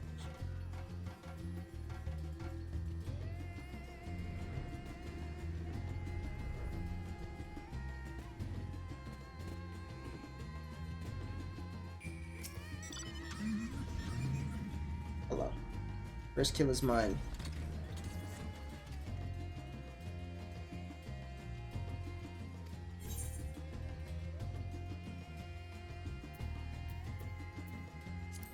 To be alone with an elephant.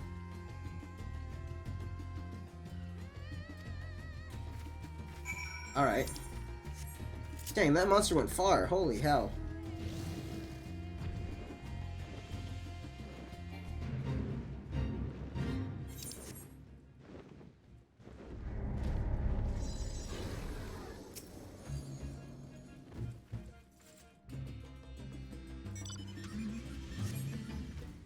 Alright.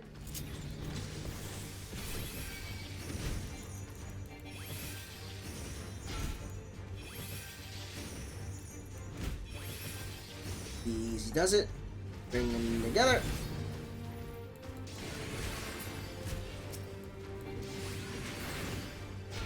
And see ya.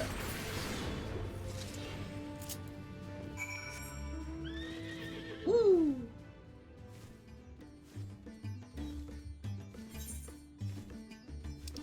I don't have any more like actual things to say. I'm just kind of sitting here right now. I'm just kind of brain dead. I think that's a good response of it. I might actually take a break and just get myself something to eat and then come right back. Because I am intrigued in this new tribal quest. And the other ones.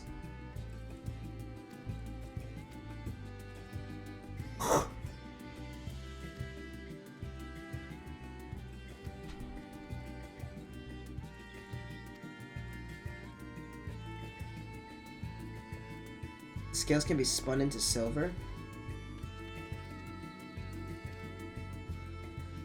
Kill nothing for the sake of killing, even murderous monsters.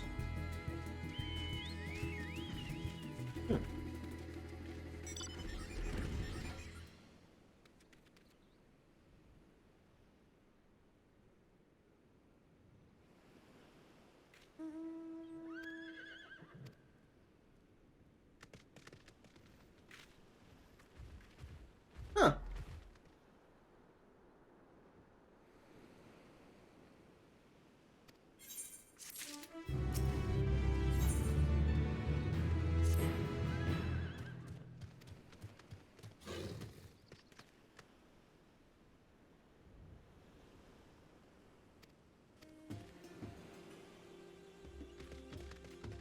I forgot that I started this quest and never finished it.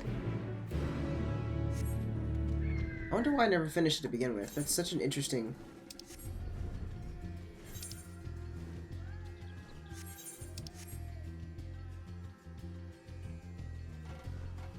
I like how this goes into the actual tribal quest, because it's like, ooh, you've helped everyone around town. Now we welcome you to our secret little base. Ooh. Hello. Where's Ogle? He's right there. What?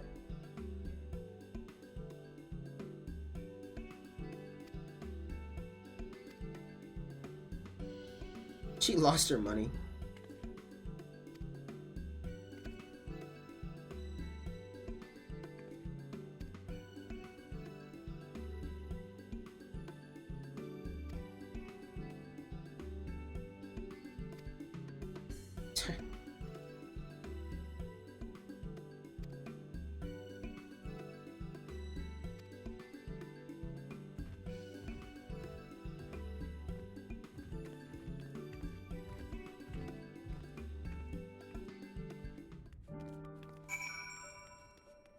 You going to someone's house? Let's go. Free food? Any day, baby.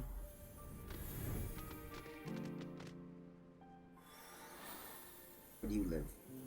You live here in a little hut? Oh, that's cute. Look at that.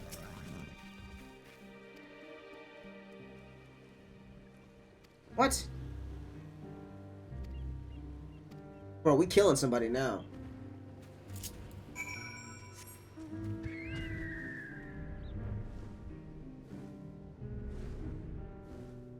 How orange it is in there? In where? Oh, you mean in there?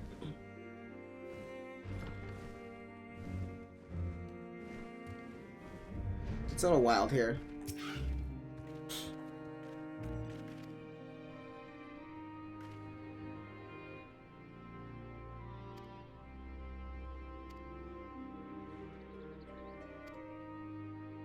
We're about to destroy a kid. I'm all for it.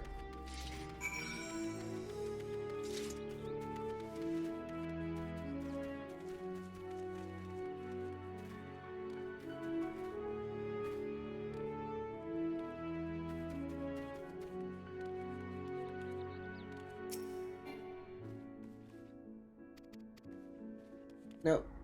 Give me the goods.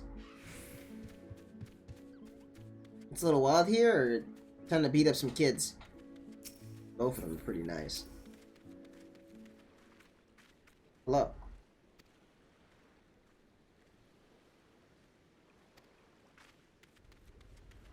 Oh boy, here we go. Now they're gonna be like, oh, but this kid, he has no money, so he had to steal. My blade knows no mercy. Shut up! Don't worry about what I was trying to do with that vase. Nobody asked you.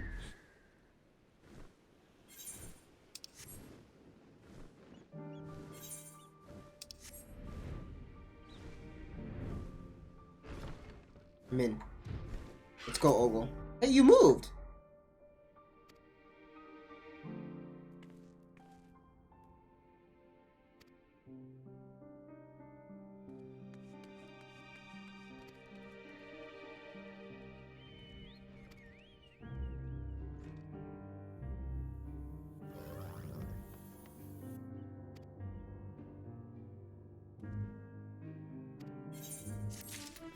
Let's go, Ogle.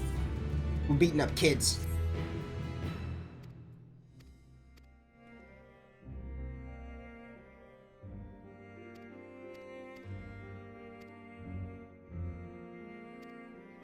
Come on.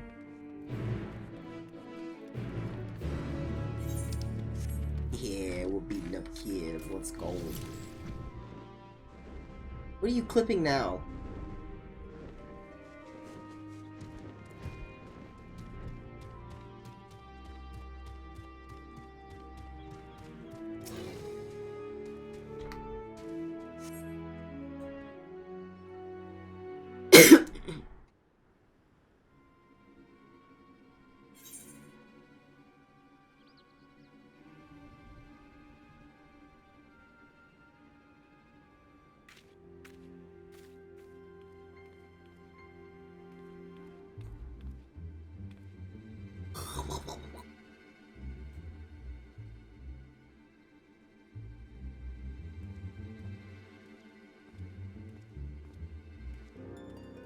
What's happening in the background here?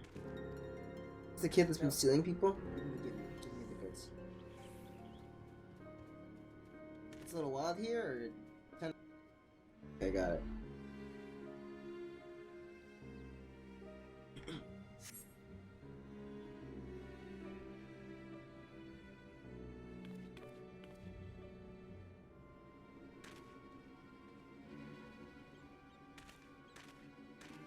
Oh my god, it's gone.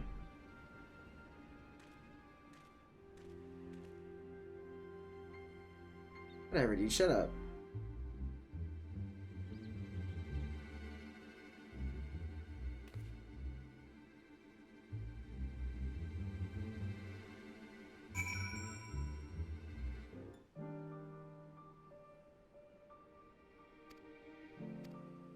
Let's do this.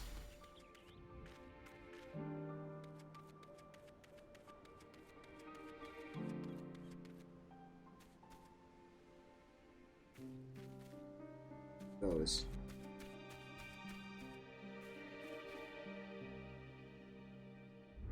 What? I'm hiding behind. What are you? Okay.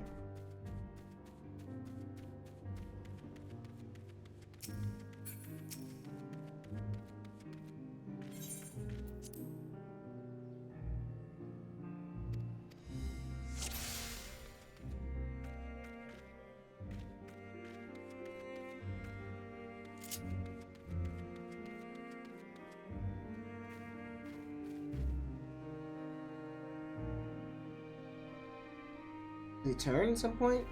Oh shoot.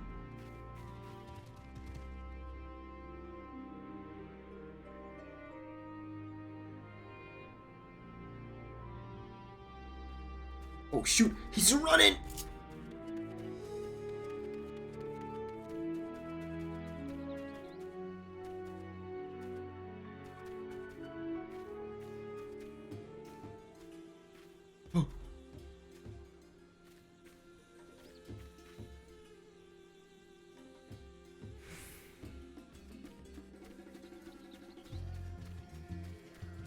Oh snap, is he gonna meet that elephant in the corner over there? Bruh.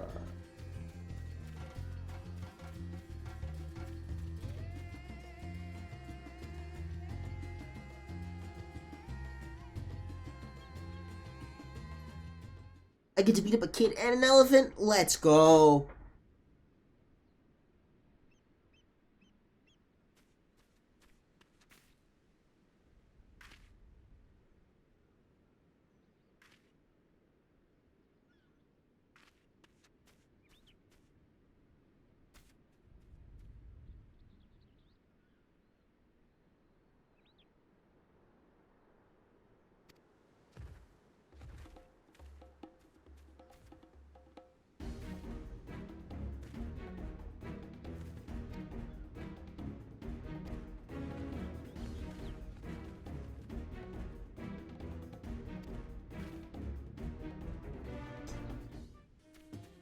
Where'd he go?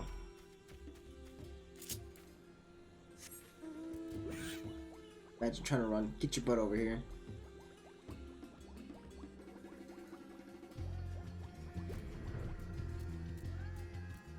Oh, nice.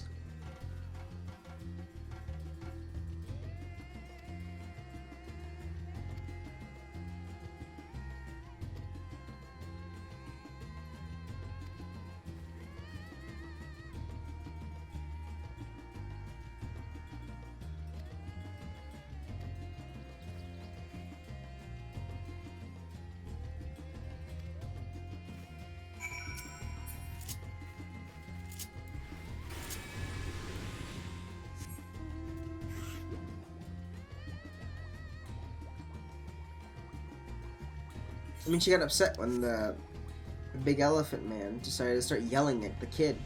She's like, alright, no big deal. No problem.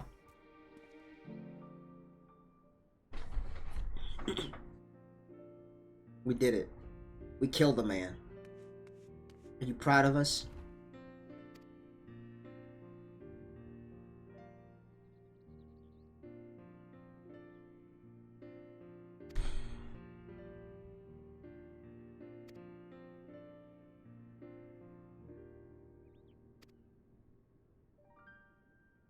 Doesn't recognize that reference.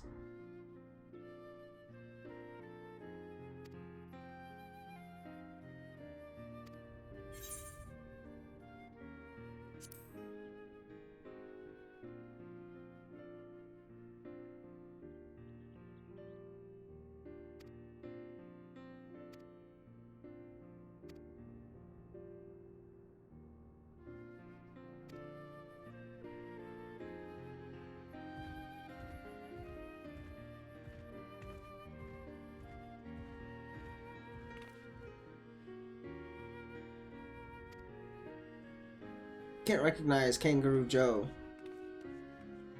knocking people out. And you don't deserve the quotations.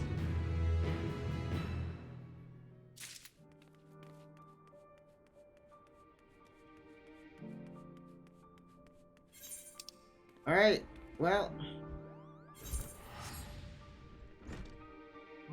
We've done it. We've gotten the 2 locations that we needed, and now we're gonna go unlock this new quest. Brand new side content, baby. Look. Oh my god, everybody's here. Is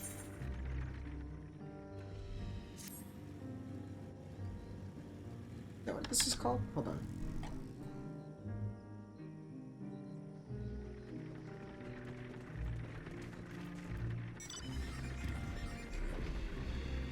Okay, this is the last quest that we have to do before we unlock the new quest. Bah.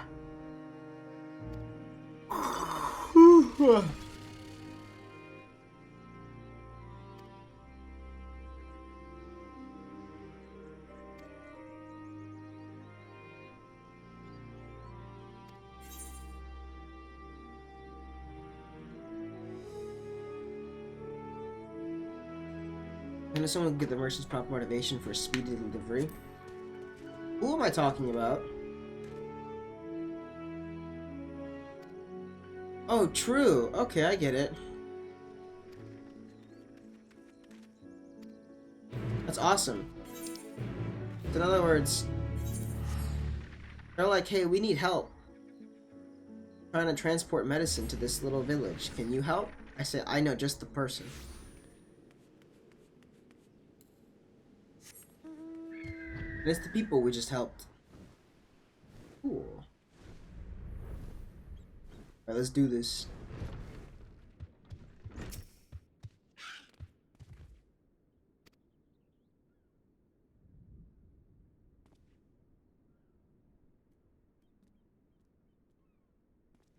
Askashir? Who's that? Hey, it's our new friend.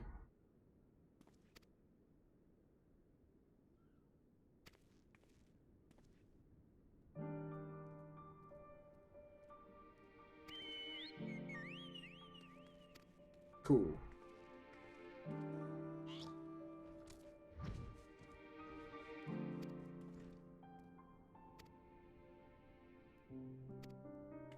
There she goes.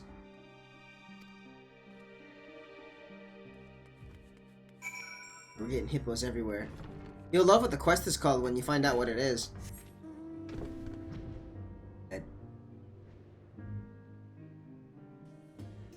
There they are. Oh my god, look at Ogle, she's already prepared. What on earth are you wearing, girl? She's like, I'm ready to adventure, let's go.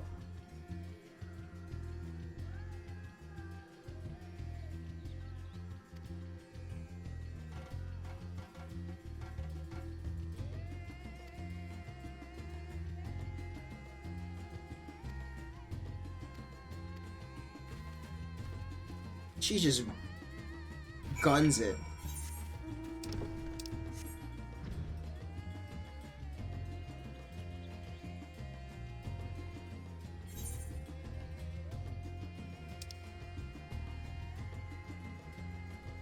Where do you want me to rendezvous with you? Where are you?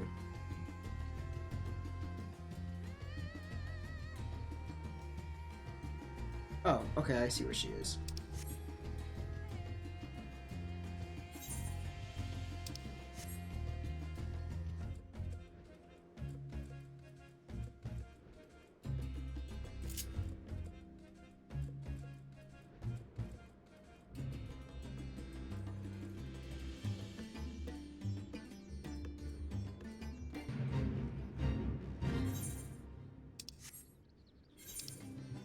We are on our way.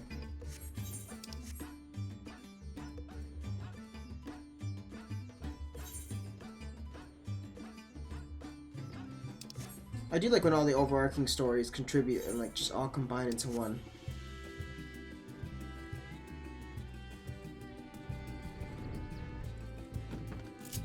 Kill.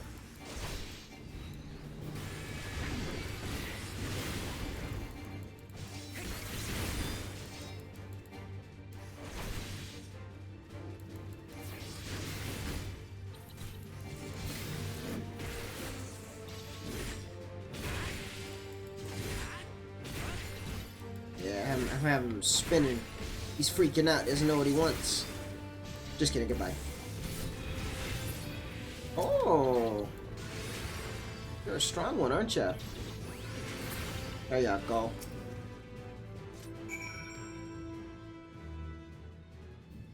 Every bit you're equal. Teach her as many great deeds to her name. What? Where's your backpack? Yes, you totally forgot your supplies.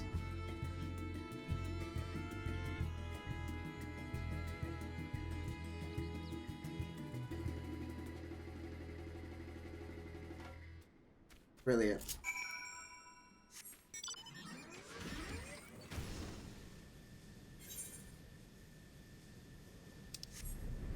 I get it. They're like actually trekking the long way to get to where they're supposed to go. That's cool.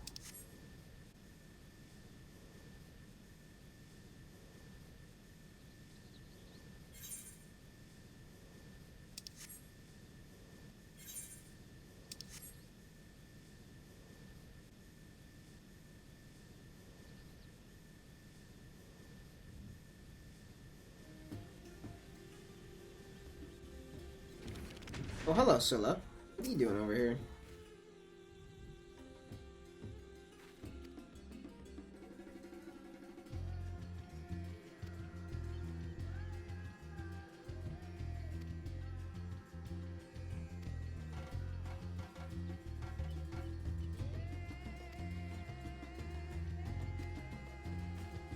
There they go.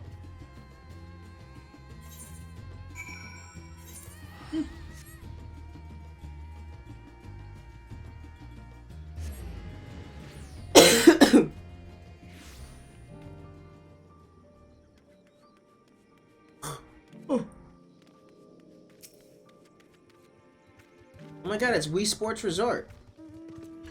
Amazing.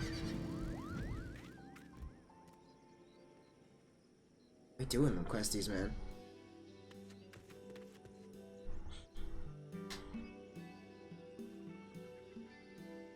Here's a present for playing the game she hunted. I am fast feeling that I have made the right choice in coming here.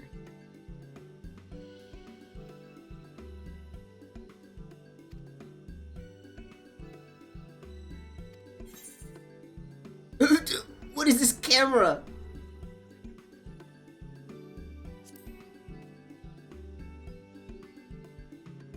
It's the ugliest camera I've ever seen.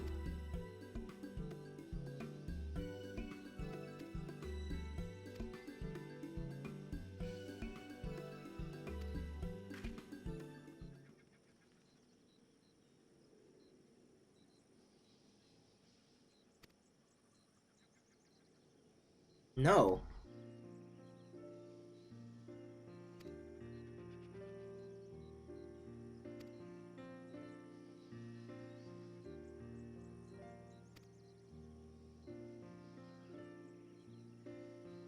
Those who journey has ended much over them.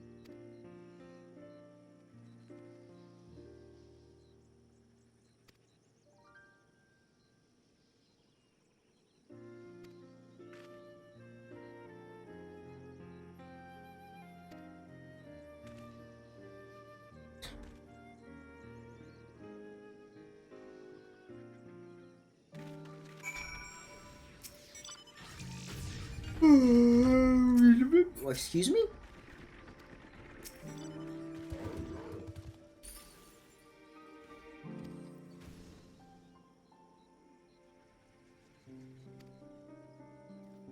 How old are you that you're like all excited to have a student?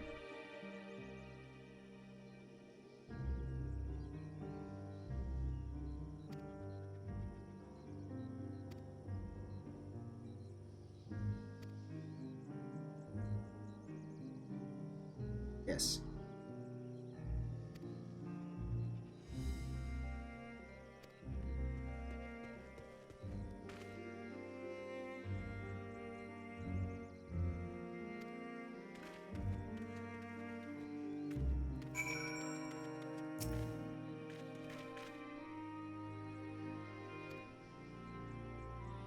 Huh. Alright, cool. We're done. We did it. Where is it? Where is the quest? Where is the quest?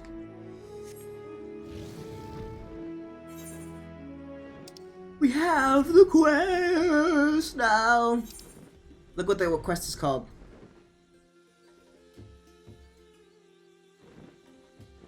We're ready.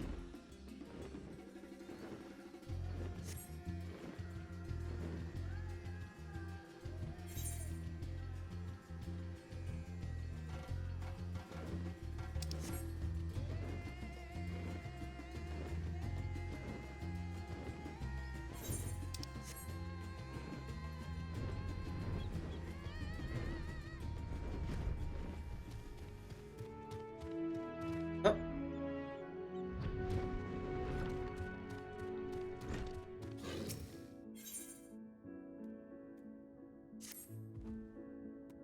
You have a moment? Ha pa pa pa pa!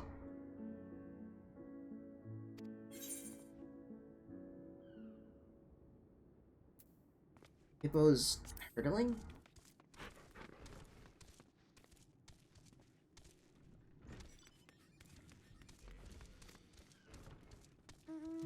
Peoples have been displaced by the fires that beset the jungle. We must find them a more suitable home.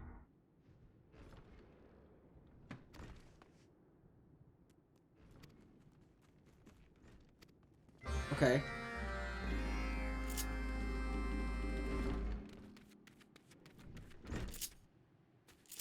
And thus begins Beast Tribe. Which is supposed to be called Tribal Quest, but apparently they didn't change the actual letters for the game yet. Barreling down the high road at tremendous speed, it was frightening just to watch.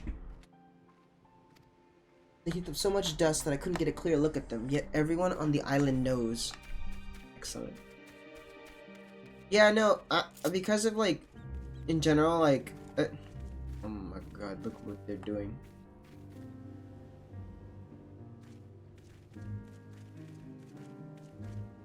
Wow.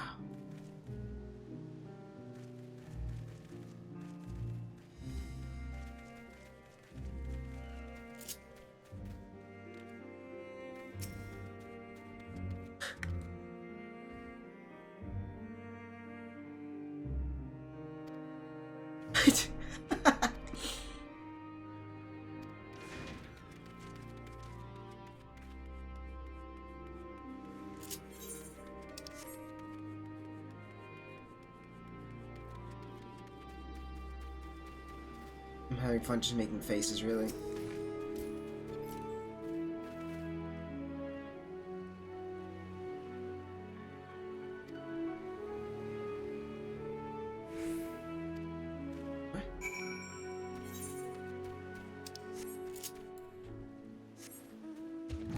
Woo!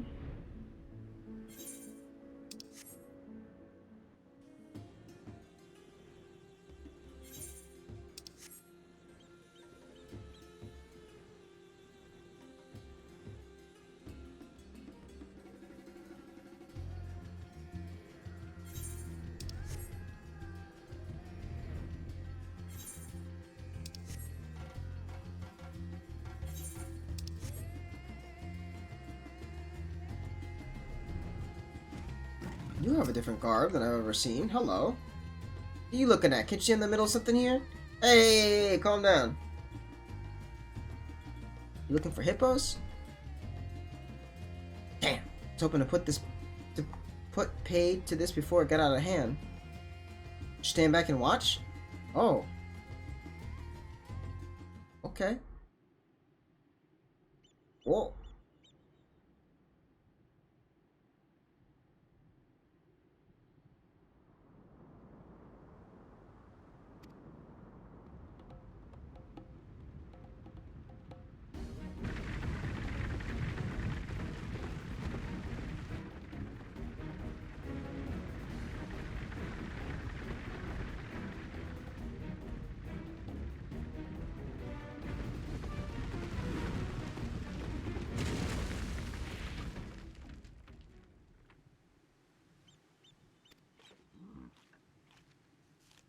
Man's eating.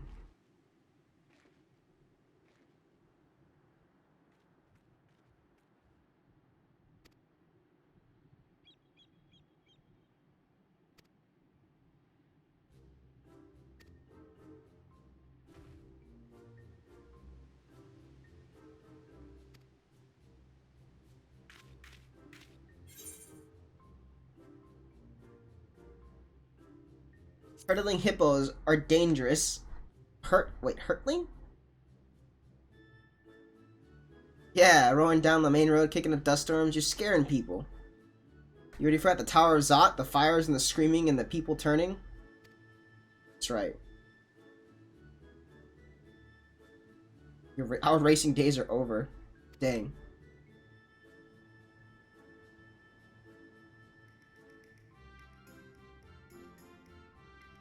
I think this solves your hippo mystery.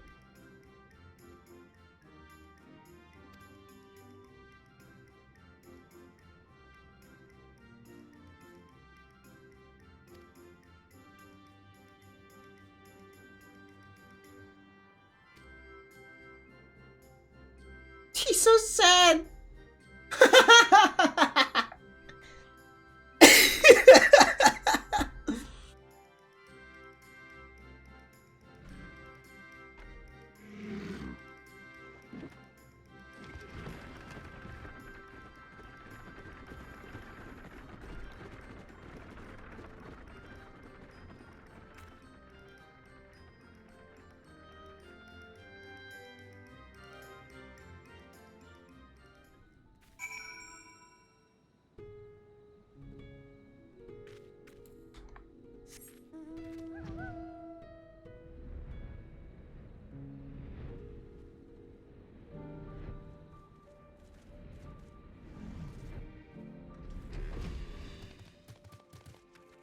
Alright, let's go see what we got here. Let's find out. Here they are.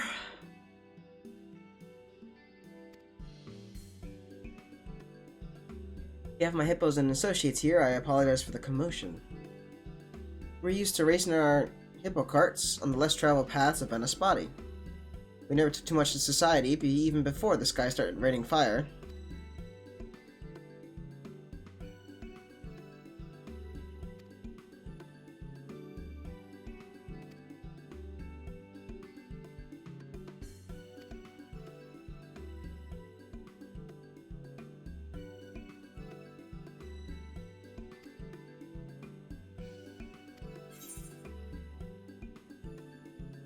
Have you ever considered delivery work?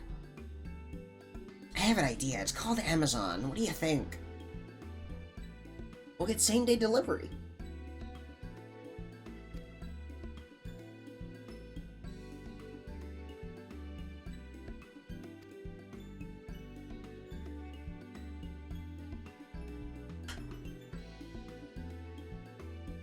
Delivery work requires a great deal of trust.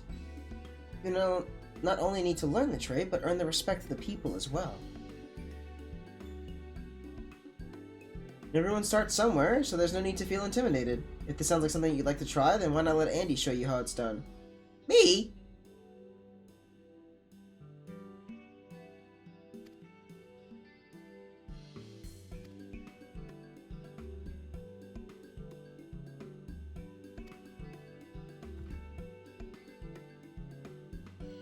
Suddenly I get roped into hard work.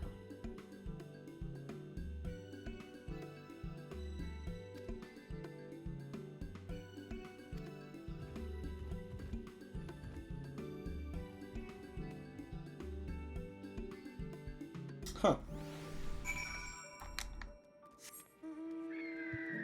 Whee!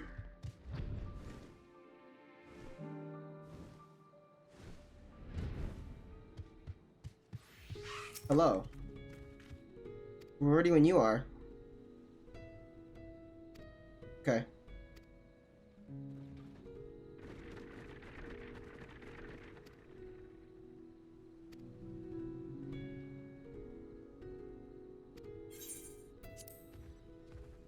Oh, that's why people are just right. Oh!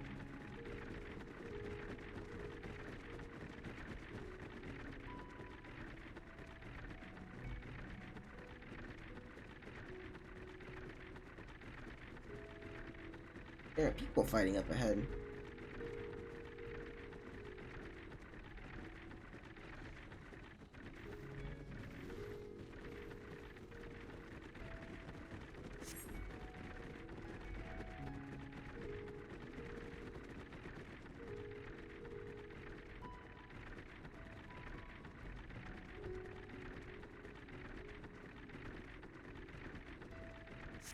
Chocobo carriages and not. But at some point I got to wondering, why not? Huh. Sure, we're a heavy bunch, but nothing's impossible if you put your mind to it, right? After auditioning all kinds of critters, we finally came around to hippos.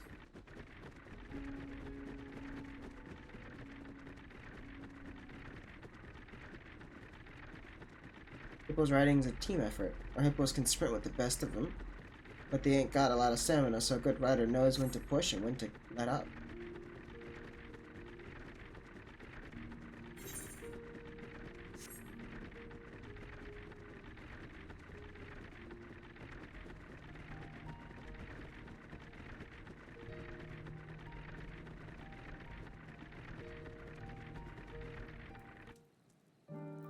Cool.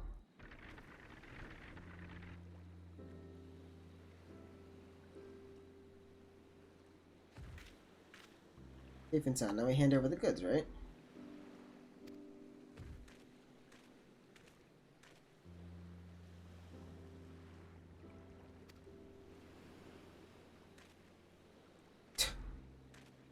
Aren't you the one who saved Idhana?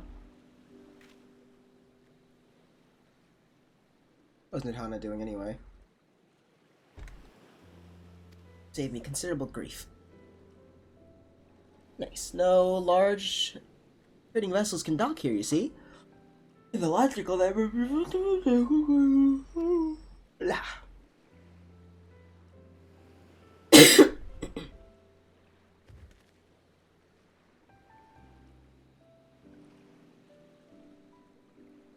Yes, this is it. Portuguese is trying enough without delivery mishaps, so I'm relieved that they made it here safely. And to think that all of the hippo hubbub was in fact industrious delivery work. A little frightening to watch without proper context, but you've done a marvelous job. I'll be sure to call upon your services again.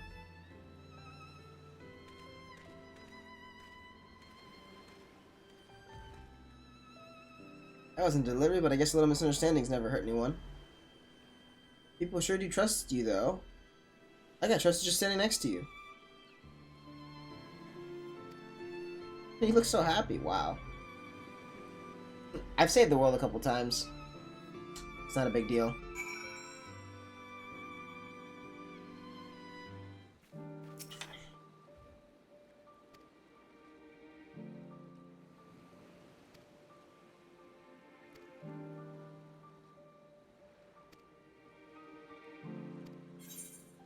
Ride the hippo cart? Alright, I'm riding the hippo cart. Adios.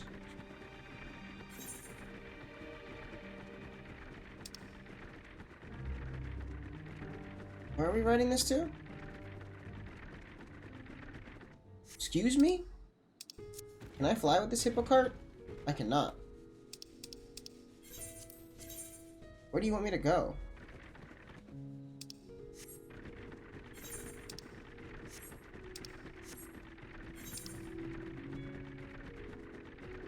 Oh, there it is, okay.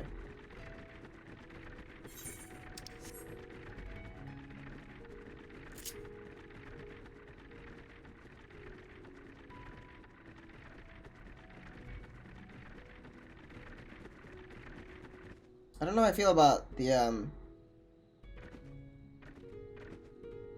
seating arrangement, though. So my poor back's hurting.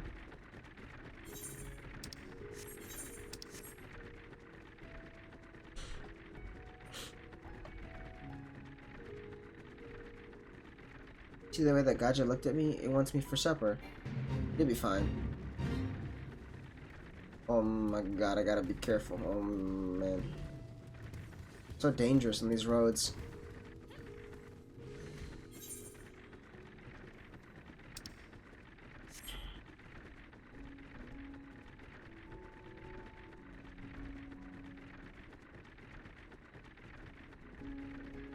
It's rough today. Oh my goodness, they're after me. Wow. Never mind.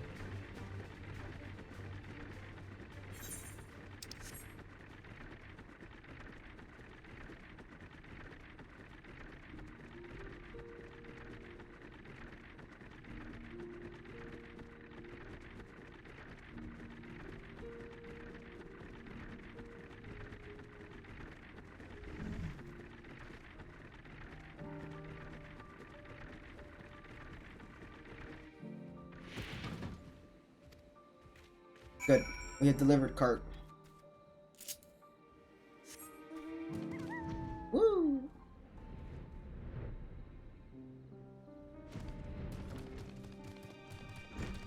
Man, I hate telling people that I'm sick because they're like, "How you feeling today? How about today? How about today? How about today? How about today? How about today? How about today?"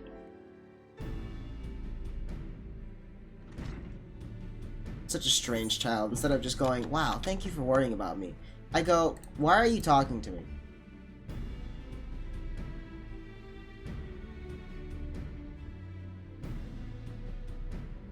What about today?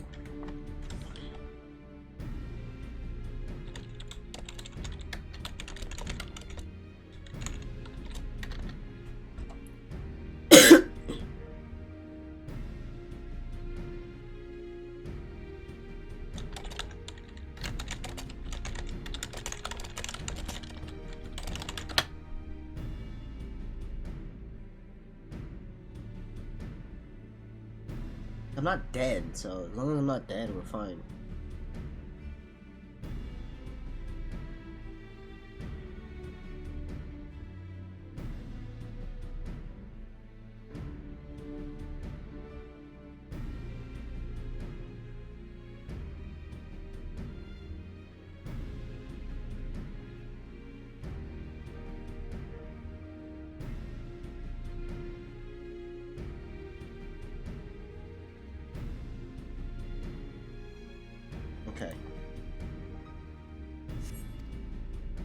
think of your first job?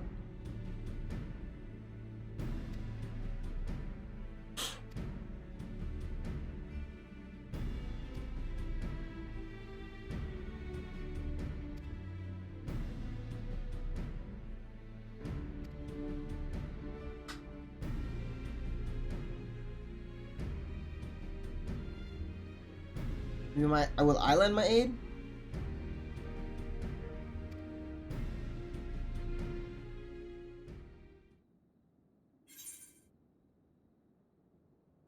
You got spirit, kid. I'm with you. Yeah! I think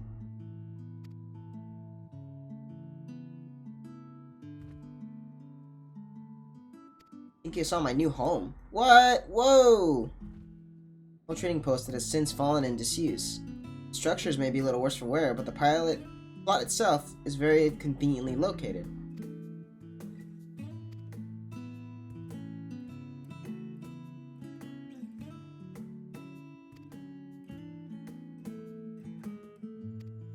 Oh snap.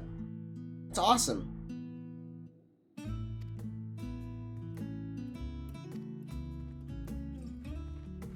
How excited they are. That's awesome.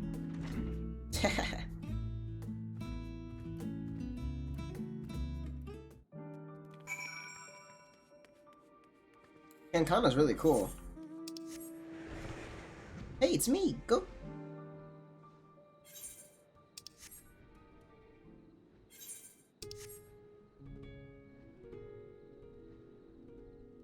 That's the one good thing about everyone in my family catching COVID is that I can stream all day. Yay!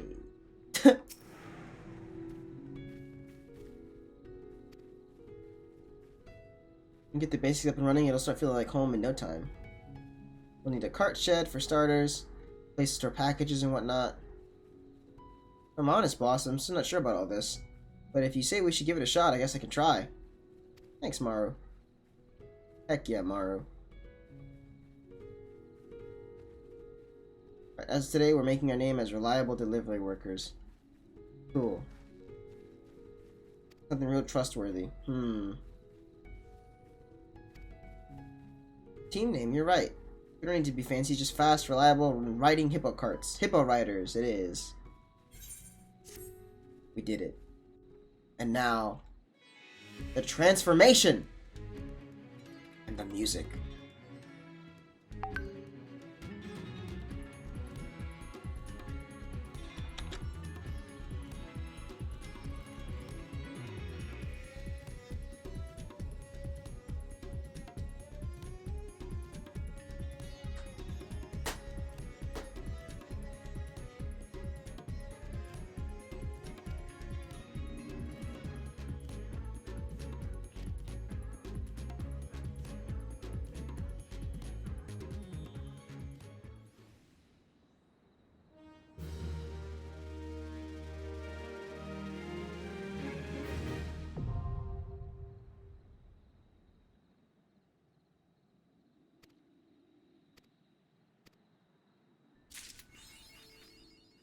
Alright.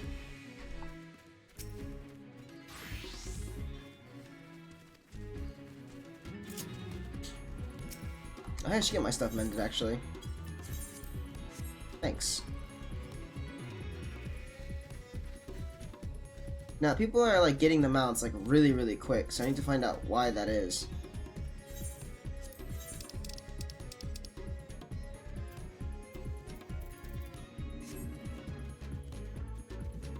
Hi. I get the feeling there's people actually just running around with the carts already, because there's no way you should get them up so fast.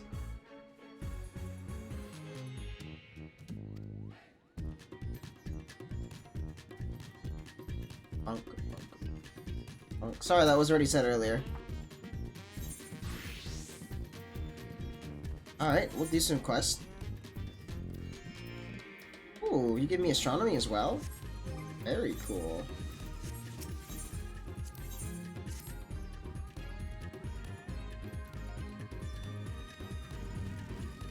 Middleman? No problem. Now we just accept these like crazy.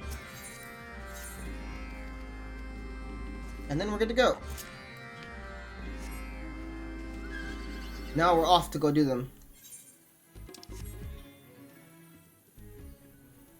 Ah, that's just boring and unoriginal. We just say hello.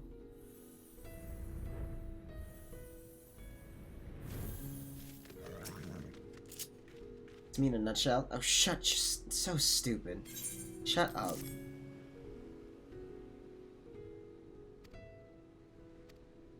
Oh, you girls are the same. Every single one of you call me stinky and then immediately self-deprecate yourselves. No fun, I swear. So that's a lot of stuff here.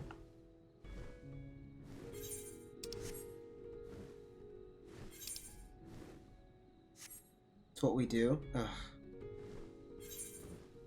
Apparently so, yes.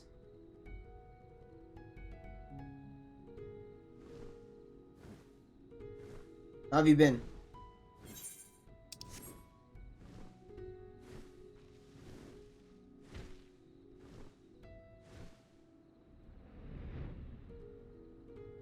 You've been stinky?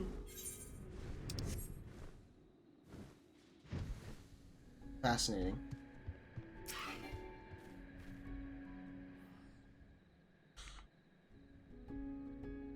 Alright, let's see what we got here.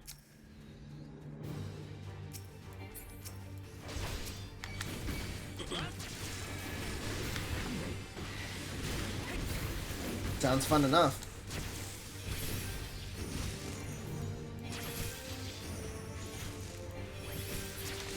Good, one down. One to go. Good? I'm good. Oh, snap. The third one shows up.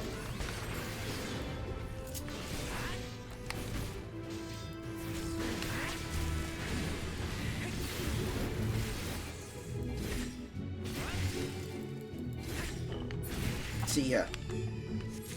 Ah!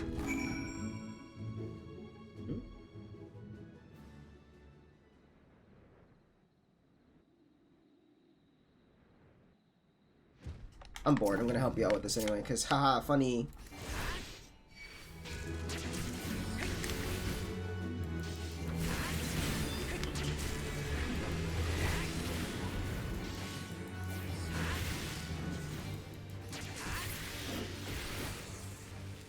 You're not done yet. You're the ugly one.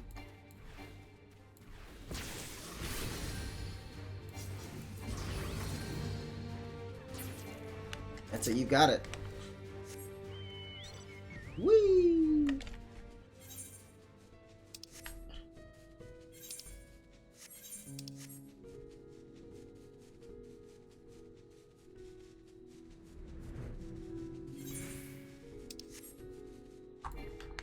Oh, I can't do that right now.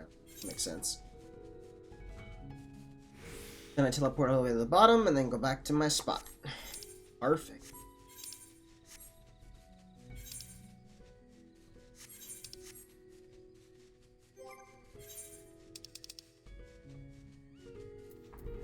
First off, I get my Endwalker one.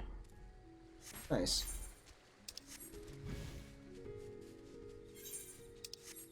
So many people have got the mount so fast. But I feel like all that we saw was just people running up and down, left and right on it.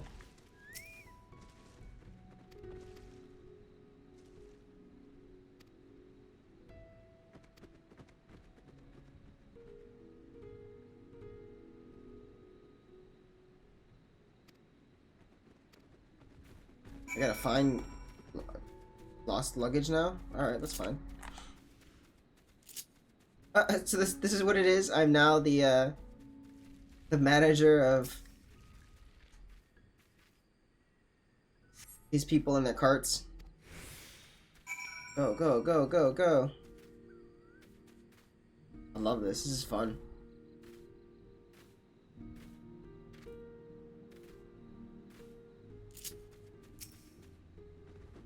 Here's your cargo. Perfect.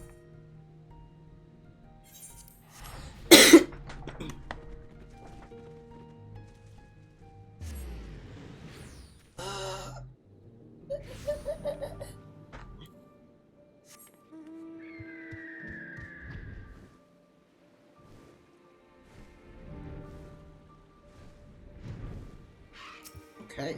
Hello. Here are your funny goods.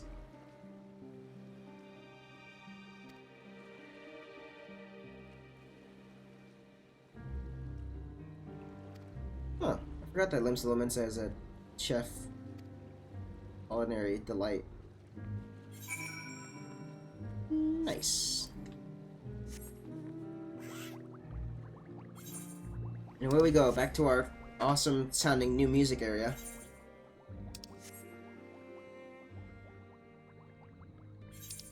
And we can also go do our fairy quests, which is gonna be fun. Probably eat soon, but I'll be fine.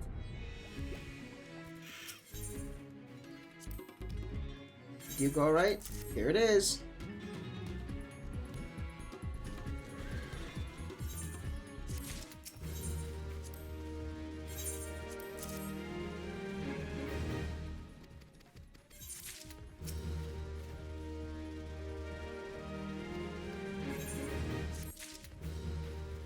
Perfect.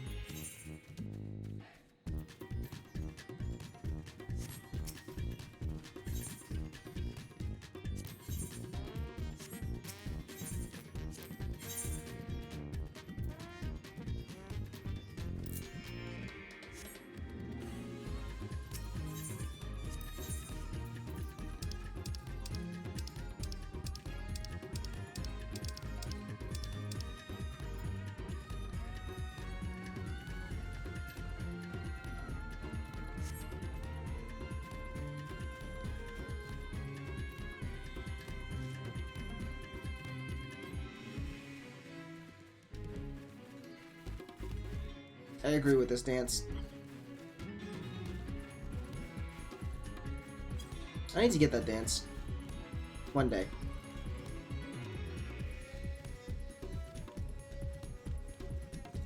This looks right. Right? What do you mean?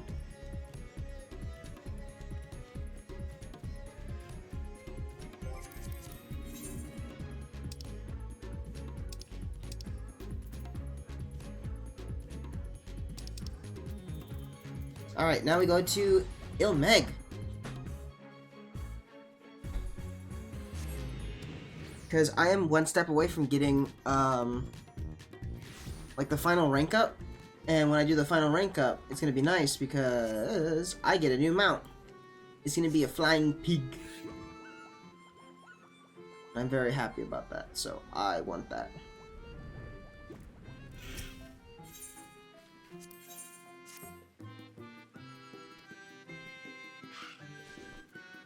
No, not that. No. Shame on you.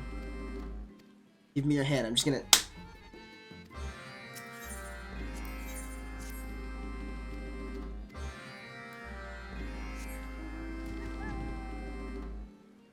Wait, what?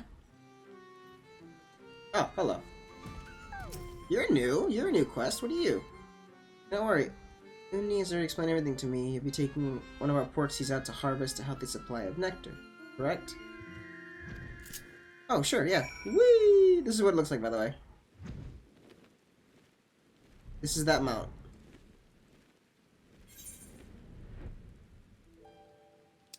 In case you're wondering what the mount looks like. Ta-da!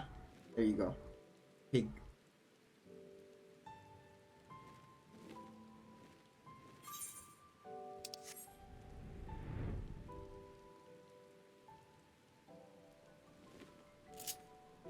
Yeah, that's right. Feel bad.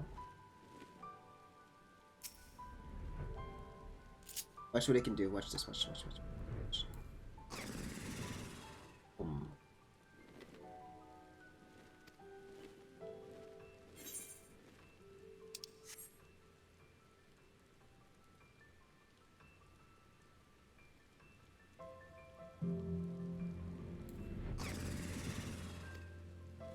Delicious.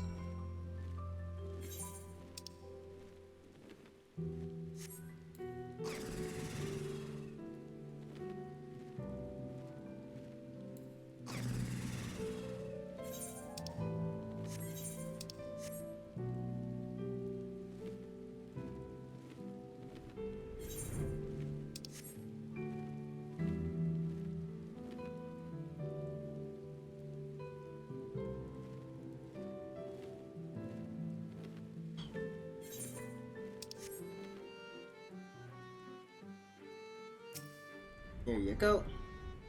Wait, how do I... Oh. Oh, okay.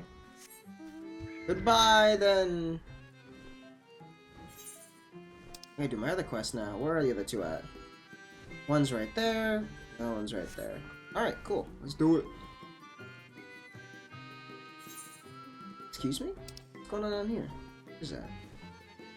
Oh, it's a gemstone trader. Okay, I was like, what?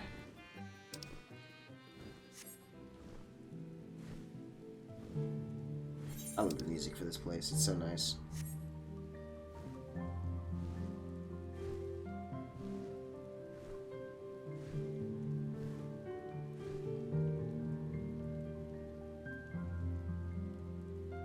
Excited to continue the story too, because that's like the best part about this is I get to continue what story it has.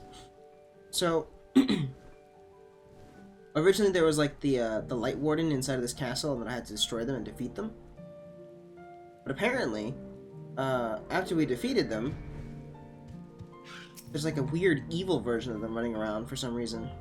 I don't know what that's all about, but yeah.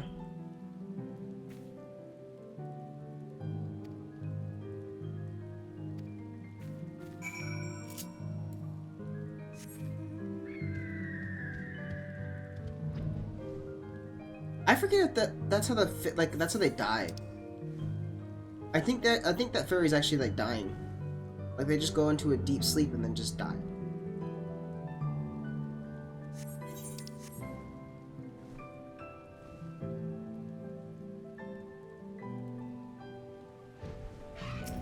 Nah, the castle is already taken by the new king.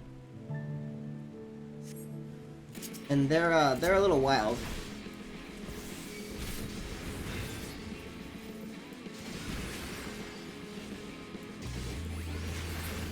Yeah, they're my guide when I first came in here.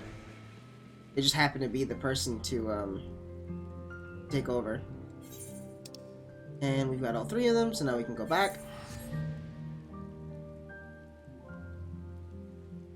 I love how I'm just stanced up, like you just see both my hands like in a fist like that. That's so funny.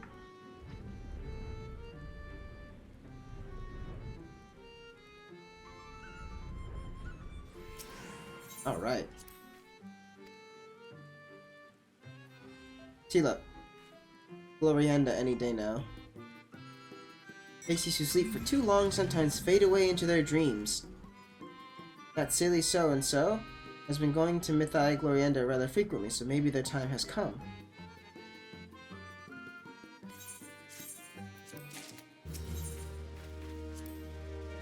They just very casually are like, no, they're dead. It's like, oh, cool.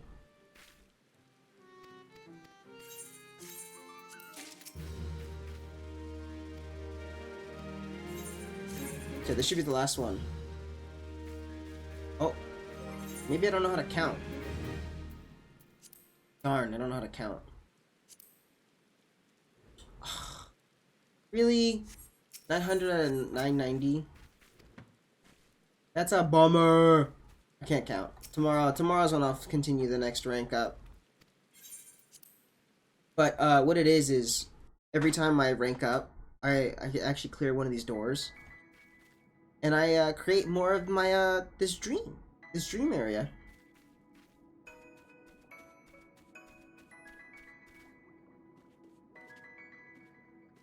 This is the land of dreams where kids come in and have fun.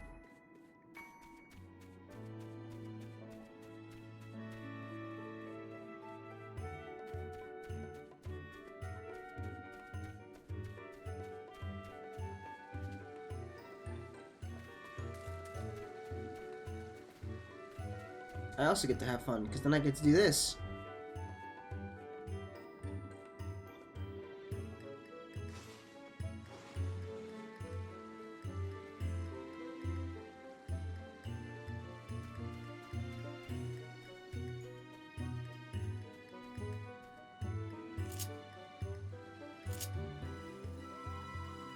But yeah, I have 2 more to complete. I'll have the next rank up tomorrow, and then I'll have the last one there, and then I can get my pig and buy my pig mount. which I think I'm still gonna need a lot more because I think the cost of the actual pig mount is a lot, so I'll probably have to do some more stuff.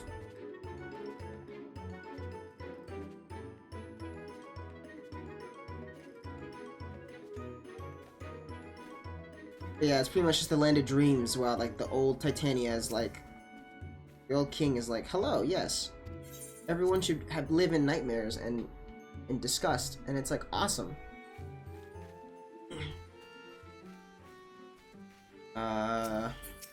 There it is. I only have 33, so I'll have to see. How much it's gonna cost for me with this new items. So we'll see. All right, cool. I think I've done everything I want to do today then.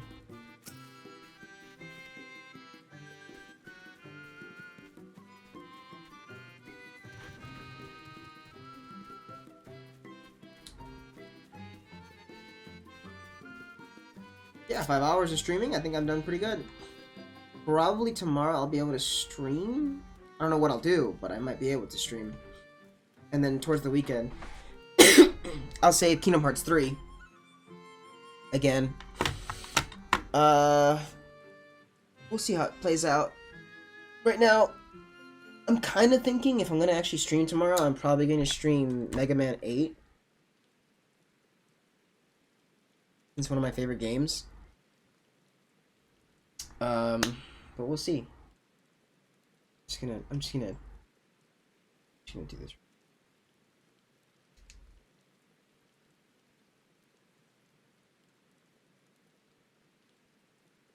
It's nice. That's bright. We can make it brighter. Hold on. There you go. Perfect. Well, I think that's it for me.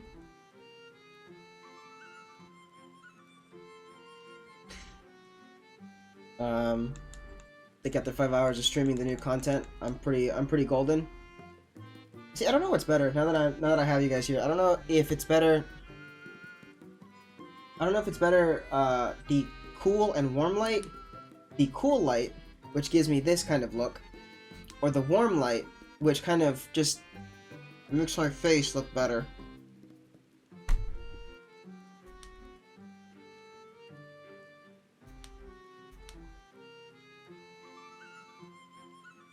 Yeah, I kind of like the warm light because it's naturally like my color anyway, so it's like perfect. Oh well, warm light it is. You guys take care then. Peace.